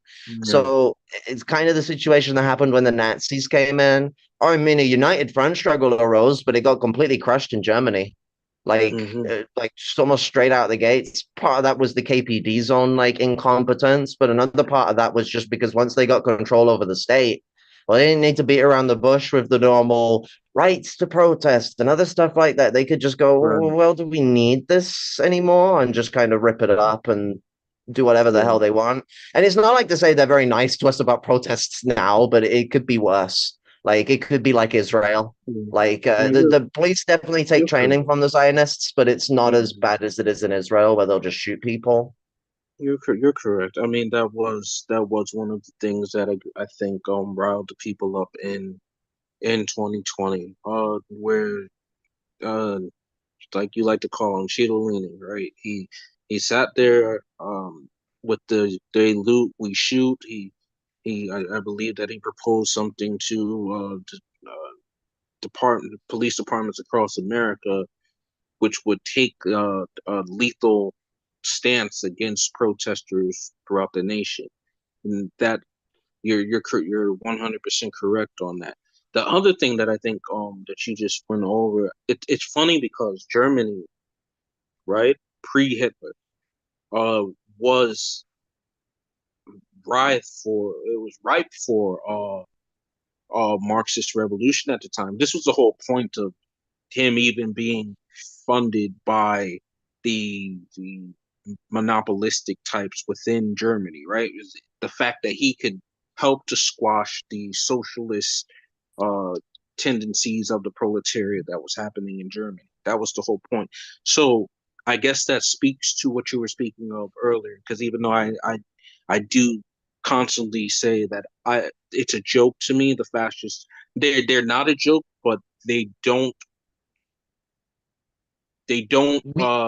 overpower us the way, and not in my eyes, but you could be right in the fact that the leftist movements were more prominent than in Germany right before Hitler's rise. So it's a toss up, but that's just to kind of agree with you. They don't outnumber us, but they're more brutal than us. And they can move around easier than us. Think about how hard it was to get all the comrades to Chicago today. But then, like, how easy it is for, like, the fucking EDL to bust their people all over England. Yes. For Charlottesville. What was it, like, fucking 60-70% of the right-wingers at Charlottesville weren't even from, like, that part of the country? Right. The Jan 6, I think it was something like fucking more than 2/3 again that were like not from like even the East Coast, let alone that part of the US. So it's like they have like a power of concentration because of them usually. Fascism originates from the petty bourgeoisie.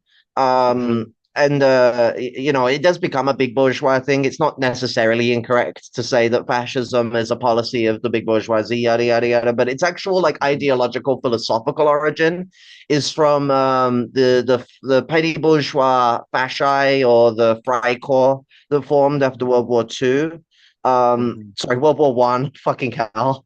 This time zone is looking wonky. What happened with them is that they banded together and formed these concentrated petty bourgeois fighting organizations that went against the larger mass, but less like brutally violent for the obvious humanitarian reasons, communist movement. And so they have an upper advantage of us because no matter what, they're going to be more inhumane than we are. And that's their like one hitch, is that they'll just slaughter us. We're less inclined towards slaughter. Even in the war against fascists, we are less inclined towards slaughter.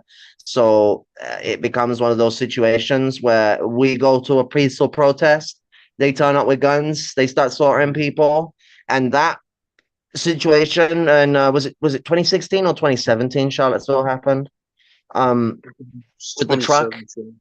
2017 with the truck killing that lass. That was. I mean, it's not necessarily the first blood in quotation marks of the alt-right, but it was in like actuality. Like that was their like first blood to get them thirsty. And then they've been turning up with hatchets to like fight against Antifa and like fucking throwing down with hammers and hatchets and things and other stuff like that. Yeah, we had the Boogaloo Boys in 2020. The funniest thing that people don't even address now, it's not funny, but the multiple lynchings that went on across the states, which was a weird, eerie time. I remember walking outside just very, very, very on edge. But more about that than anything. I know a policeman can do it, but to think that there were these types running around with their citizens arrest ideology, and they'll lynch you or pop you outright for any little thing, right? That was crazy in that time. So you do make sense there, but I guess that's why, to some extent, especially if we're thinking about pantherism, the cry for pantherism specifically has so much to do with self-defense. I remember talking to Felix before I even joined a while back, and Felix was so distraught that there were distraught about the same reasons that you're distraught about. These calls for basically some type of cultural genocide, or I wouldn't be cultural genocide, but the beginning stages of genocide towards the trans community, right? And then I told Felix like what you need, right? Or I don't want to seem like a privileged asshole when I say that, but I said you basically need a trans Panthers.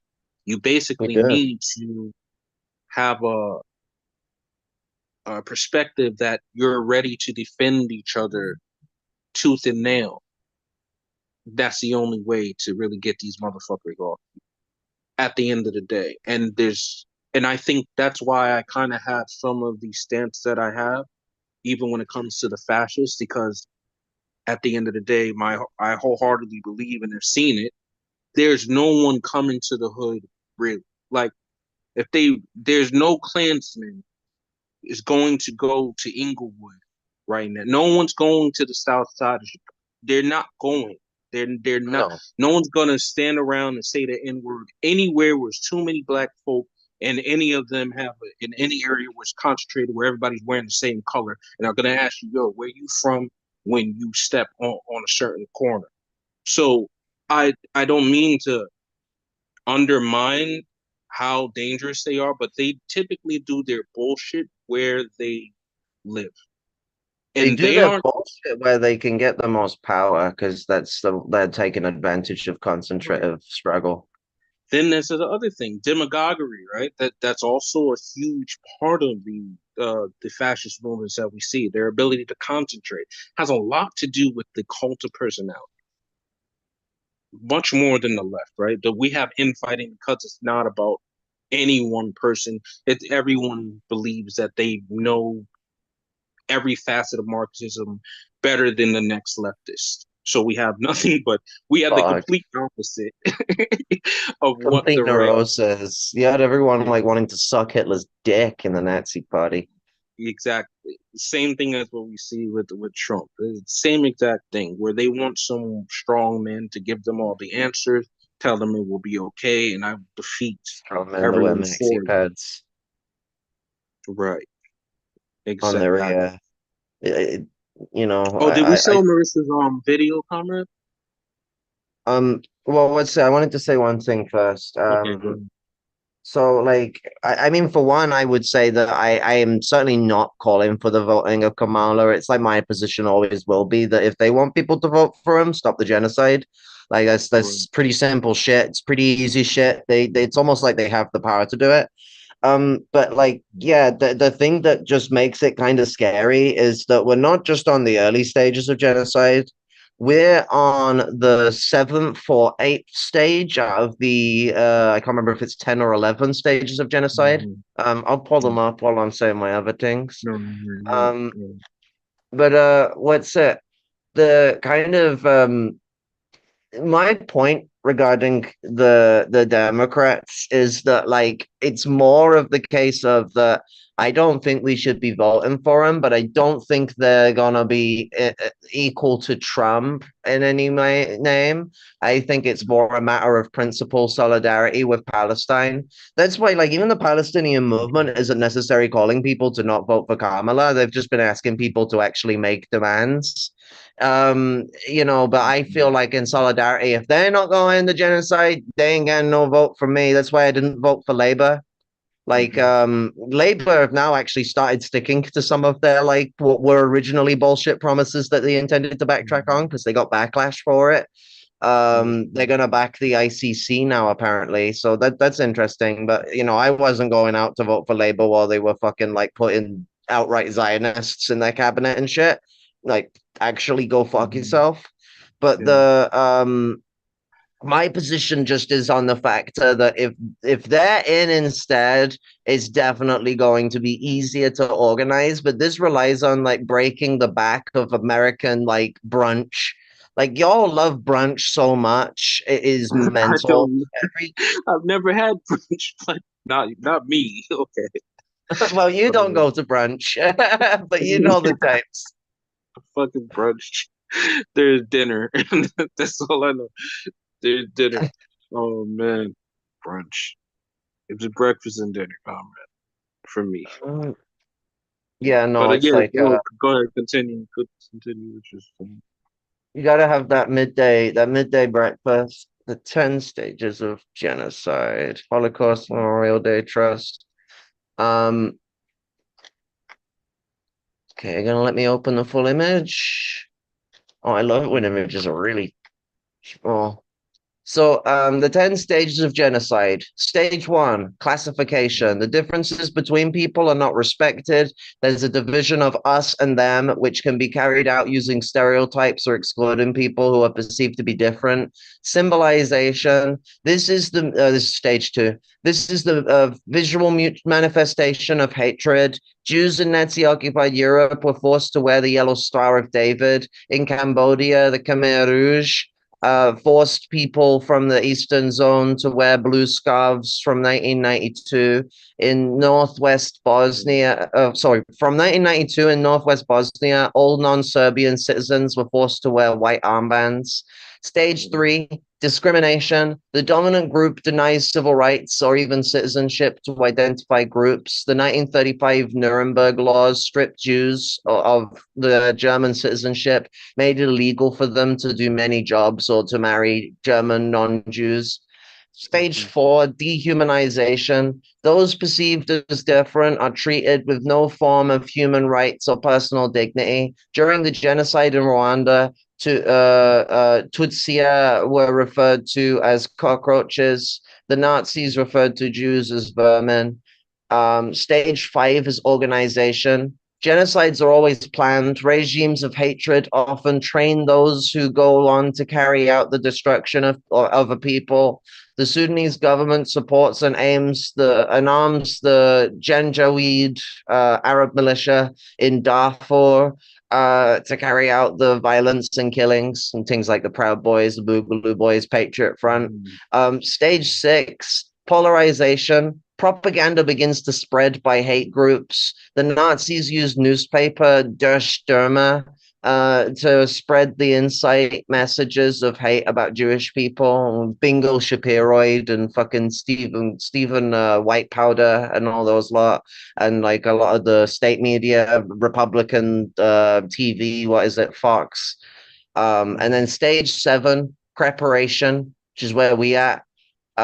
Preparation. Perpetrators plan the genocide. They often use euphemisms such as the Nazis' phrase, the final solution, to cloak their intentions. We've literally had the big lie be quoted, like directly quoted. The woman at the Scottish gender bill counter protest the Turfs are holding. It was last year, I think. Yeah, last year. The woman goes, I'm going to quote from Hitler's Mein Kampf about the big lie. Transgenderism is the big lie. We all know it to be true. And like shit like that. Then it goes up to persecution. Victims are identified because of their ethnicity or religion, and death lists are drawn up. People are sometimes segregated into ghettos, deported or starved, and property is often expropriated. Genocidal massacres begin. Trump has already said that he's going to like deport Palestinian protesters and stuff like that. And what's it? They want to target communists and they want to target trans people in that regard. Extermination. The hate group murders their identified victims in a deliberate and systemic campaign. Destroyed or changed beyond recognition through genocide. And then the denial is the last one, stage 10. The perpetrators or later generations deny the existence of any crime. Evidence is destroyed and witnesses are intimidated. There has been an increase in Holocaust denial online in recent years. So we're like at stage 7. I mean, there's certain things that haven't occurred in earlier stages, but most of them have. Like, we're at the point of preparation. Like, those bills and other stuff like that are pretty exemplary of it. And then the rising evangelical sort of war stuff. So the trans community is incredibly on edge about a lot of things that go on at the minute. Yeah, I totally understand. You're right. Oh, we got a chunk of new videos, goddamn. Yeah, there's a lot of them. We definitely should go over them before we get into some of this other. These conversations are always good, but we should also focus on the matter at hand. We are focusing on the matter at hand, to be honest, but We gotta doubly focus on the matter at hand. Gotta eyes on the back of your head for this job. Yeah, definitely. Okay, let's go.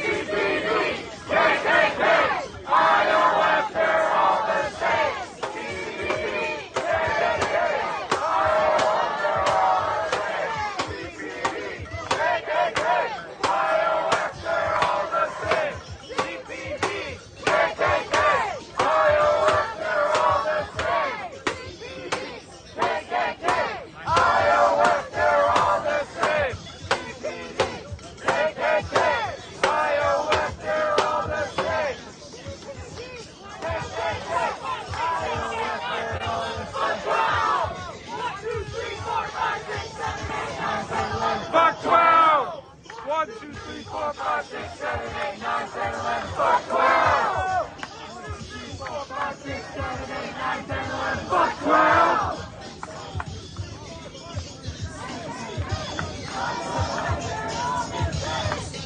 Free, free Palestine! Free, free Palestine! Free, free Palestine! Free, free Palestine! Free, free Palestine! Free, free Palestine! Free, free Palestine! Free, free Palestine! Free, free Palestine! Free, free Palestine! Free, free Palestine! Free, free Palestine! Free, free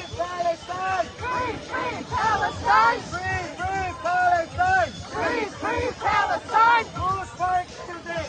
Our part! Whose part? Our part! Okay. Actually, let's look at some of the pictures. Yeah, they do So, have some art images. I'm sorry. Oh, those piggies back there, there's fucking like clusters of them, and they're the big armored up pigs in the fucking black uniforms. Like in the UK, I know it's a little different in the US. We have like a sort of rating thing. You've got like the PCSOs, they wear like the high vis jackets. You've got like the fucking then the people that are in the high vis colored police outfits, they're like your usual active officers. And then you have like the boys in black, or what I call Mosley's black shirts. Those are the head crushing elites. Those are like fucking combat trained police force. And then you got like the armored things and all that. Yeah. I think what was it? My father knew some Marine who's cool with a bunch of people in the police force, right? And they basically confirmed to him like the reason for the black is like to strike fear in the heart of people. There's nothing that strikes fear in the heart of people psychologically than the color black, which that also speaks to the bullshit killings of black people or more melanated people. The darker you are, the harder of a time you'll possibly have with a policeman. But yeah.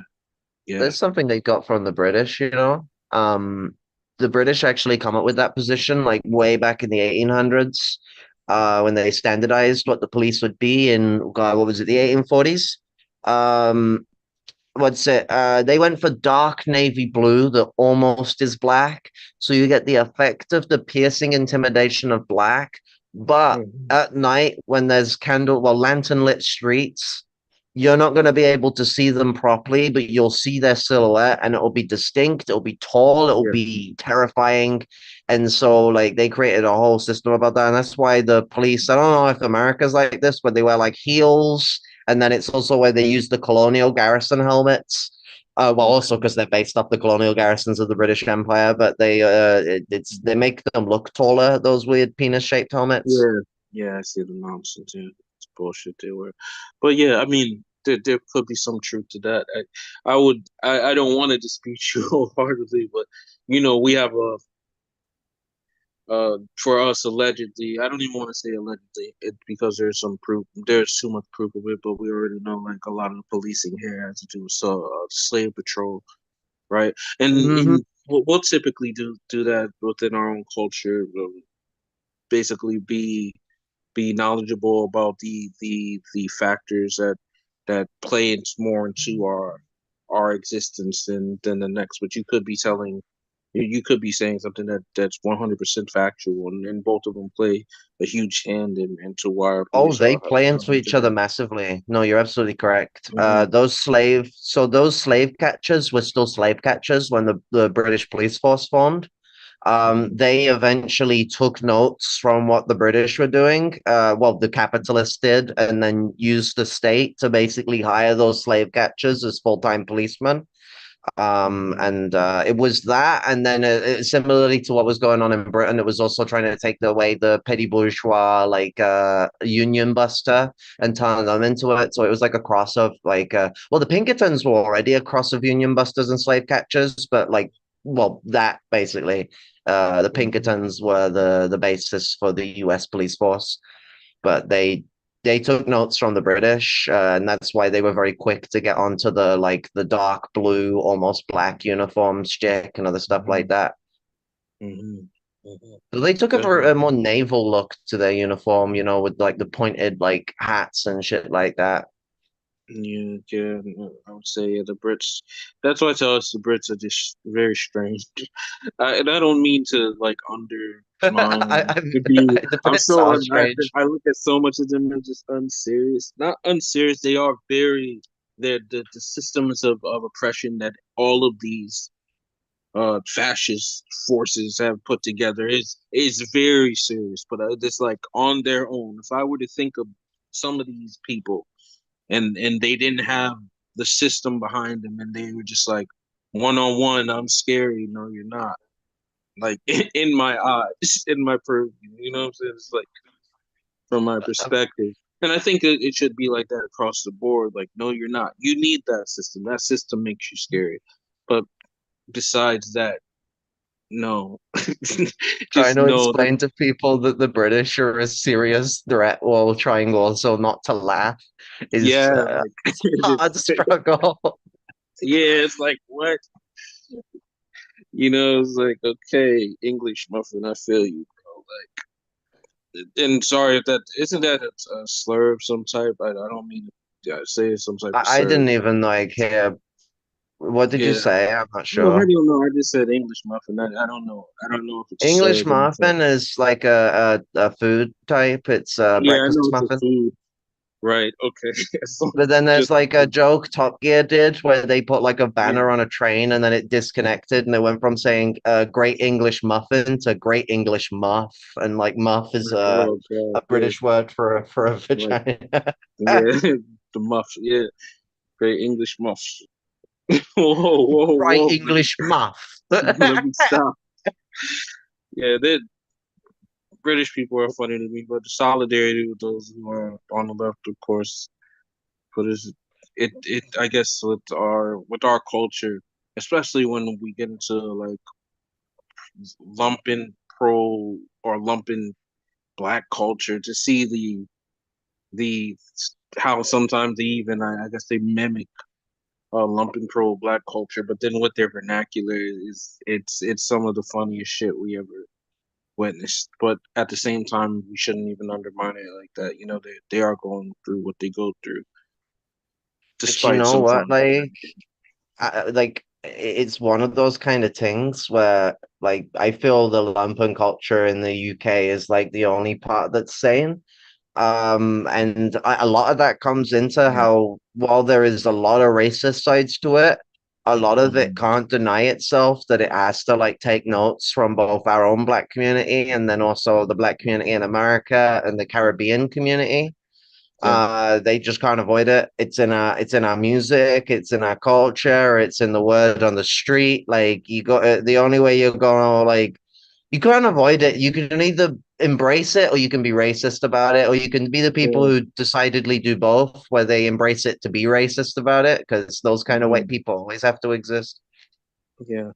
That's why it's so confusing to be a black person sometimes, because it is, the constant appropriation of black culture to the extent that it is. It's just like, and then the following hatred of black people is it can be overwhelming. Some of it's appropriated, some of it's exchanged. I think that's kind of the difficult issue, is trying to devise the difference while your culture's under siege. Because it's like a lot And of it is that we grow up in these like zones and we're affected by a lot of these things, and then we kind of get abandoned. Like white people don't want anything to do with us. And then obviously, like understandably, a lot of black people are gonna be sussed out by like, where did this inside out Oreo motherfucker come from? Like and then like you kind of end up lost, and so you end up walking your own path. And it's a similar experience if I'm to come from the perspective of being mixed between English and Celtic. That comes from like being mixed heritage. You almost feel like you got nowhere to go. Like, if I was to speak to the West Brits back in Dublin, they'd try and fucking, you weren't born in Ireland, Irish kind of bullshit. Unless you're a famous Irish American, then they'll lick your asshole clean. And then the English, they don't want fucking anything to do with me. So you end up kind of like in this like limbo zone. The Northern Irish, though, they're based. They respect the diaspora. Well, the exchange part, it's not hard for me to believe from the Irish. Like that's a different thing. But the exchange even in Hispanic countries and in the Caribbean, where you they deny their own blackness while being melanated. I mean, that's an easy one to pick at, but across the world, the Asian countries where the paler skin is glorified, and then they want to spin on their head and break dance and also do drill music, and that's how it is. They have twerk schools in Switzerland somewhere, but for some reason, it's just the most popular consensus is we dislike black people, but we know it's like aestheticism. The most have never interacted. Yeah, it's to no surprise the Irish folk are dabbling with things, but yeah, no, I'm glad you brought up Asian racism, because like fuck China, like all these people want to huck us that China's socialist. It's like I won't say it's like, I think it literally is like the worst place in Asia to go if you're black. I've heard so many like black, like petty bourgeois people who have gone there as like a part of a political program for education and have hated their every waking moment there. And then they've gone to like Hong Kong and they felt like actually like relaxed and safe. Like racism inside mainland China is insane. And then, like you say, they'll do the shit where it's not even just that they're breakdancing on TikTok. They got like schools and shit that are teaching you how to dance like black people. I'm like, your people do like adverts where like black people get in the washing machine and then white people get out of them. Exactly, we've seen that nonsense. Exactly, and it's like that across the board, because like it or not, like being a part of the privilege, the imperial core, they have used us. We've been tokenized, even whether we're lumping or not. Where even especially those stories of great exceptionalism, from the dirtiest bottom of the ghetto to billionaire, or to even a millionaire, or even a drug kingpin in a movie. It has been we become this phenomenon that helps other people in more lumpenized communities across the globe have a very capitalistic point of view of the world, right? They use us like some type of poster boy for that, while fucking also Biggie. spreading the hate of blackness, which is crazy. But fucking Biggie fucking Smalls. He didn't even come from the street. You know, that motherfucker comes from some like petty bourgeois Oreo ass family. Like I wouldn't say that about Biggie. I wouldn't say that. No, he trapped the streets. He just doesn't come from it. Like he was in gangs and shit. He was in gangs and shit. No, No, it no, no. wasn't Like his. I'm on about Summit that like went down. Like he went to uni. Like that guy was like a uni guy and all that. He dropped What? out and then he got like in the rap Where scene. did Like where'd he y'all comes get from. this from?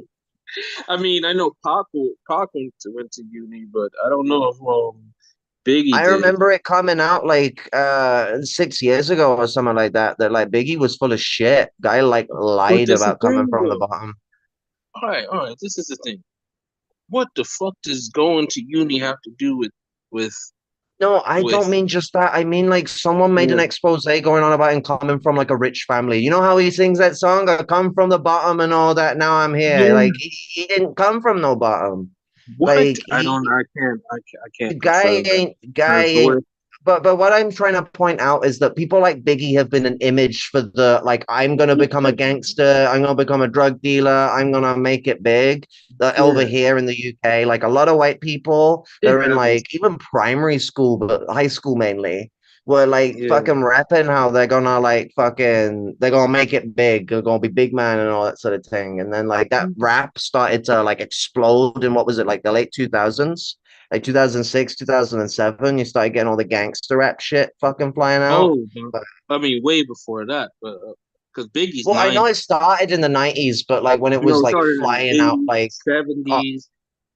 It's way before that. But I mean, I get you. I kind of get it. I'm on about like the shit that's made for white people is what I mean. Like not the The rap more that's done by popular. gangsters, but like the rap that's imitating gangsters.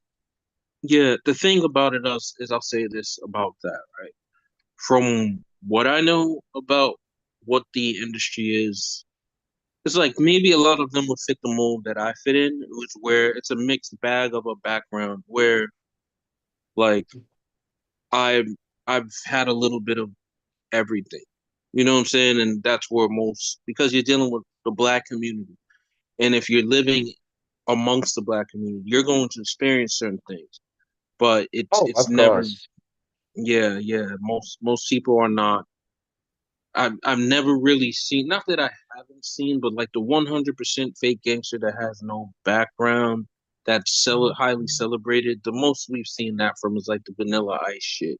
But other than that, a lot of people have at least some proximity to gangsterism or the cruddy shitty side of life. You know what I'm saying? Oh, absolutely. But there is definitely since the like dawn of the Like 90s, there was started to become this like section off group of rappers that yeah. don't. Usually the white That's true. rappers. It's just you could say some things about anybody. Like I did what 1 year at Arts Institute of Jacksonville. It was a shitty school. My father was a landlord, but when our fucking windows got broken out, we covered that shit up with plastic bags. We heated the house with the oven. We had Yeah. mice, and rats. I didn't have no fucking room. I slept on the couch forever. When that motherfucker was cold, it was cold. I was sleeping with 3 jackets on. It was shitty. Well, but it just on paper, someone could say like my father was in Bridgeport, Connecticut, one of the in CT, one of the first black men to own a laundromat. Right, that's historical. But on the flip side, it was shitty. Like it was shitty, right? Like so it's easy to like you can cherry pick anybody's background really, but But like then when you own we your own workspace and you're working that workspace and it is run down and you're struggling and you ain't got that much money, that's a Mhm. little different than what I heard accused of Biggie. Like I heard accused that he come from a place that was like pretty wealthy. And so like my ass felt a bit betrayed, because I was like brought up hearing this guy as some like rep of us from like the poor. And it's like, yo, nada. This guy yeah. comes from like some gated community. I Like don't know. Man, that's see, what I I'm guess saying. I'm Like that's a biased little different than because just when like you owning all right, property. Like gated communities are fucked. I'm biased. I'm biased because all right, before I understood Pac's politics at all, I was a Biggie fucking fan, right? That when I die, Oh, fuck it, I want fair to go to enough. hell. Hey, Yeah, I but still love that his tunes. all right, but that's a all right in the hood, right? Or any hood, because I mean CT. We were also like it's not seen as the most hoodest place in the world. But I also come from Jamaica, Queens, but we got raided. My family had to move to CT, but my life was more shittier in CT. It was in CT where my life was more shittier. I always said I should have fucking ran away, but it just was what it was. But when in that, like my brother, my stepbrother, he was an immigrant from Jamaica. They got deported, but when we were there, he was going through everything he was going through. His mom was kicking him out. My father was cheating on my mom with his mom, and his mom was kicking him out in the snow.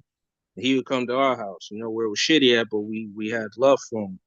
But them lyrics, when I die, fuck it, I want to go to hell. Like, it's different when people have an affinity with certain things. Like, we didn't always just praise like the most poppy shit, but certain things in our minds, like it was a suicidal aspect, but because we all felt it, we were comforted by it. It fucked up, but that we reveled in the fact that we all felt the same way, if that makes sense. And it's hard for me to think that certain I would never people want to take that away from you. Sorry. Yeah, it's hard to, and it's like fuck Biggie now, like especially with some of he has made some really questionable lyrics about underage girls, right? And that's when I really like just, and then me understanding the capitalistic side, the Diddy shit and all that, like where it's just like I can't really embrace that as much as I used to, and I wouldn't even try to now. There's also just like all the shit that went down with Park that also hits a bit weird. Like, I don't know whether like you can just jump to blame Biggie, but it's definitely got some involvement. Like, I don't think I'm not gonna be as quick as to say Biggie's a Fed, like some people say. I think that's like a wild like jump. But I say it because of my background. Like, it's hard for me because anyone could cherry pick my little aspects of my background and say, "Yo, he ain't this and he ain't that." And I'll be the first to tell you, I'm not a gangster, this and but I've been through some shit. You understand? Yo, like, and go ahead, comrade. I was gonna say, like, I would never want to take that away from you, and I don't think there's anything wrong with necessarily listening to his music, but it was just a thing I saw of him like being sort of like his a position of authority as being someone who seemed like they come from the bottom was something that kind of got in like that a lot of white lumpens when they got attached to it, they took a kind of different response to a lot of Biggie and started trying to get like Biggie, like capitalist Biggie, because we're talking the early, mid 2000s here, so this was like because I'm on the younger side of things, so like this was well into like capitalist era Biggie, and everyone was trying to imitate he died the shit. in the 90s, comrade. That's what, he dies in the 90s. He dies in. It's just that the music goes for so long. But hey, before we go, we are delving into so many different conversations at once. I want us to finish some of these videos. Yeah. Kernel of truth to this statement. I have stage 3A chronic kidney disease, but this pales in comparison to the disease of poverty. Gandhi was absolutely correct when he said, quote, poverty is the worst form of violence, unquote. We are here today to say enough is enough and too much stinks. It's time for people to organize to provide affordable. That was very beautifully put. So we were trying to meet up at the march down there. He directed us to the next street because that's not closed. Look at this fucking shit. Fuck 12. Fucking fascist pieces of shit.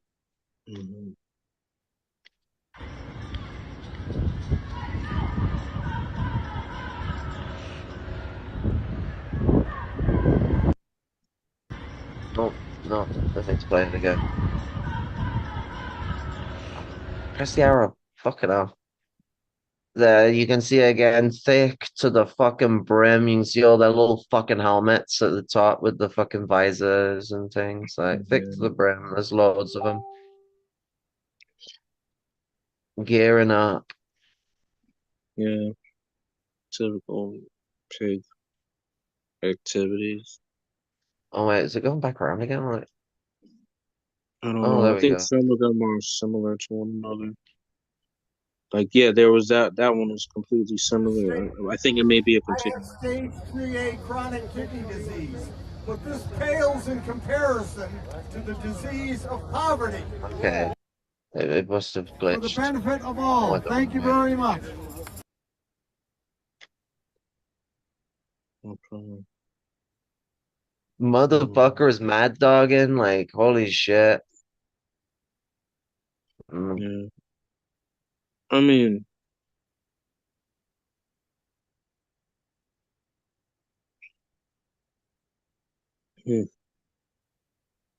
I think there's like, how many more are there? There's like probably 6 little videos there. Yeah, there's at least like a group of 6 of them standing right there. 2 of them are off camera on the side. They're like swarming. I wonder if any of the typically there's always like the undercover within the crowd. I'm kind of, we haven't heard of so much provocateur type of shit going on yet.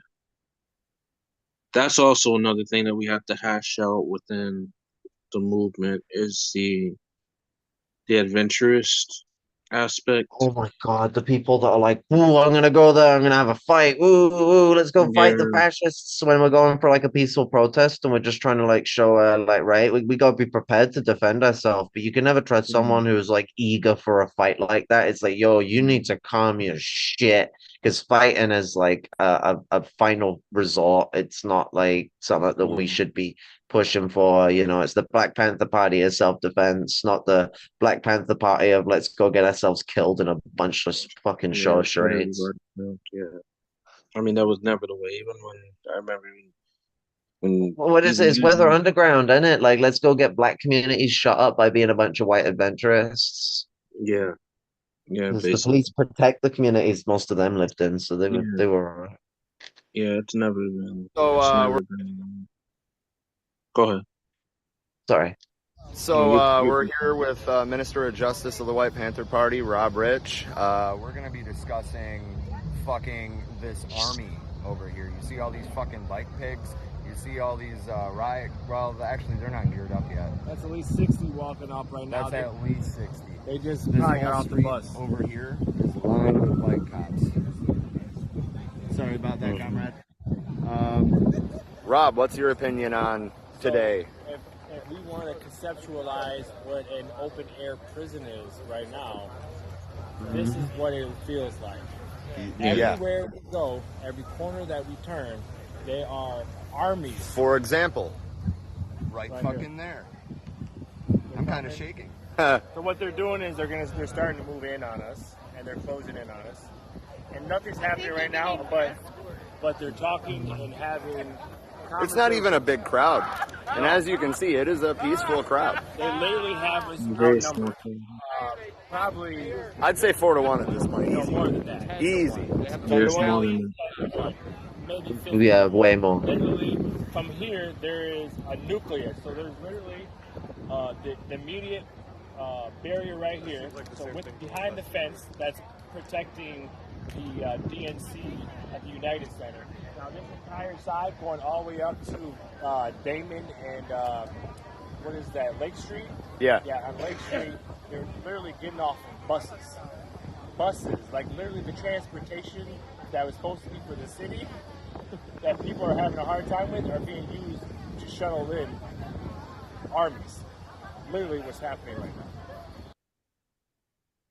now. It's fucking harrowing. Like, I hope the comrades get out safely. Good to go. Yeah, we got them here. We're trying to, do a citizen's arrest, but as you can see, very much impossible. These people serve and protect the capitalists and the imperialists. Yep, this is Cop They're not here for us. Yeah. So, Cop is overwhelmed. a little park, The nice area, nice weather. possibility of elections.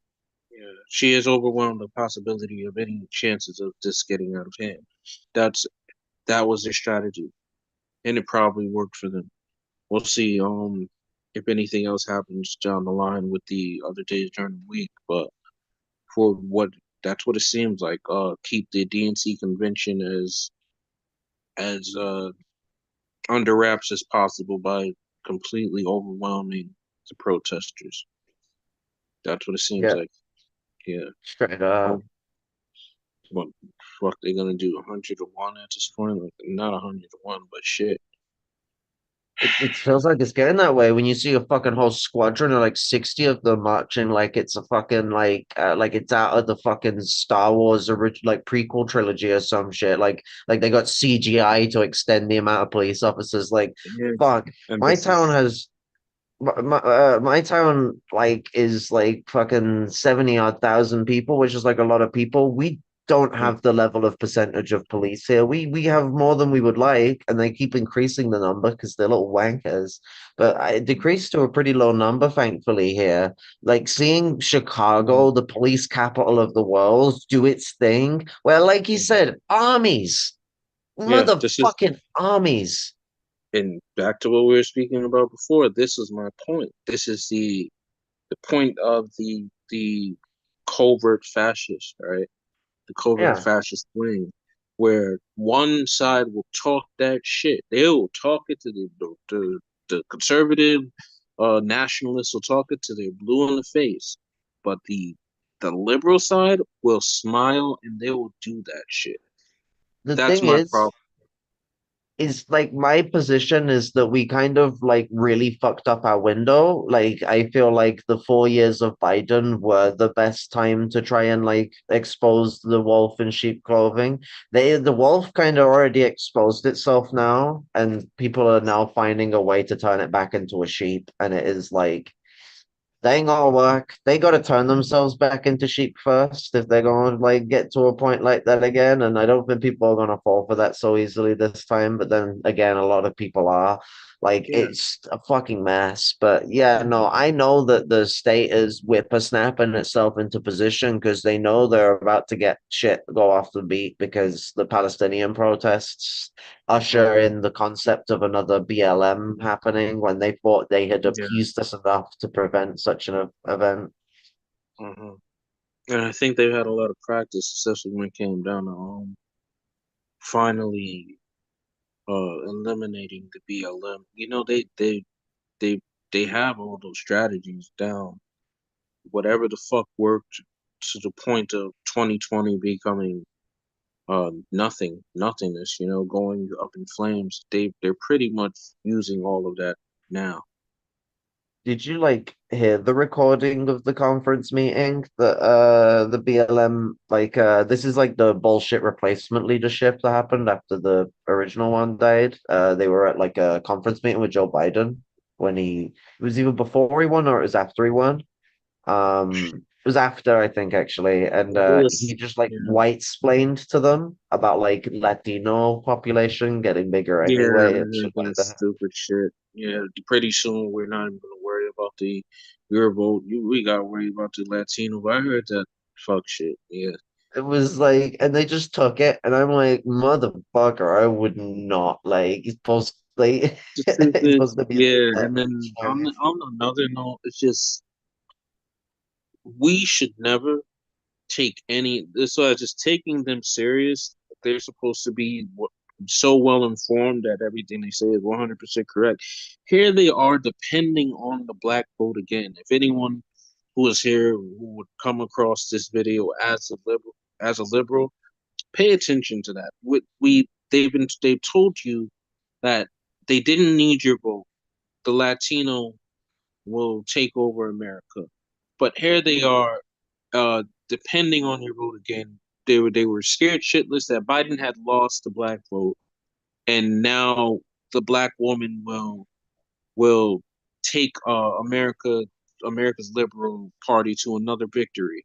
They're ready to praise black women again. It's just take note,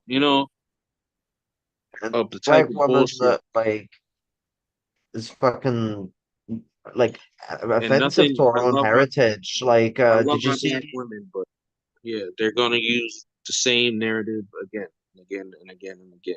I think what her like fucking father said about her is like damning, the way that she like fucking plays into racial stereotypes about her own black heritage, because her black heritage comes from Jamaica, and like she's like treating it as if Jamaicans are just all a bunch of like pot smoking hippies, which I mean that's already offensive to what like marijuana actually means to Rastafari culture specifically, but not all Jamaicans smoke marijuana. Like that's Right. such a fucking like, oh my God. Of course I Yeah, smoke no, I get it. marijuana. I'm Jamaican. It's like fuck. Yeah. Well, the thing was, even though you do have a point, I think she was more or less of the Jamaican part in that respect because of the Snoop Dogg reference, and it was like just her trying to pander to the young black crowd to death, because the culture is just wherever it is It's with, yeah, it was the and cackle that she did when she did it after all the people she's sentenced to like fucking exactly, essentially what's equivalent to life sentences for fucking exactly. marijuana. Yeah, I mean, and then we have people who are on TikTok talking about, oh, well, it was only 40 something people. Yes, okay, even if you figure out that it was a small amount of people that you prosecuted to for 10 years for a couple baggies, that's still a lot of fucking people for a fucking That baggie. they're actually being little shits. They're Yeah, I've obfuscating had baggies, because like, what it the wasn't just that. Like it was the people she was keeping in prison that were arrested for right, marijuana during the big part of the crime bill in like the 80s and exactly. the 90s, where people were getting like 20 years sometimes for weed charges. Like they would challenge because they'd been wrongly arrested to be Yeah, released, and then like Kamala would like use her money and her institutional power to like yeah. fight against these court hearings and get them put into prison and prevent them from getting any early release or 100%.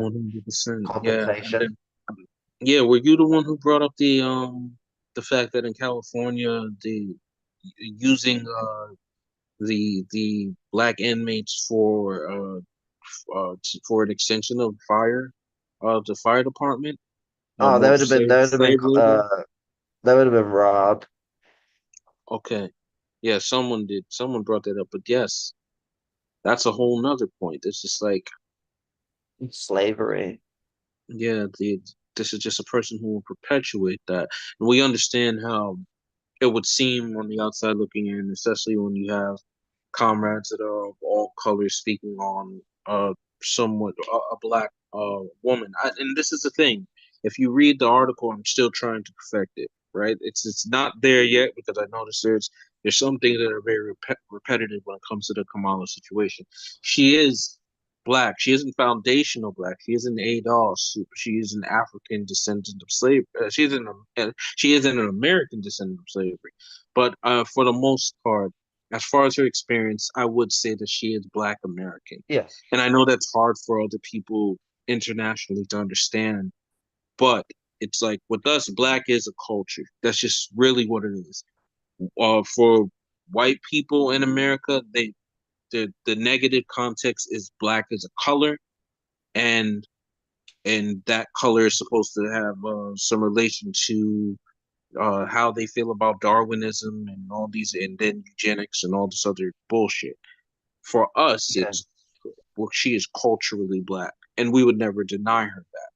She doesn't speak like an Indian woman or someone from the West Indies. She doesn't speak patois or Hindi and anything of that nature. So we, it's hard for those within our culture to see her as anything but. And when people try to, pick her apart on that front, I think that it's kind of counterintuitive.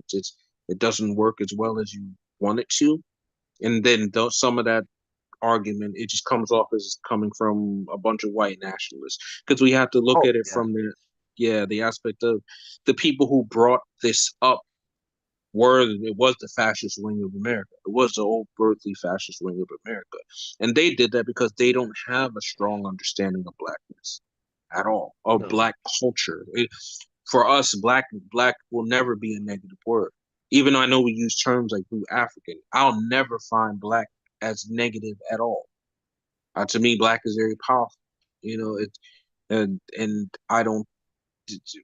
When we look at culture, someone who resonates with us in that way, it's like I just would urge our comrades who are non-black to kind of step away from some of that argument, because it's almost like I think what it comes into is that like some people make the mistake. I've definitely done it before, where you can get caught up in the being an exploiter has a lot of similarities with like what one would typically call whiteness from like the traditional term that comes from, which is like the Whitman or the landowner. So like I think people then, instead of treating them as black exploiters, they see where they start to be. It's kind of like the term Oreo and other stuff like that, which ends up getting kind of undermined as for what that implies. Where it ends up becoming more about their association with the white establishment, that people do kind of lose sight on the fact that these people are black. Yeah, but that's the other thing, is like we would tell you if she was, at least if she was an Oreo culturally, but even if someone is an Oreo, we would have less of an offense as far as black culture. Your typical common black person who's just on the street, you may come, especially like a black woman right now. I would suggest like some of those arguments, steer clear from them. But if she was an Oreo, like if you have a Tim Scott, that's an Oreo. Or a Tim Scott. At the end, sorry. No, go ahead, comment. I was just gonna say that, like, yeah, we don't have no right to be choosing who'd be Oreos or who'd be not. Like, you gotta be told what was that sort of thing. You gotta follow the beat. Yeah, sometimes we feel like it's a parent who's who. Even though it does stand out. Like, you definitely get like, what's his fucking name? Was that comedian, like touchy feely guy? Fucking I can't remember his fucking name. Oh shit. Don't worry, go on. Okay. I would say that just with what we're seeing right here, there's so much more as far as revolutionaries for you to go off of and attack. So much more that is that has more substance behind it than her ethnicity or race, because that, for Black Americans, it's such a you're looking at something that's just loaded, and you could step in shit. You understand? Like, don't do it. Not that I'm trying to go at anything like that. What I was more pointing out is how that they have. It's not even you, comrade. I was just sort of. I just wanted to clarify that I wanted to get at like the internalized racism that exists with her, because like she kind of did like talk dirty on her like Jamaican heritage just to get like 5 cents of support from young people who all hate her. Like, you're talking about the marijuana, but yeah, that's what I was, and that's why I brought it up, because it's like when you're to our community, right? That reference wouldn't come off as I'm a Rasta. It would come off as Snoop Dogg and Dre made the Chronic. Like, to those who understand that aspect of it, the Chronic, like, yeah, so it becomes more of a Black American thing, but then we know that she's pandering to the youth, less of she's throwing dirt on the Rastas. It's more of a, hey, I'm cool or I'm relatable because when I went to college, when she said the wrong year, Snoop Dogg just came out, and I was listening to Snoop Dogg. I was listening to the Chronic while smoking Chronic, and her father said, "Yo, that's bullshit." Oh You no, there know, was like a different time as well where she turned around and said, "I'm Jamaican, of course I smoked marijuana." Like she said that oh, did she explicitly. say that? Oh, Yeah, yeah, okay. yeah, yeah. That's what I was on She, about. yeah, Like that shit was like like not necessarily anywhere near as bad. That was like, okay, we've all smoked weed at like some point in our life kind of shit. That's actually yeah, kind of relatable if she wasn't jailing people for marijuana or like stopping yeah. people from getting out who've been jailed for marijuana. But it Mm-hmm. was the more the like fucking trying to do a thing where she's obviously doesn't come across like someone who like is like some daily like pot smoker or something like that, and then she's like fucking it just definitely didn't rub me the I right get it. way. I hear you. I hear you. And the other thing is, to me, she looked like she could have smoked weed before. She looked like she could have sniffed coke before. Like all these motherfuckers, like She did the they're not Democrat clean. Party, cocaine's likely. Yeah, yeah, they're not clean like that. But the other aspect is just like the blackness of any of these people. It doesn't matter. They can be as black as night. They can be fucking Wesley Snipes. They can They're be still Denzel black. Washington smooth. We seen it. Obama, right? They could be smooth as fuck. They could be Tupac and the DNC could get sworn in right now. Just what that imperial seat will do to you, or what they'll be inclined to do, is shit on you. That's it. It doesn't matter the blackness or not. Just we At get the to a end of point where, yeah, go ahead. at the end of the day, they're like being used as a racial tool to try and manipulate black people into supporting the white supremacist state. Exactly. Kamala was a pet project for the Clintons, like to be quite like Obama was as well. This pseudo left visage that will allow the Democrats to have easier chance at winning amongst minorities and keep maintaining a higher voting population. So Kamala's been their wild card for a while, I think. What was it Adam Schiff said? They only needed Biden to beat Bernie. They didn't need him to beat Trump. Of course. Yeah. Yeah, that's it in a nutshell. Right there. That's it in a nutshell. But American politics. what's it? I think you made an absolutely beautiful point though about that sort of situation with like how we look at and approach the situation regarding politicians of different groups. I think there's kind of a situation where everything that's bad ends up being like the thing that's defined just specifically as white, as if there can't be oppressors of different like ethnic groups that are specifically of those ethnic groups, even with the like internalized racism and stuff like that that will exist, because that's a thing that you see with like people who are in the oppressor group that are trans. They have like a transphobic measure at how they treat other trans people. Yes. But those people are not trans. They're still trans people. It's just they're fucking pieces of shit. Yeah. Exactly. That's exactly the case. Okay, comrade. I think we should definitely try to get to the next video. Pretty much is it. Let's see how Come on with the 20, fucking 25 push come. bikes.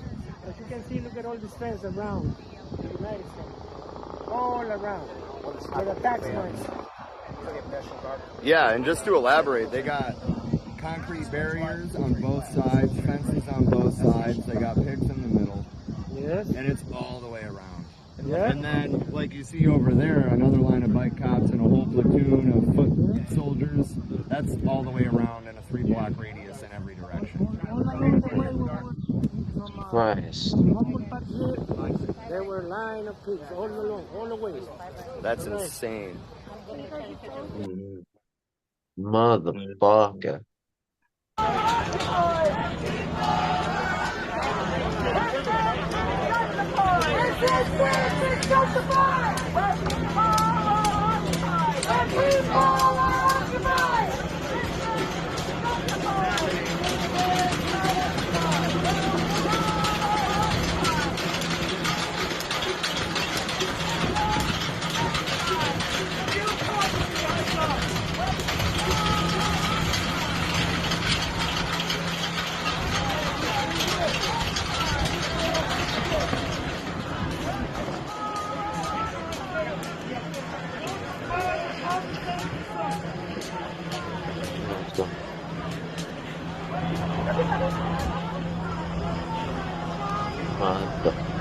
Fuck. Mhm.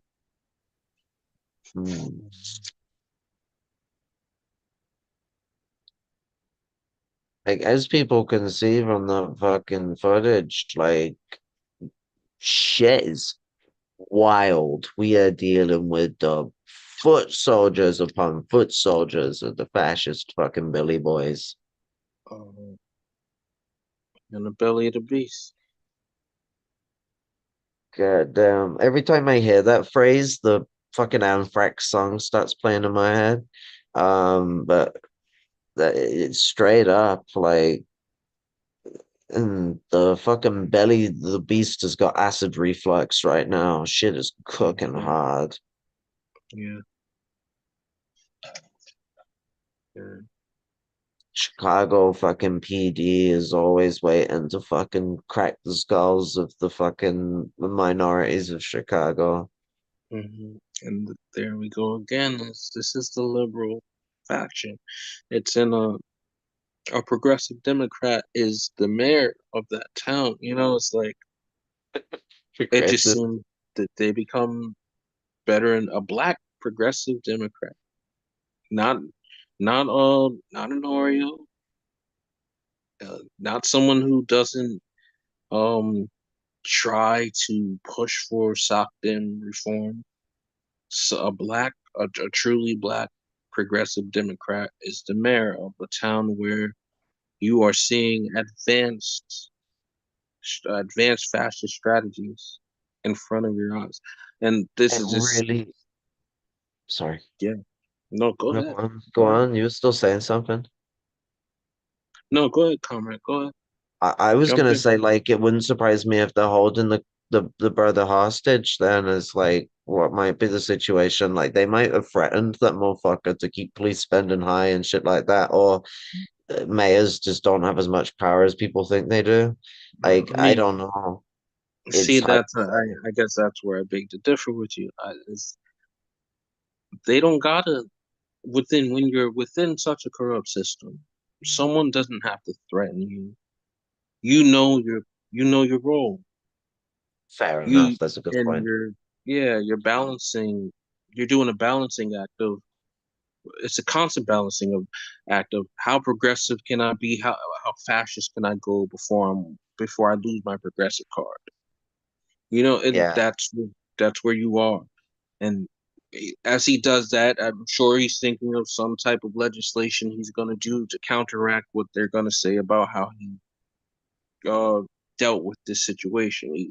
He's pretty sure that I'm going to make sure that the police keep their can't turn their camera off after 5. You know, like he's some bullshit. Exactly. Like Gotta make sure it doesn't enrage the police too much. They got to at least be able to turn the camera up and beat up poor people at some time of the day. Yeah.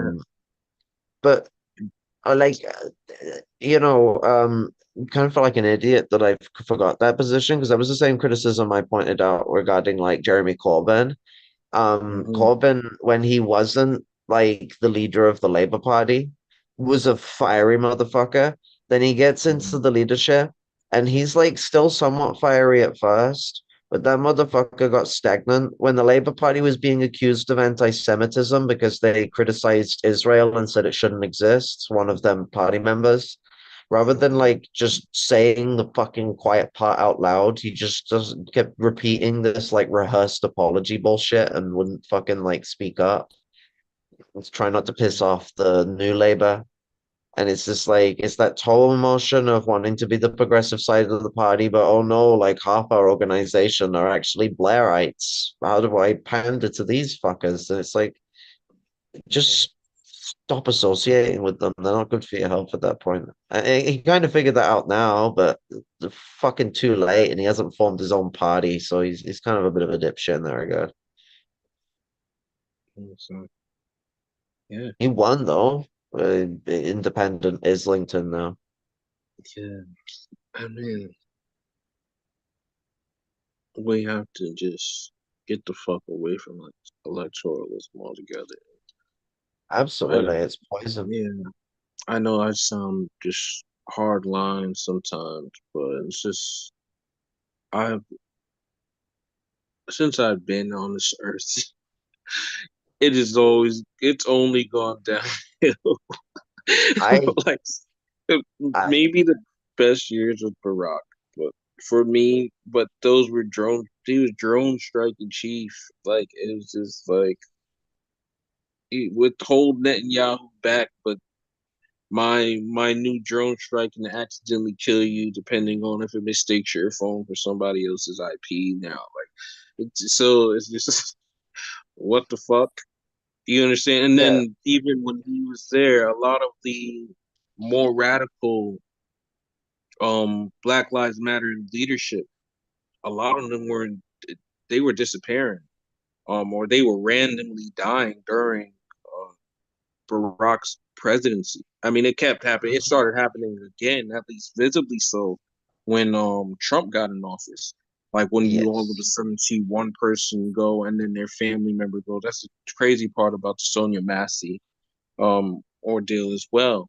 Is that type of you would Mhm. see so what some at least they're uh advertised as coincidences, right? To the layman, but it. And I don't want to be conspiracy theorist about it, but we've seen those types of patterns before, where it's just like family members will disappear. We've had a comrade here who was Native Indigenous, Native American, who that was something they saw within the Native American community. On the outskirts, one family member would disappear, then the other family members would threaten to do something, and then one by one, they all not disappear but die. They're all dead violently by Yeah. police, and no one talks about it. It's just If people get so caught up in these presidential elections, they'll never see what really ends up changing. The only thing I ever suggest is people getting on like school boards, and involved in like local body elections and stuff like that that can like at least get some local amenities sorted and yes, stuff in yes. protest. That stuff Mhm. is really all I support in election ways. Way I Yeah. see it is like I like looking at some of the like trends and trackings in the system because there's definitely like a pointiation of, well, is shit gonna devolve or not? Like Labour didn't win because the left got more votes this time. In 2019, Jeremy Corbyn got more votes than Keir Starmer did in 2024.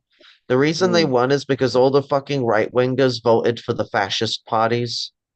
Uh-huh. Britain First, Reform, Yeah. Britannica, So fucking UKIP, because they still they exist. abandoned centricism completely.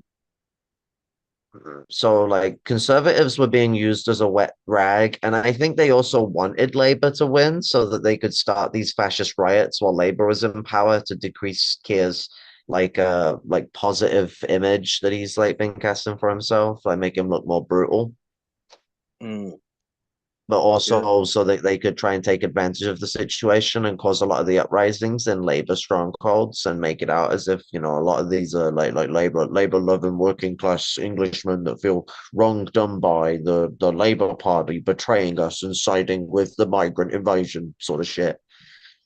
Oh Lord. Wash my mouth And out. So I think those type of sentiments are happening. That's exactly what's happening here with the Kamala Timwell's ticket. I believe it's just riling with some of those same sentiments.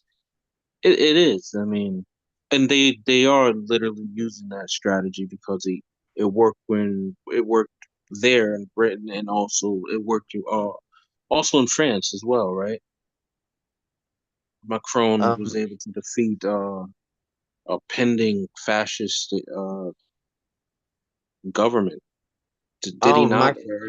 Mac Macron, I mean, he might still be president, but like the government that the party that won was the New Popular Um, Front. right.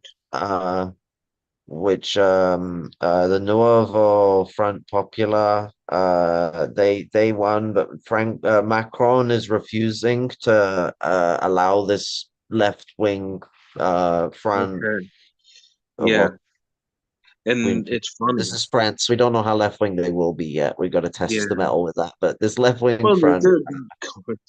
there's too many. You already know foreign policy. All my gold comes from the Congo, and so there's no way, as far as ever letting a truly left government Exactly completely what take I'm over. saying, because do you know the Algerian Revolution? That nearly kicked off in the 1920s. Wait, Well, it say that actually did again? kick off. Yeah.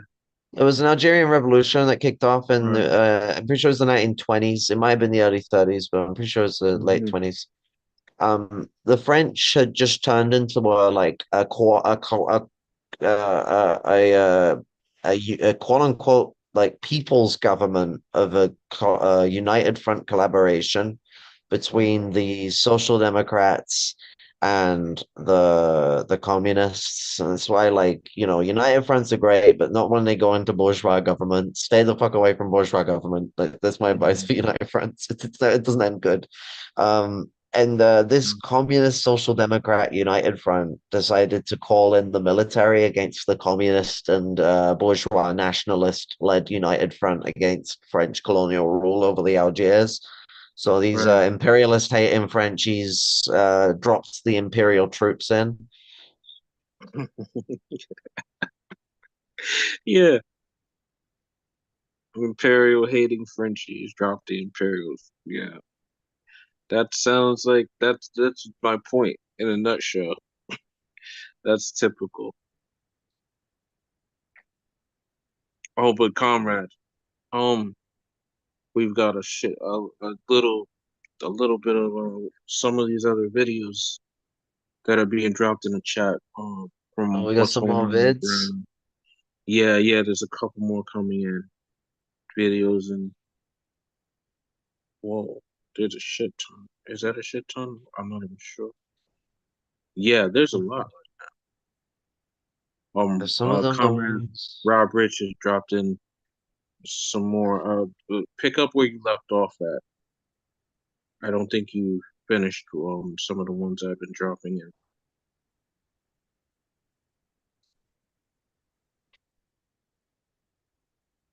Okay, there was one that was dropped after I opened the thing, so it didn't come up on my radar. It's my bad. Yeah. There's a number of them being dropped. I might just Some show are all of these things that were like reposted, like it's the well, event you from could skip yesterday. the Yeah. Or do yeah, I you skip can those skip ones? the images. Yeah, you can skip the images. But those of which that didn't get to as a bit. I think we stopped at where the marching. Oh, I've got it. Where this pig parade up there. And then Yeah, I thought we'd gone through them all. That's my bad. yeah. The whole world is watching!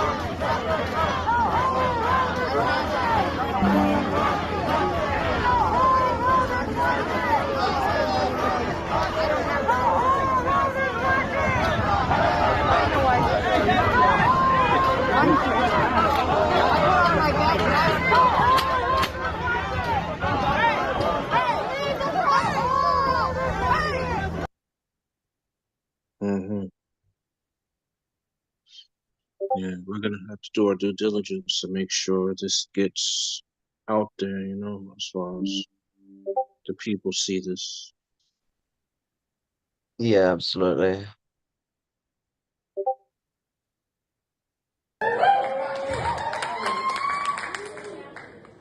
How can I lift you up and give you what you need? I give myself piece by piece, gratis. I was raised in the trenches with the treacherous, homeless families and single mothers having to hustle for survival. How can you sleep with no worries when young single mothers raise their children with no homes, while this system brainwashes our children into submission? Society with the appetite to consume our men, incarcerated and intoxicated without spitting out the bones, leaving generations fatherless and mothers' hearts hardened, left to compensate. Why should I keep quiet if I try that our sons and daughters have no prospect of a future? Aren't you tired? Consumers of our fate, destroyers of this earth. Oh, you have enough on your plate while others beg for the scraps of your life. You think you have a right. You're privileged, untouchable, and your head's held so high. You think because you ignore the problem that it won't escalate. Because you can't see, hear, or feel oppression that it's not heaped up on your plate. You think we are unworthy of shelter and security without strife. Now, it ain't accountability if it's revealed doesn't pull you out of the dark. Where is your humanity? I guess it left with the wealth, weapons, and the consumptions of your luxurious lives. We're losing our humanity now, and I'm calling it out.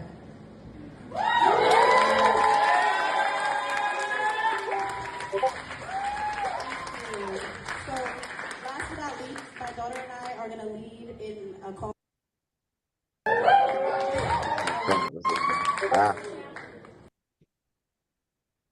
So.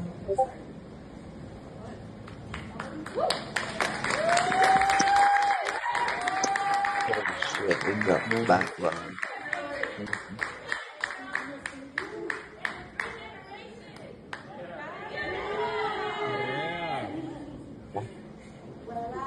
Went down to the rich man's house and I took back what he stole from me. I took back my dignity. I took back the reality. Went down to the rich man's house and I took back what he stole from me. I took back my dignity. I took back my humanity.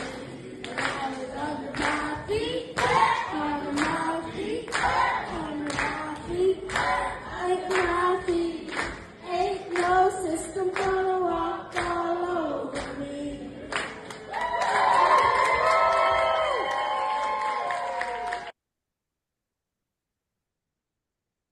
That's yeah. Oh shit, that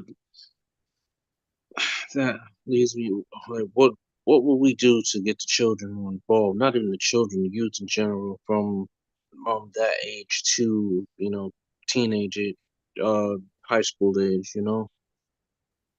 We also have to, especially when I'm dealing with trying to build a united front, trying to just a mass base. A lot of the revolutionary fervor we need is within the vibrance of youth. Yeah, and I mean it's like the world that the new generation, I can't remember what it's Generation Alpha, they're coming into, is like absolutely terrifying. Like Yes.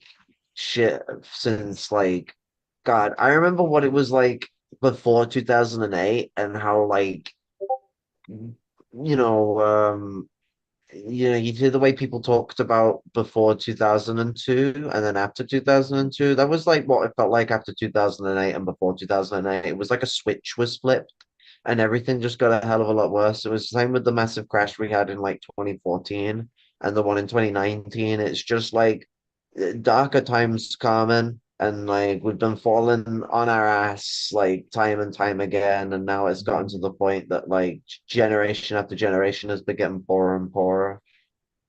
Yes, exactly, and it'll be best to inform the youth now, inform everyone at a younger age.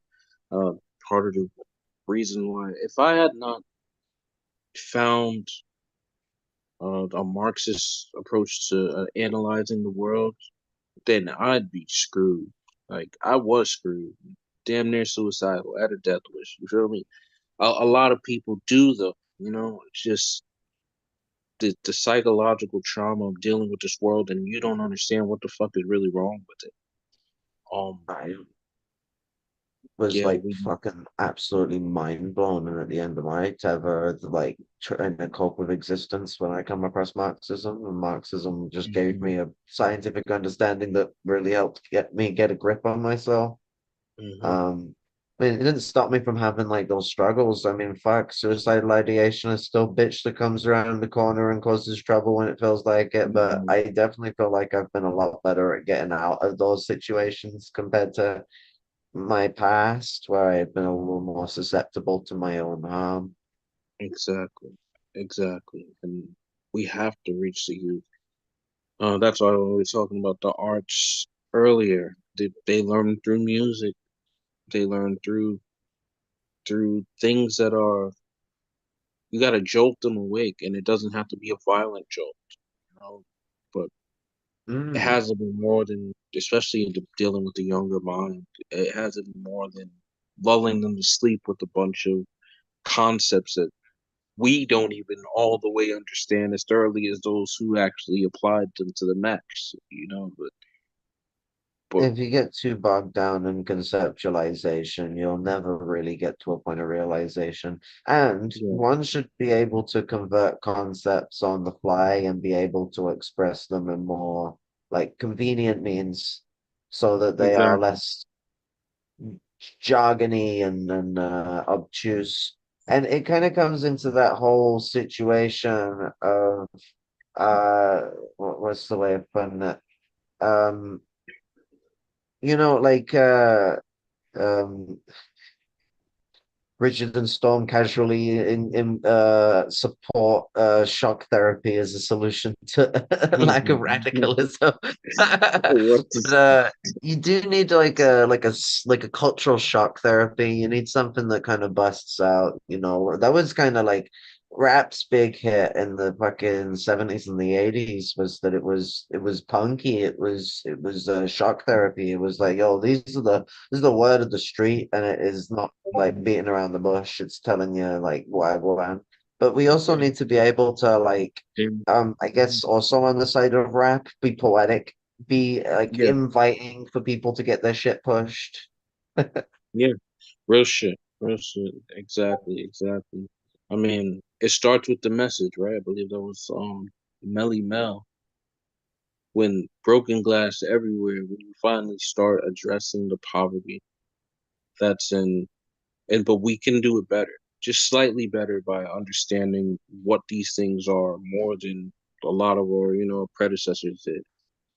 And if we could simplify it and do it better, at least in the informing stages, right?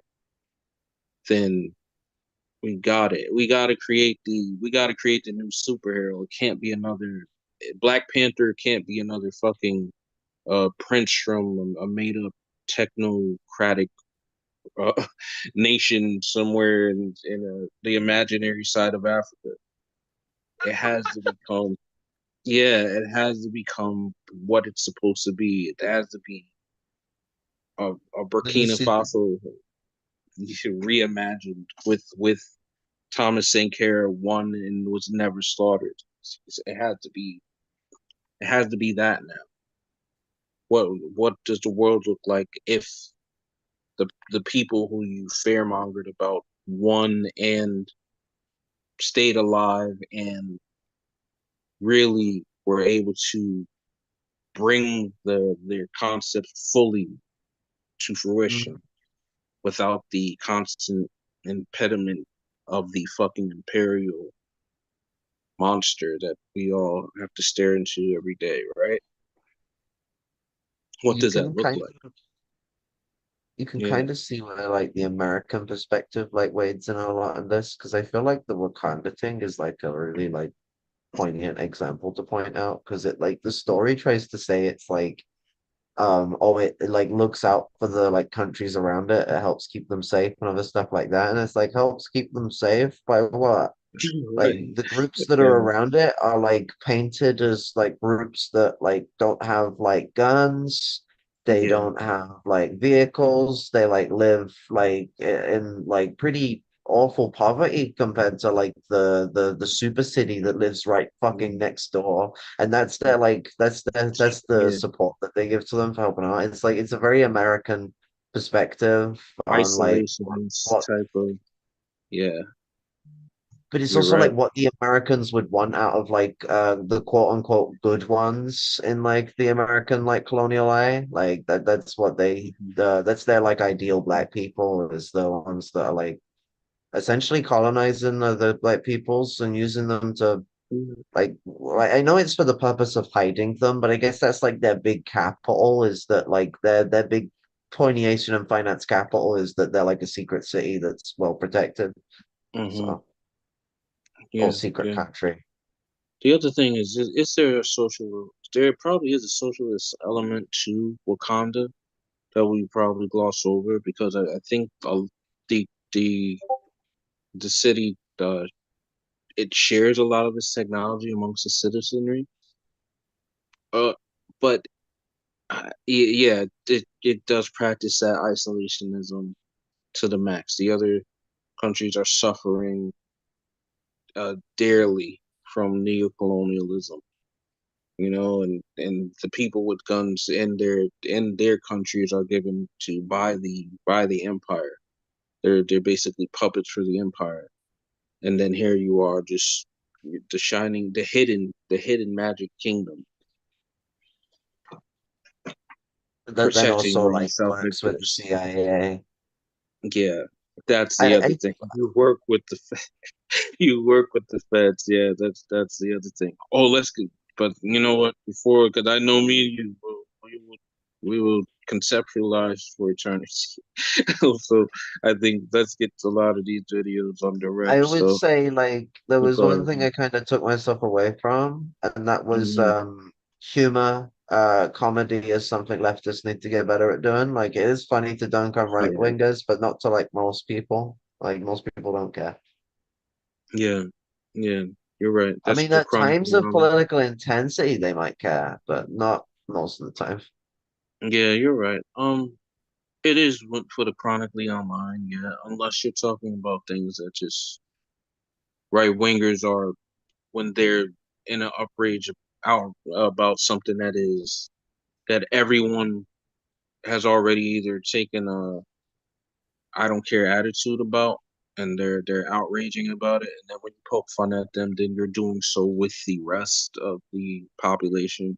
But if you're doing it from a perspective that's like just so left that you're talking over everyone's head, then yeah, Yeah, I feel like the people don't know well about how to like make comedy outside the realms of their own little yeah, like echo chamber of thought because they don't engage with enough normal people. yeah. That's the other thing. I guess you know what you make a grip. You make a solid point. Even that as us calling certain groups fascist, like the way that the people in the Imperial Court do not relate that to anything. They don't. They'll. No matter how much this little fucking machine in their hand can do whatever you ask it to, they will not look up the word for the meaning or anything, or capitalism for that matter, or communism for that matter. They will not press the Google search bar and get the four sentences that could have enlightened them. They refuse. So it's like you have to put things in some fucking neat box that If makes you them want to unwrap the box.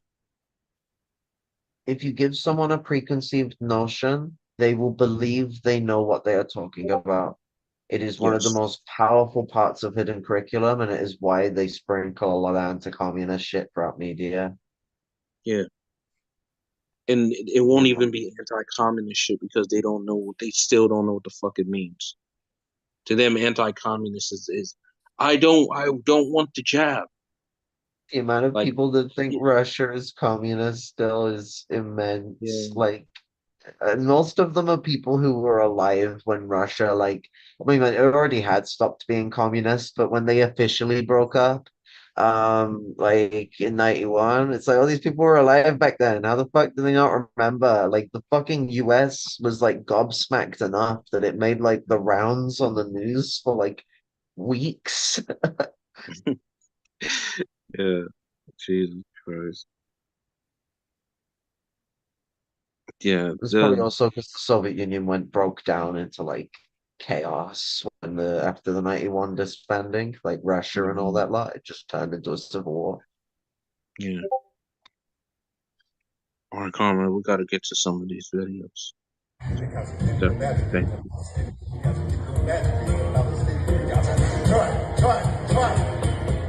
It's a massive open air prison. Shut up, you try to escape the prison, all planned. Systematic. It's all planned. Systematic. 100,000 homes are bombed. The water treatment plants are bombed. It's all planned. Systematic. It's all planned. Systematic. If you dare to get food, if you dare to get food, you're hit by bullets exploding. Bullets. Dare to get food, you dare to get food, you're hit by gasoline. No gas if you dare to get food. You be shot in the head. You be shot in the head. You be shot. Imagine.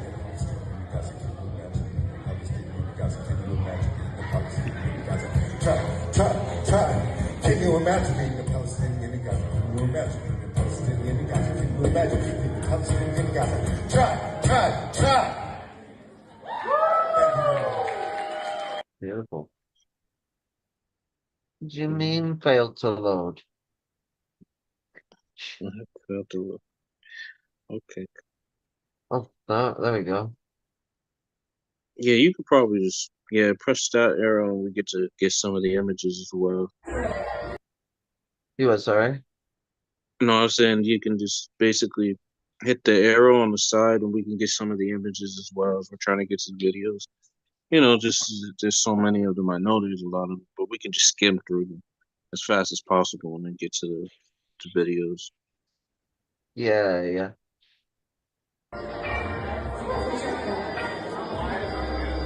Should be able to use my keyboard arrows.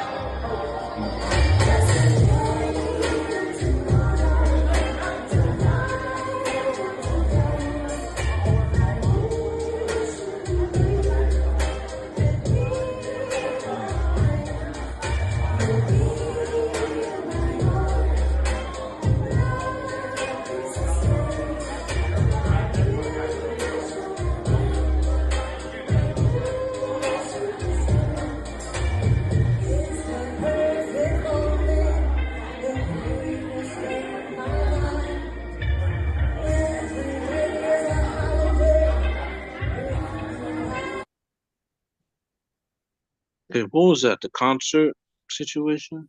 Yeah, from yesterday. Oh, that's from yesterday. Okay, there's like a pre DNC convention rally concert. Respect. Absolutely brilliant. And I have to stop on the like Genocide Joe pro-Palestine and USA to Israel bike. Like, where can I get a bike like this? Go everywhere Custom like that. made. Exactly. We're gonna have to get it custom made by whoever owns that. Reach That out, is comrade. You need to start supplying, brethren. Yeah.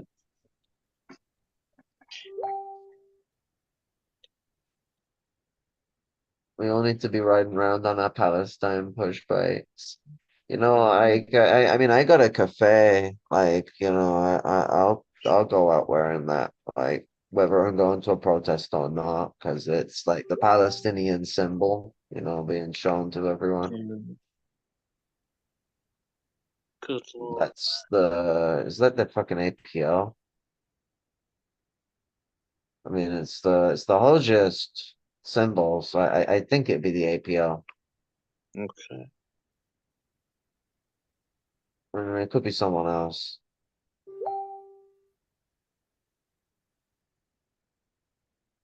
I mean, typically a peaceful protest. I mean, like a typical peaceful protest. No, there's no reason for that the level of. I mean, the thing is as well is the British establishment's evaluation of things left them turning around and stating a warning to the United States that they need to be careful about X as a danger for its ability to quickly mobilize like fascist like riots instead of just normal protesting. You probably want like they won't deploy this many police that quickly. They'll let a few days of riots go on until it gets too out of hand before they start deploying this many police if the fascists start kicking off. Because I mean, eventually there'll be a point where they get pig sick of them, the brethren herd. But like eventually they're gonna let them cause enough havoc as much as possible, especially given that like some of them are gonna be off duty and inside those organizations. Yeah. But Yeah, the you know, way it's they the whole. do this, I'm sorry. I mean, if money can be a corporation's speech that we should not infringe on, then I believe that that amount of policing and virtually peaceful protests is that is infringing on our rights as well. Obviously, so but that seems like a First Amendment infringement right there for sure. Absolutely. That I mean, if this is how Kamala's gonna do it, which I think this is not gonna be it's not the last time we'll see this level of authoritarianism. I'm pretty sure during her presidency, this will not be the last time. But it seems like this will be the route, like quell any uprising in such a way that you won't even, it's like quash it out before the flame rekindles approach. Yeah, the First Amendment has like a sub clause that essentially specifically like states that protesting is like a legal way Yes. of like challenging the system. Exactly. For those that don't know, the Constitution is written like kind of crazy like because they can't change the big clauses because they'll get in trouble because America's weird and stinky, even though the Constitution was actually designed to be changed. So they just have to add loads of sub clauses on. So every like part of the Constitution has like several like sub amendments that make it painful to navigate. You're right. 4,000% correct. God, and they use those sub clauses to bury the fact that like it's a little more than just what is it? Is it the 14th Amendment that says that slavery is allowed if it's in prisons? Because like there's some sub clauses that make that shit like a little bit worse. Yes. And it's like, because it also justifies like a lot of the more worse stuff around it. And you know, fuck.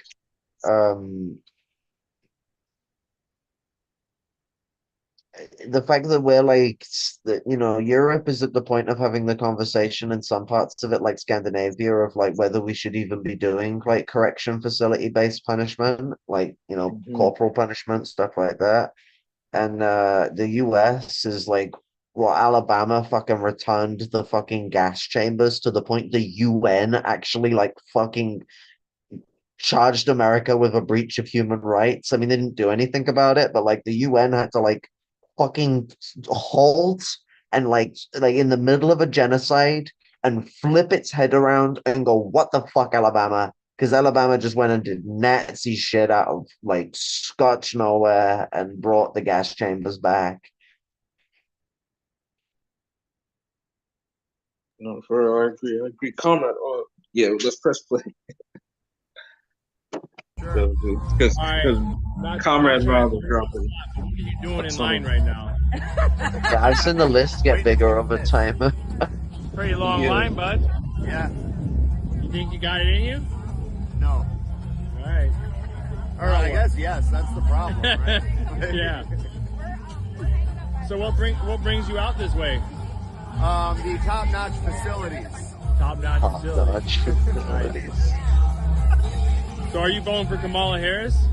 No, but that guy over there with the Biden-Harris flag, that guy probably is. He's got the right idea, huh?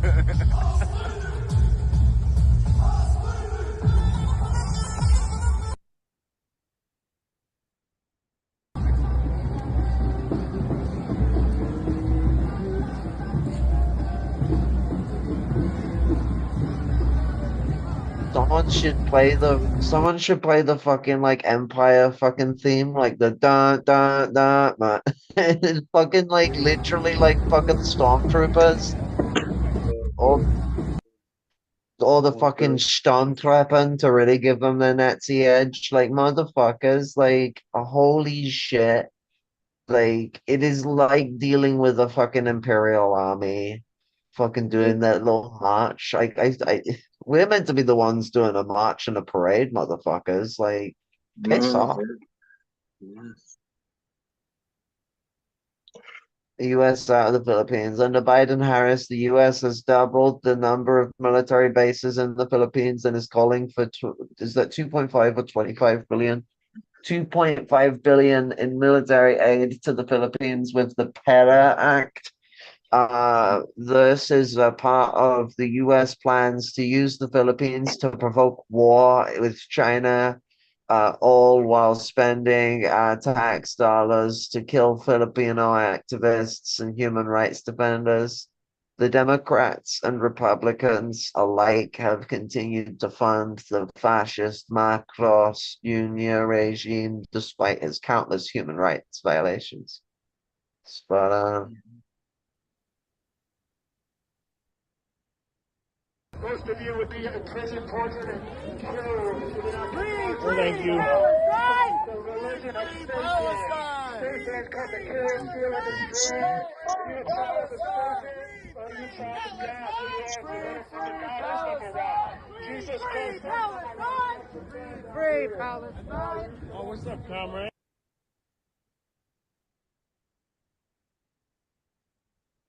mighty Palestinian flag as the fucking starry plow. It's what you see at Palestinian protests. Irish flags always show up. I swear to God, it was the same when I went down to London. Met quite a few Irish folk down there and had a good chat with them. Yeah, that's why I've always gone to respect Irish comrades, and anytime that I could have a chat with one, I would. Yeah, your history is worth honoring for sure.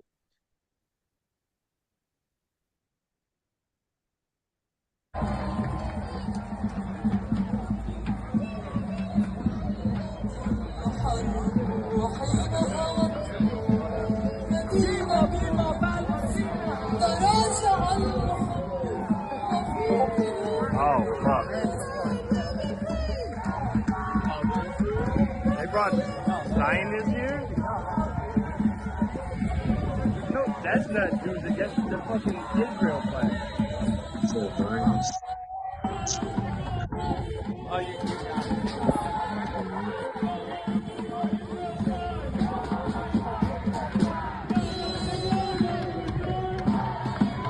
Basically talk about with like swastikas, like motherfuckers.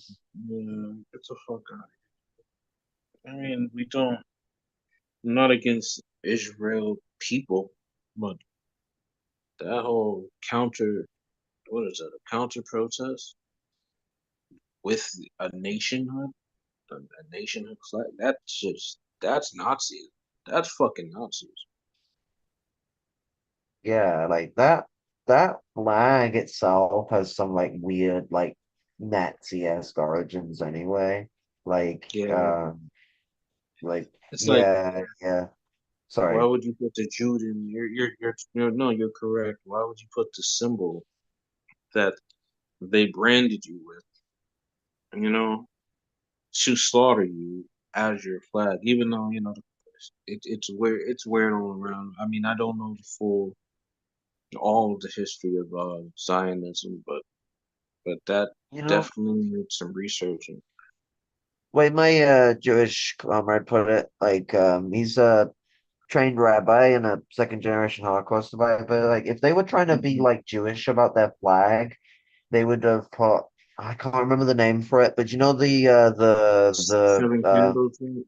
the candles, yeah. That Yeah, would have been their symbol, not the Star yeah, of David. Like the yeah, Star of yeah. David has its importance in Jewish culture, but David was a piece of But I shit. don't know. Yeah, but David I don't even know if that's the fucking Star of Like, is that the? I mean, there. You know what? I don't want Six-sided to go into star is conspiracy. meant to be the Star of David, and that's why it was put on them and put Judah. It was like they had to wear the Star of David to mark them as Jewish, but like Okay. David is important to like Jewish canon, like absolutely. That he was also like a piece of shit. He's actually where Zionism kind of gets its inspiration from. It's the Kingdom of Israel of Solomon and David. Okay. Yeah. And Then there's 100%. There's also a Jewish figure. I think it was around the same time as the Jewish revolts against Rome, right? Bar Kokhba, and he basically was on some acceleration and shit, and they won like one battle, and then Rome came and like fucking annihilated them, right? But that's like what the nationalists, that's like their hero. So any sign of that type of strength, that's why David is there's that's the only thing I could kind of relate it to, like that symbol of strength. The person who overcomes, who's chopped off all of the giants' heads, and has even dealt in you know, some genocidal events, which that's fucked up all the way around. I guess it's supposed to be like their never again flag. before the Kingdom of Israel formed, the tribes were all separate in institutions, like groups, like they were their own things, and they lived like not in always in peace with the native population, but mostly. Like it's not like they were like always the Anglo-Saxons the moment they like turned up. I mean, even that's a bit complicated with the English and like the Anglo-Lander Saxons that come earlier. But like, it was more of a kind of weird situation that eventually tensions grew and opportunists took power and they basically formed like a mini empire in a sense, like a local colonial thing, and started Yeah. colonizing the local peoples, and that eventually backfired on them. It's where you'll see in is it the Talmud is the one that was written after the exile? The Talmud, Um, yeah, yeah, you will see them mention like about how like one of the things that contributed to the exile was their hubris towards the Gentiles, and they're like treating them as lesser people Oh, and were you taking talking advantage about of them via that. Exodus? What were you saying? It was in the Torah. Are you talking about Exodus, or I, you were I'm speaking talking about I, something I'm else? no, I'm not talking Exodus. I'm talking like the Jewish exile out of Israel. Like Okay. when the kingdom of Israel collapsed and the Jewish people were exiled. Yeah, so the Babylonian Talmud, right? I believe it Yeah. was. Yeah. What's it that was like a contribution of like a lot of different things, and one of them was considered to be like essentially like massive chauvinism. Mhm.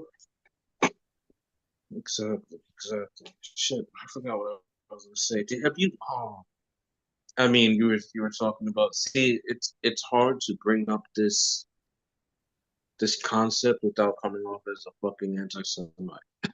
So, but the whole issue of if you watch Richard Medhurst at all, where I don't think so. you don't watch Richard Medhurst, he had this whole segment where he was exposing the original last names of most of the people within the parliamentarian of Israel, and how most of them are typically European names.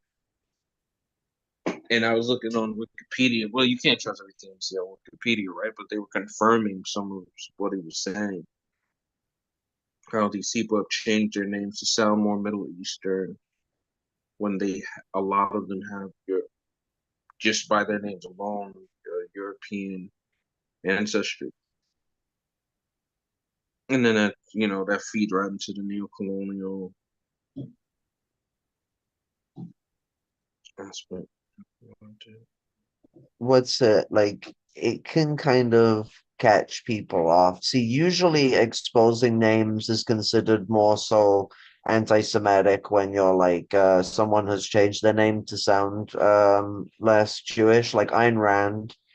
When people expose what Ayn Rand's like original name was, like that usually tends to be like anti-Semitism because they're like bringing it up because she has originally a very Jewish name. What's it in this case? It's like, okay, it could be because like in a sense, restoring Yiddish into like the way they label themselves isn't necessarily a problem. But the thing is it kind of shows the thing that they're behaving like white supremacists. They act like white supremacists, and they just so happen to have some like white sounding names if you dig deep enough. And so, like, there's a thing that's going on there that's a little different than it just being about the name. It's about the type of people associated with it, and I think that's a big thing. Because they want to think that they're about the Middle East, but them being about the Middle East means massacring and ethnically cleansing it because they don't want to like ethnically integrate, which would be the way that you would restore the West Asian culture to Hebrew would be to like reconnect it with the land via like actual integration rather than bloodthirsty massacre. Right.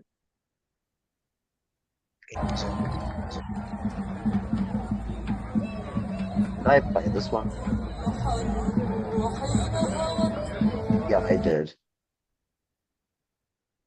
Oh wait, no, that's a video.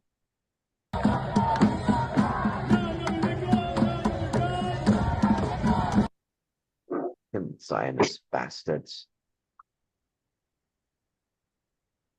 No aid for apartheid Israel. Fund education, help the homeless. Palestine.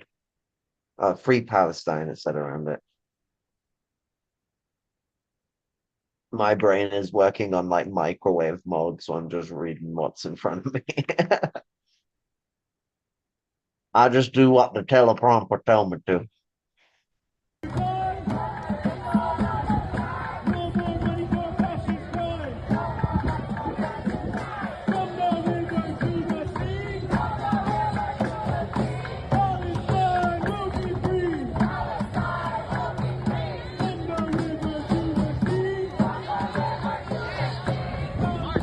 Yo, I've been loving all the drummers that have been coming to protests. We had like a whole like drummer set thing. Like I saw like people that were with this Roman drummer crew that I met like all the way up in like fucking Litchfield.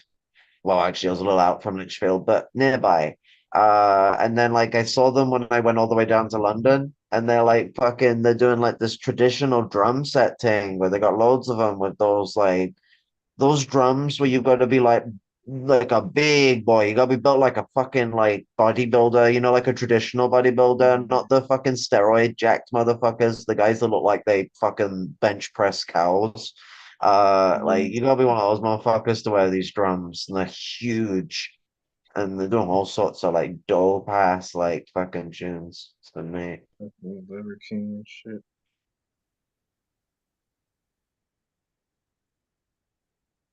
Right. That was from the speech we were watching earlier on the first clip.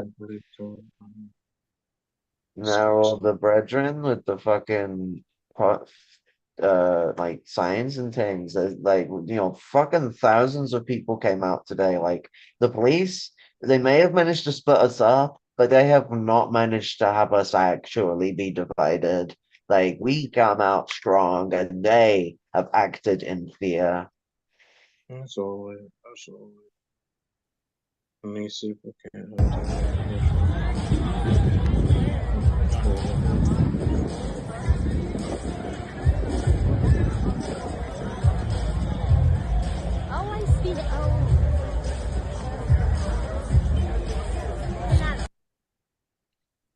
they can't have their little electoral process spoiled by people actually wanting more democracy, wanting to be heard, right?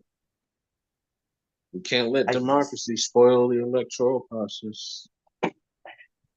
Like the Democrats, like just they're like, oh, maybe we don't need to give anything again this time. It's like you motherfuckers like have been referencing Roosevelt. Learn from him. Like you motherfuckers are gonna do people so many times that when they actually do need like at least something that's not Nazism, y'all have nothing to offer. So then no one's gonna vote for you, and then just by proxy of no one voting for the Democrats, the Republicans will win. It's not even that people are gonna be like necessarily even flocking to them. I mean, it actually looks like it's gonna be a tight vote this year, but nevertheless, like they're not offering like they're not offering those of us that don't want to vote at all anything. They're pandering to the right with their fucking border policy. We went hard on the border and the Republicans refused to agree to it. As always. And look, and that's something I was writing about as well. I mean, even with the Tim Walz pick, which is supposedly the great progressive pick, it's pandering to rural white America. What will the black constituency even get out of this?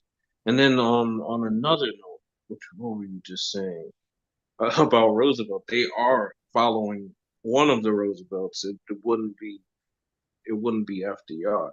But Theodore, I believe one of the things about his strategy is he's supposedly not innovative, but he was known for being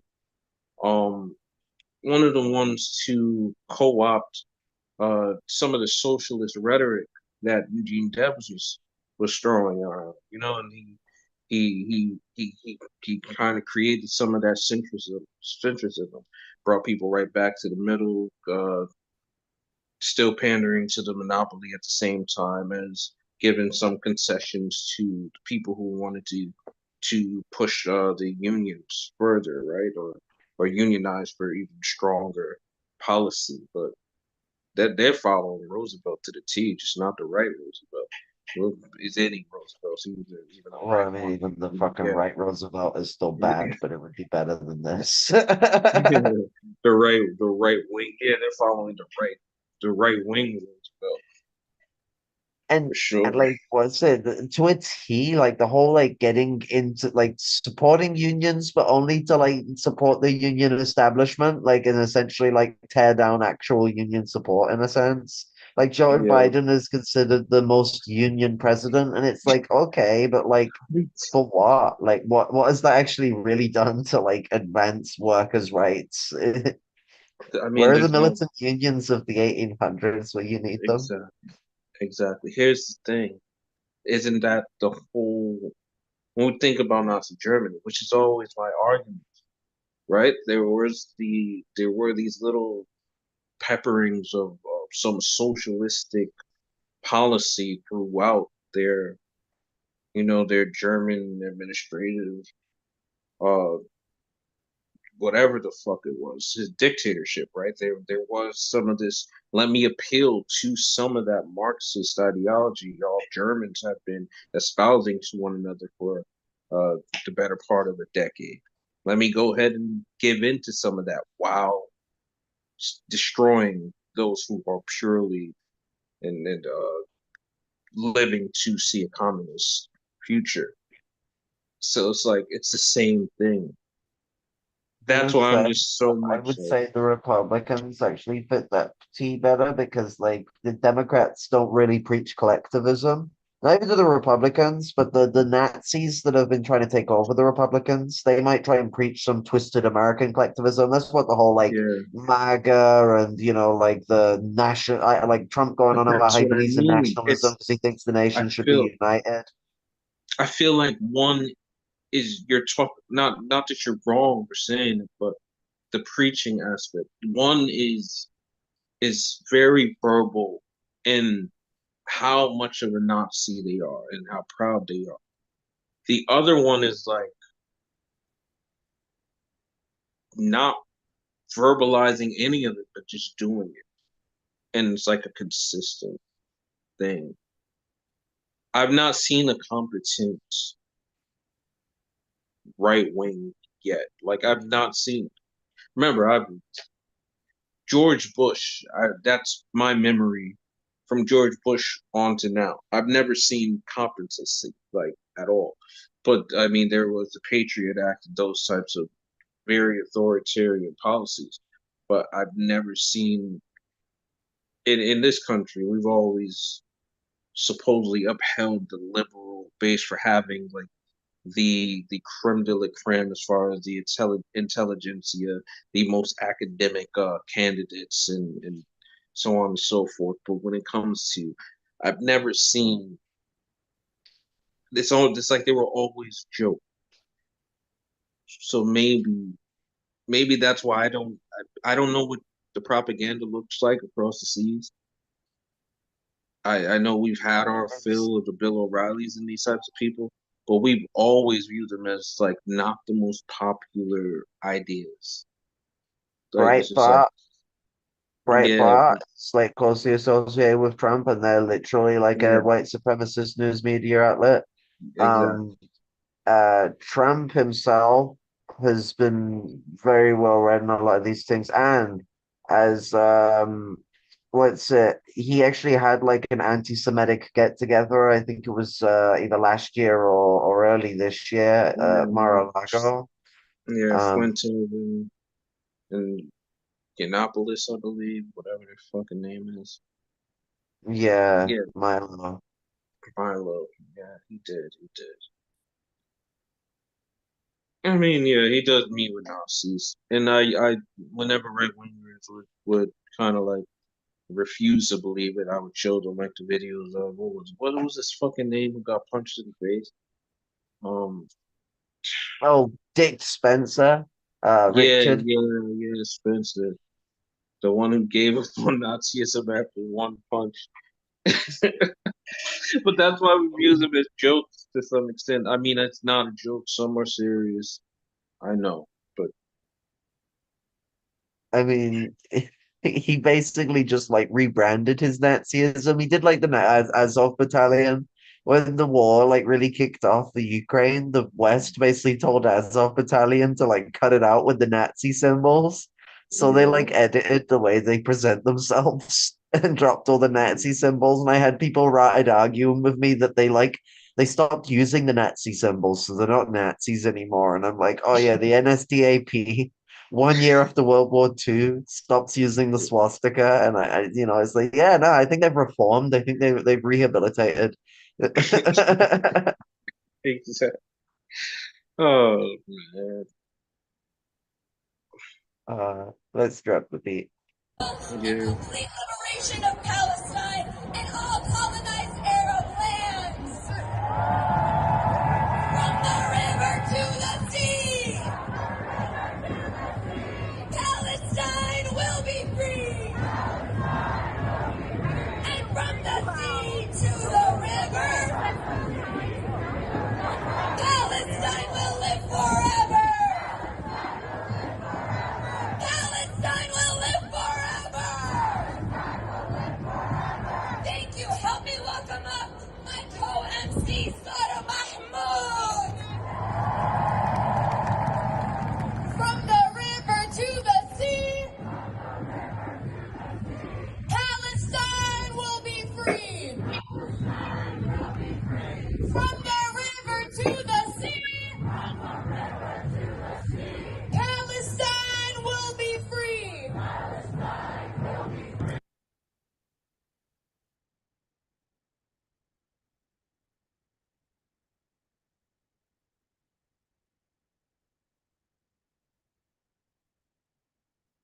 I like that flag. Hot down.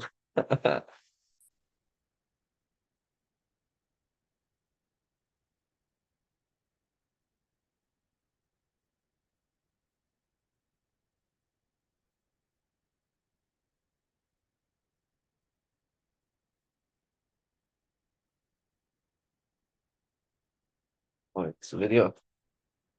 Thank you so much for being with us here today. My name is Abda Abdel Khalid, and I am a student organizer.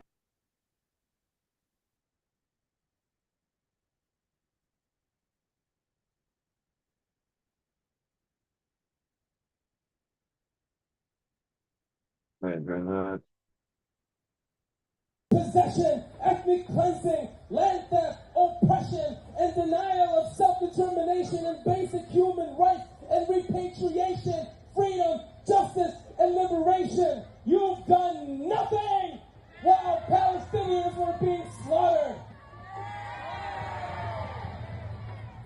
The specific intention to destroy civilian life and infrastructure was clear, yet you did nothing. The ICJ ruled that Israel's plausibly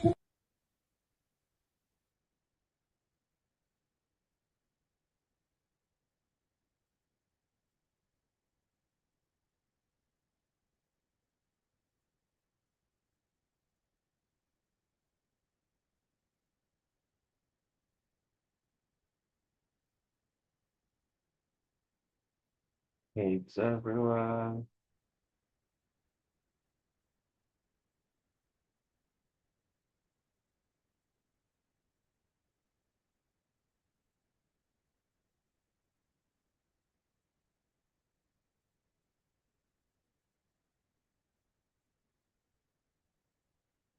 For mass murder. But they can show up here because one mind can change the empire. We're here in the city of the chairman, Fred Hampton. And these same dark forces right here, along with the Alphabet Boys and the FBI, came in and committed cold-blooded murder of Chairman Fred and Mark Clark. Understand the ground that you stand on, the legacy of this city. What we're doing today is no little thing. It's a big damn thing. And we're doing this for the people. We're doing this for the people. We're doing this to liberate our minds. The minds of people that think that Jim Crow Joe, Kamala Harris, Donald Trump, two wings of the same bird. Both parties are the parties of war. Both parties dropped the bombs in Gaza and dropped the bombs in Lebanon, dropped the bombs in Africa. Both parties support AFRICOM. Both parties support the military industrial complex. Both parties support the nonprofit industrial complex. Both parties support privatization. Both parties, neither one is for universal health care. Neither one is for universal housing. So we don't have a choice but to support an independent candidate like Jill Stein, Dr. Dr. Stein, Claudia De La Cruz, Dr. West, but we're not gonna be frightened into supporting the Democratic Party. Come on, you ain't gonna scare us. You're not gonna make us emotional. You're not gonna tell us about the boogeyman, because we don't believe in the boogeyman. We're here to support the revolution of the mind. And we're here to do the most important thing, and I'm going to close with this. We're putting our bodies on the line.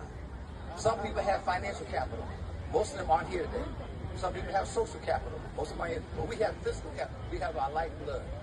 And as the Hebrew Messiah, melanated Messiah said, don't man take my life from me. I lay it down free.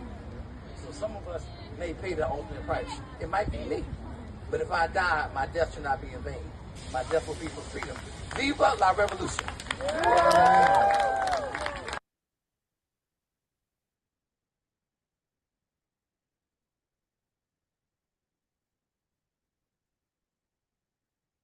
Please get bust in.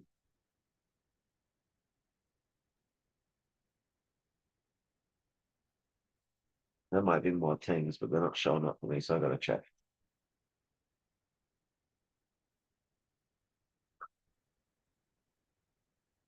There are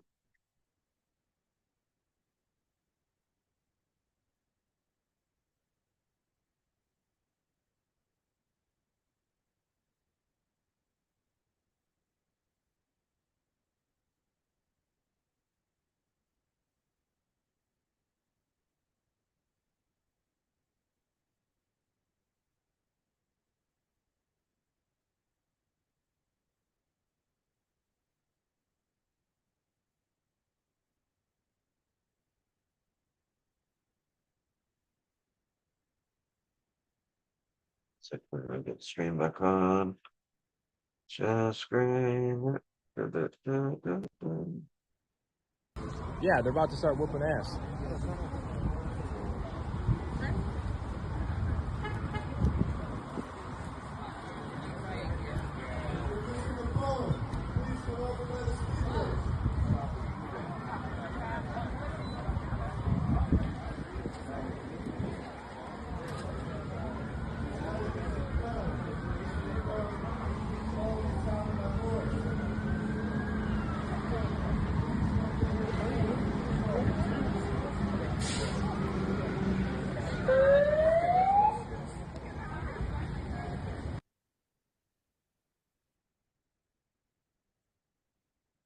Yeah, they're about. Okay. Again, I just want to let you know, I just got my body-worn camera on. Everything's being visually recorded. Okay. No, the next street's not going to be blocked. You actually, that's the street you guys actually walked down initially. Okay. Thank you. You guys are class traitors. You know that, right? You're working class. You're fucking class traitors. This one knows how to fuck say it. Yeah.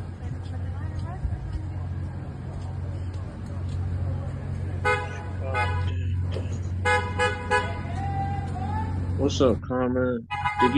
Did I leave this fucking mute on? Did you hear a bunch of talk just now or no? I heard you talk just, but I didn't hear you talk otherwise. Huh? You said what?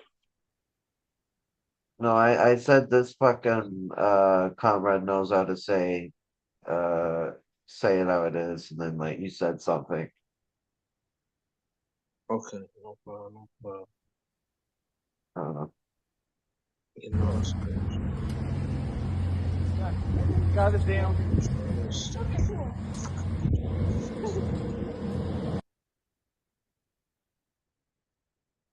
Oh, wait.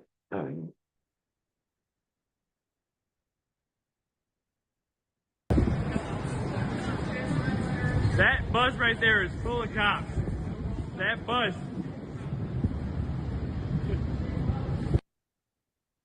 The piggy bus.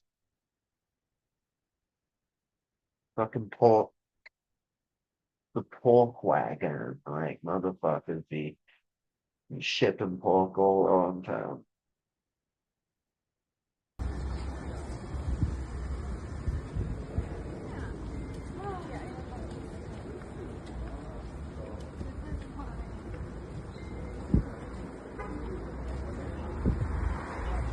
Where's the bus?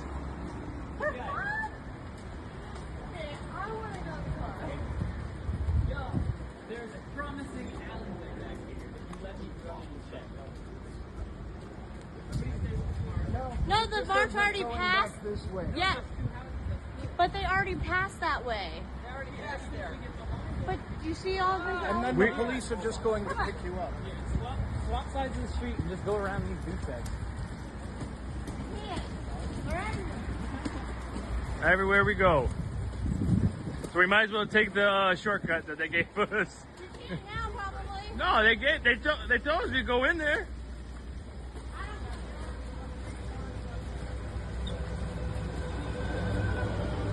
Jesus Christ. I thought this was a free country. Is this March? The March is right there. Okay, here.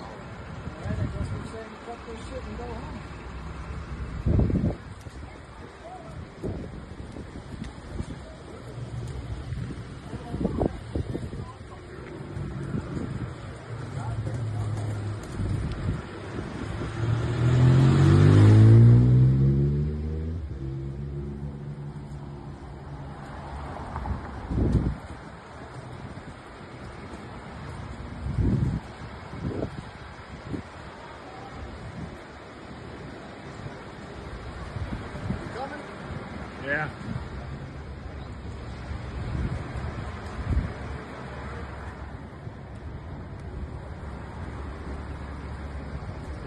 They took the city bus. They all came off that bus.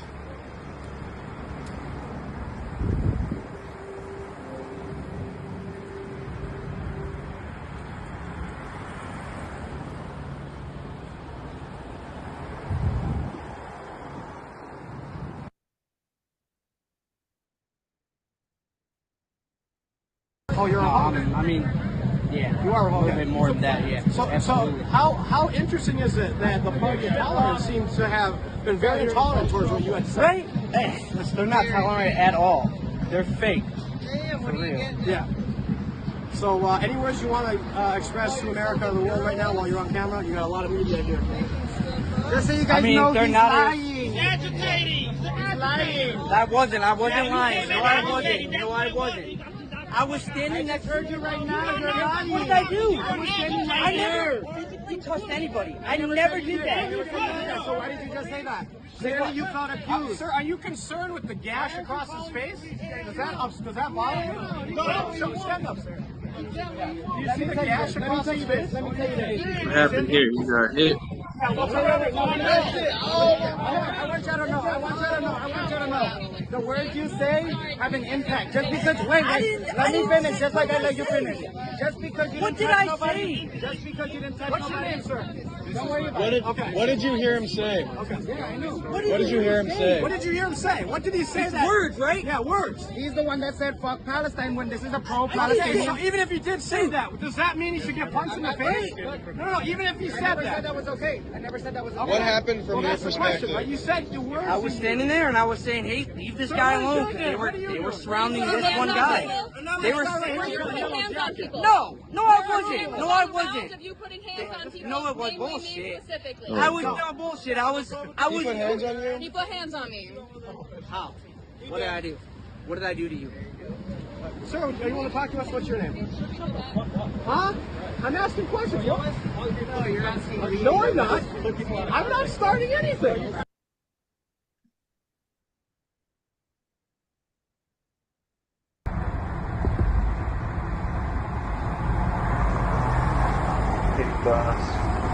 There's all the cops. Look at all the cops on there. That was all the cops. They were getting out. The cops are giving the cops an escort. Look at that. Use the left 2 lanes to keep left onto Dan Ryan Expressway toward Garfield Boulevard. And just having that video like what? Yeah, they're making quota tonight. Jesus Christ. But that was the pig bus transport. Yeah. Pig bus. It's not all of them now, I think. There's more come. No, that's everything. That's everything? Alright. Our comrades got out the situation safely. I thought it was going to take a lot longer because there was a lot of stuff there, but like, God damn, I'm glad they got out. Yeah. Yeah. That was looking like like it was going to I get don't think very hairy. Yeah, but it seemed like Kamala and they was trying to they're trying to make it trying to catch any chance of uprising or actual rioting before it even happens. That's why this fucking overpowering police numbers and all that. Trying to find a way to paint us as violent, so they're waiting for us to pop. That's why it's like people gotta be careful of adventuristic activities. Like we gotta defend ourselves, don't let people punk us, but you also gotta be like really, really vigilant about how you hold yourself back so that you just try and like use prevention measures to try and prevent any harm.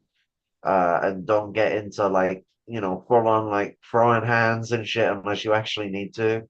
Because like provocateurs on either side are trying to cause us to, respond. It was like what happened with I can't remember which it was one of the uni protests in America. The right wing came and started attacking. I think it was in California, and the right wing came. They attacked the thing.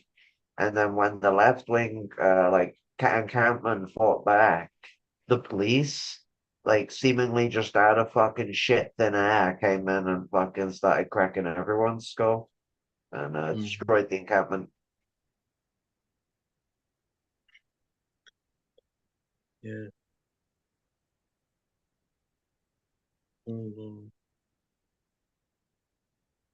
At least a comment made it say. I would have hoped for. Earlier on there was a situation. There was. It could have been even. Just more on our part. But we have more organizing to do. More attempts to get it right. be a little stronger and you know, with all of this shit, even the technical difficulty side, but all power to the people. It's good that everyone made it through. Those who couldn't be there, you know, for whatever reason, we would have loved to have seen y'all out there with the other comrades. You know, we're all supposed to stay together. It's supposed to be unity, Panther love. You know, the We can't comrades make did. them. Go ahead, Sorry. say comrade. I was gonna say, like, the Panthers brethren out there did like really brave thing today. Like, they knew that they were gonna get swarmed by the Chicago PD. Like, it was guaranteed, and they came out with the force expected of the most police, like, fucking city police state in the world. And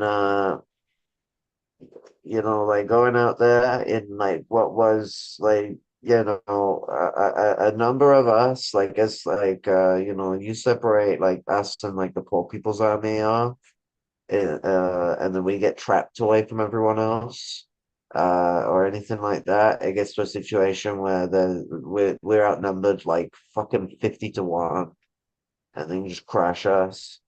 Like, that's brave shit.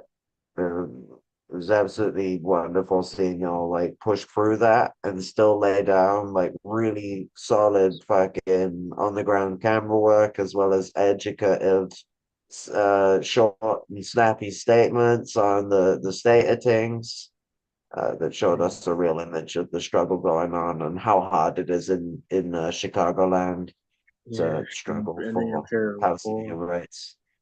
It is highly difficult to organize in this nation, in this empire. It is extremely difficult. You know what I mean, I think we are obviously dealing with an enemy that is far more advanced than anything we've ever seen. When they outmaneuvered the USSR, they were not as advanced as they are now. So we got to take that and, you know, that into consideration of what we're dealing with here while being within the beast. And what is Ain't no really bastion of the revolution this time. Yeah, what is realistic for us to do. I think that's what it is. We kind of have to figure out what's the most realistic thing and do that. But always, like, this is good what the comrades have done. I just would have loved to see a little bit more of our comrades, or a little bit more unity in another aspect. But it's all good. A lot Everything's more. coming to an end. Yeah. Sorry. No, it's okay. Well, I'm glad we got through it. It was a rough day. Even for those that weren't on the ground, it was kind of rough. Yeah, like, we had a lot of technical difficulties, and then my passing out didn't fucking help. I hit the hay like a brick. I don't even know how long I was out for. I think it was like an hour or two. I don't know. I have no recollection, and I haven't done the maths yet.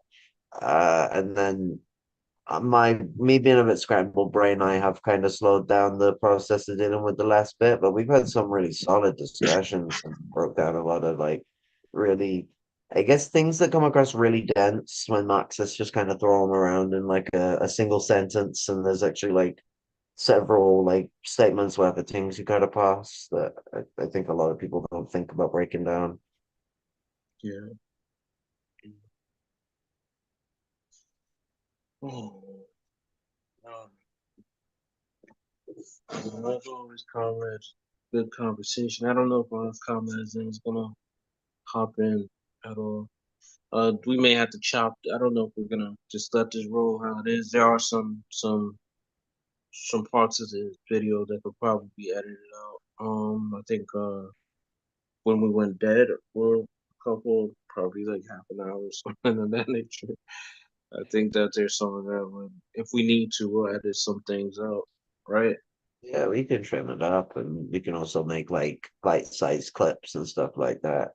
Yeah, got all sorts we can do with it. yeah, definitely. All power comment. I'm out. I'm signing out. That's it. Love and solidarity, everyone. It was great streaming this event, and we'll catch you in next time the Free Many podcast hits the God, I'm not very good at forming my sentences. When we all get together and we do another session, it should hopefully be Monday, but it might be a week from Monday because everyone's probably going to be a bit lagged from this event. Yeah. But All right, love and all power solidarity. comrades. Yeah. Oh, sorry. I was just saying all power comrades. All power.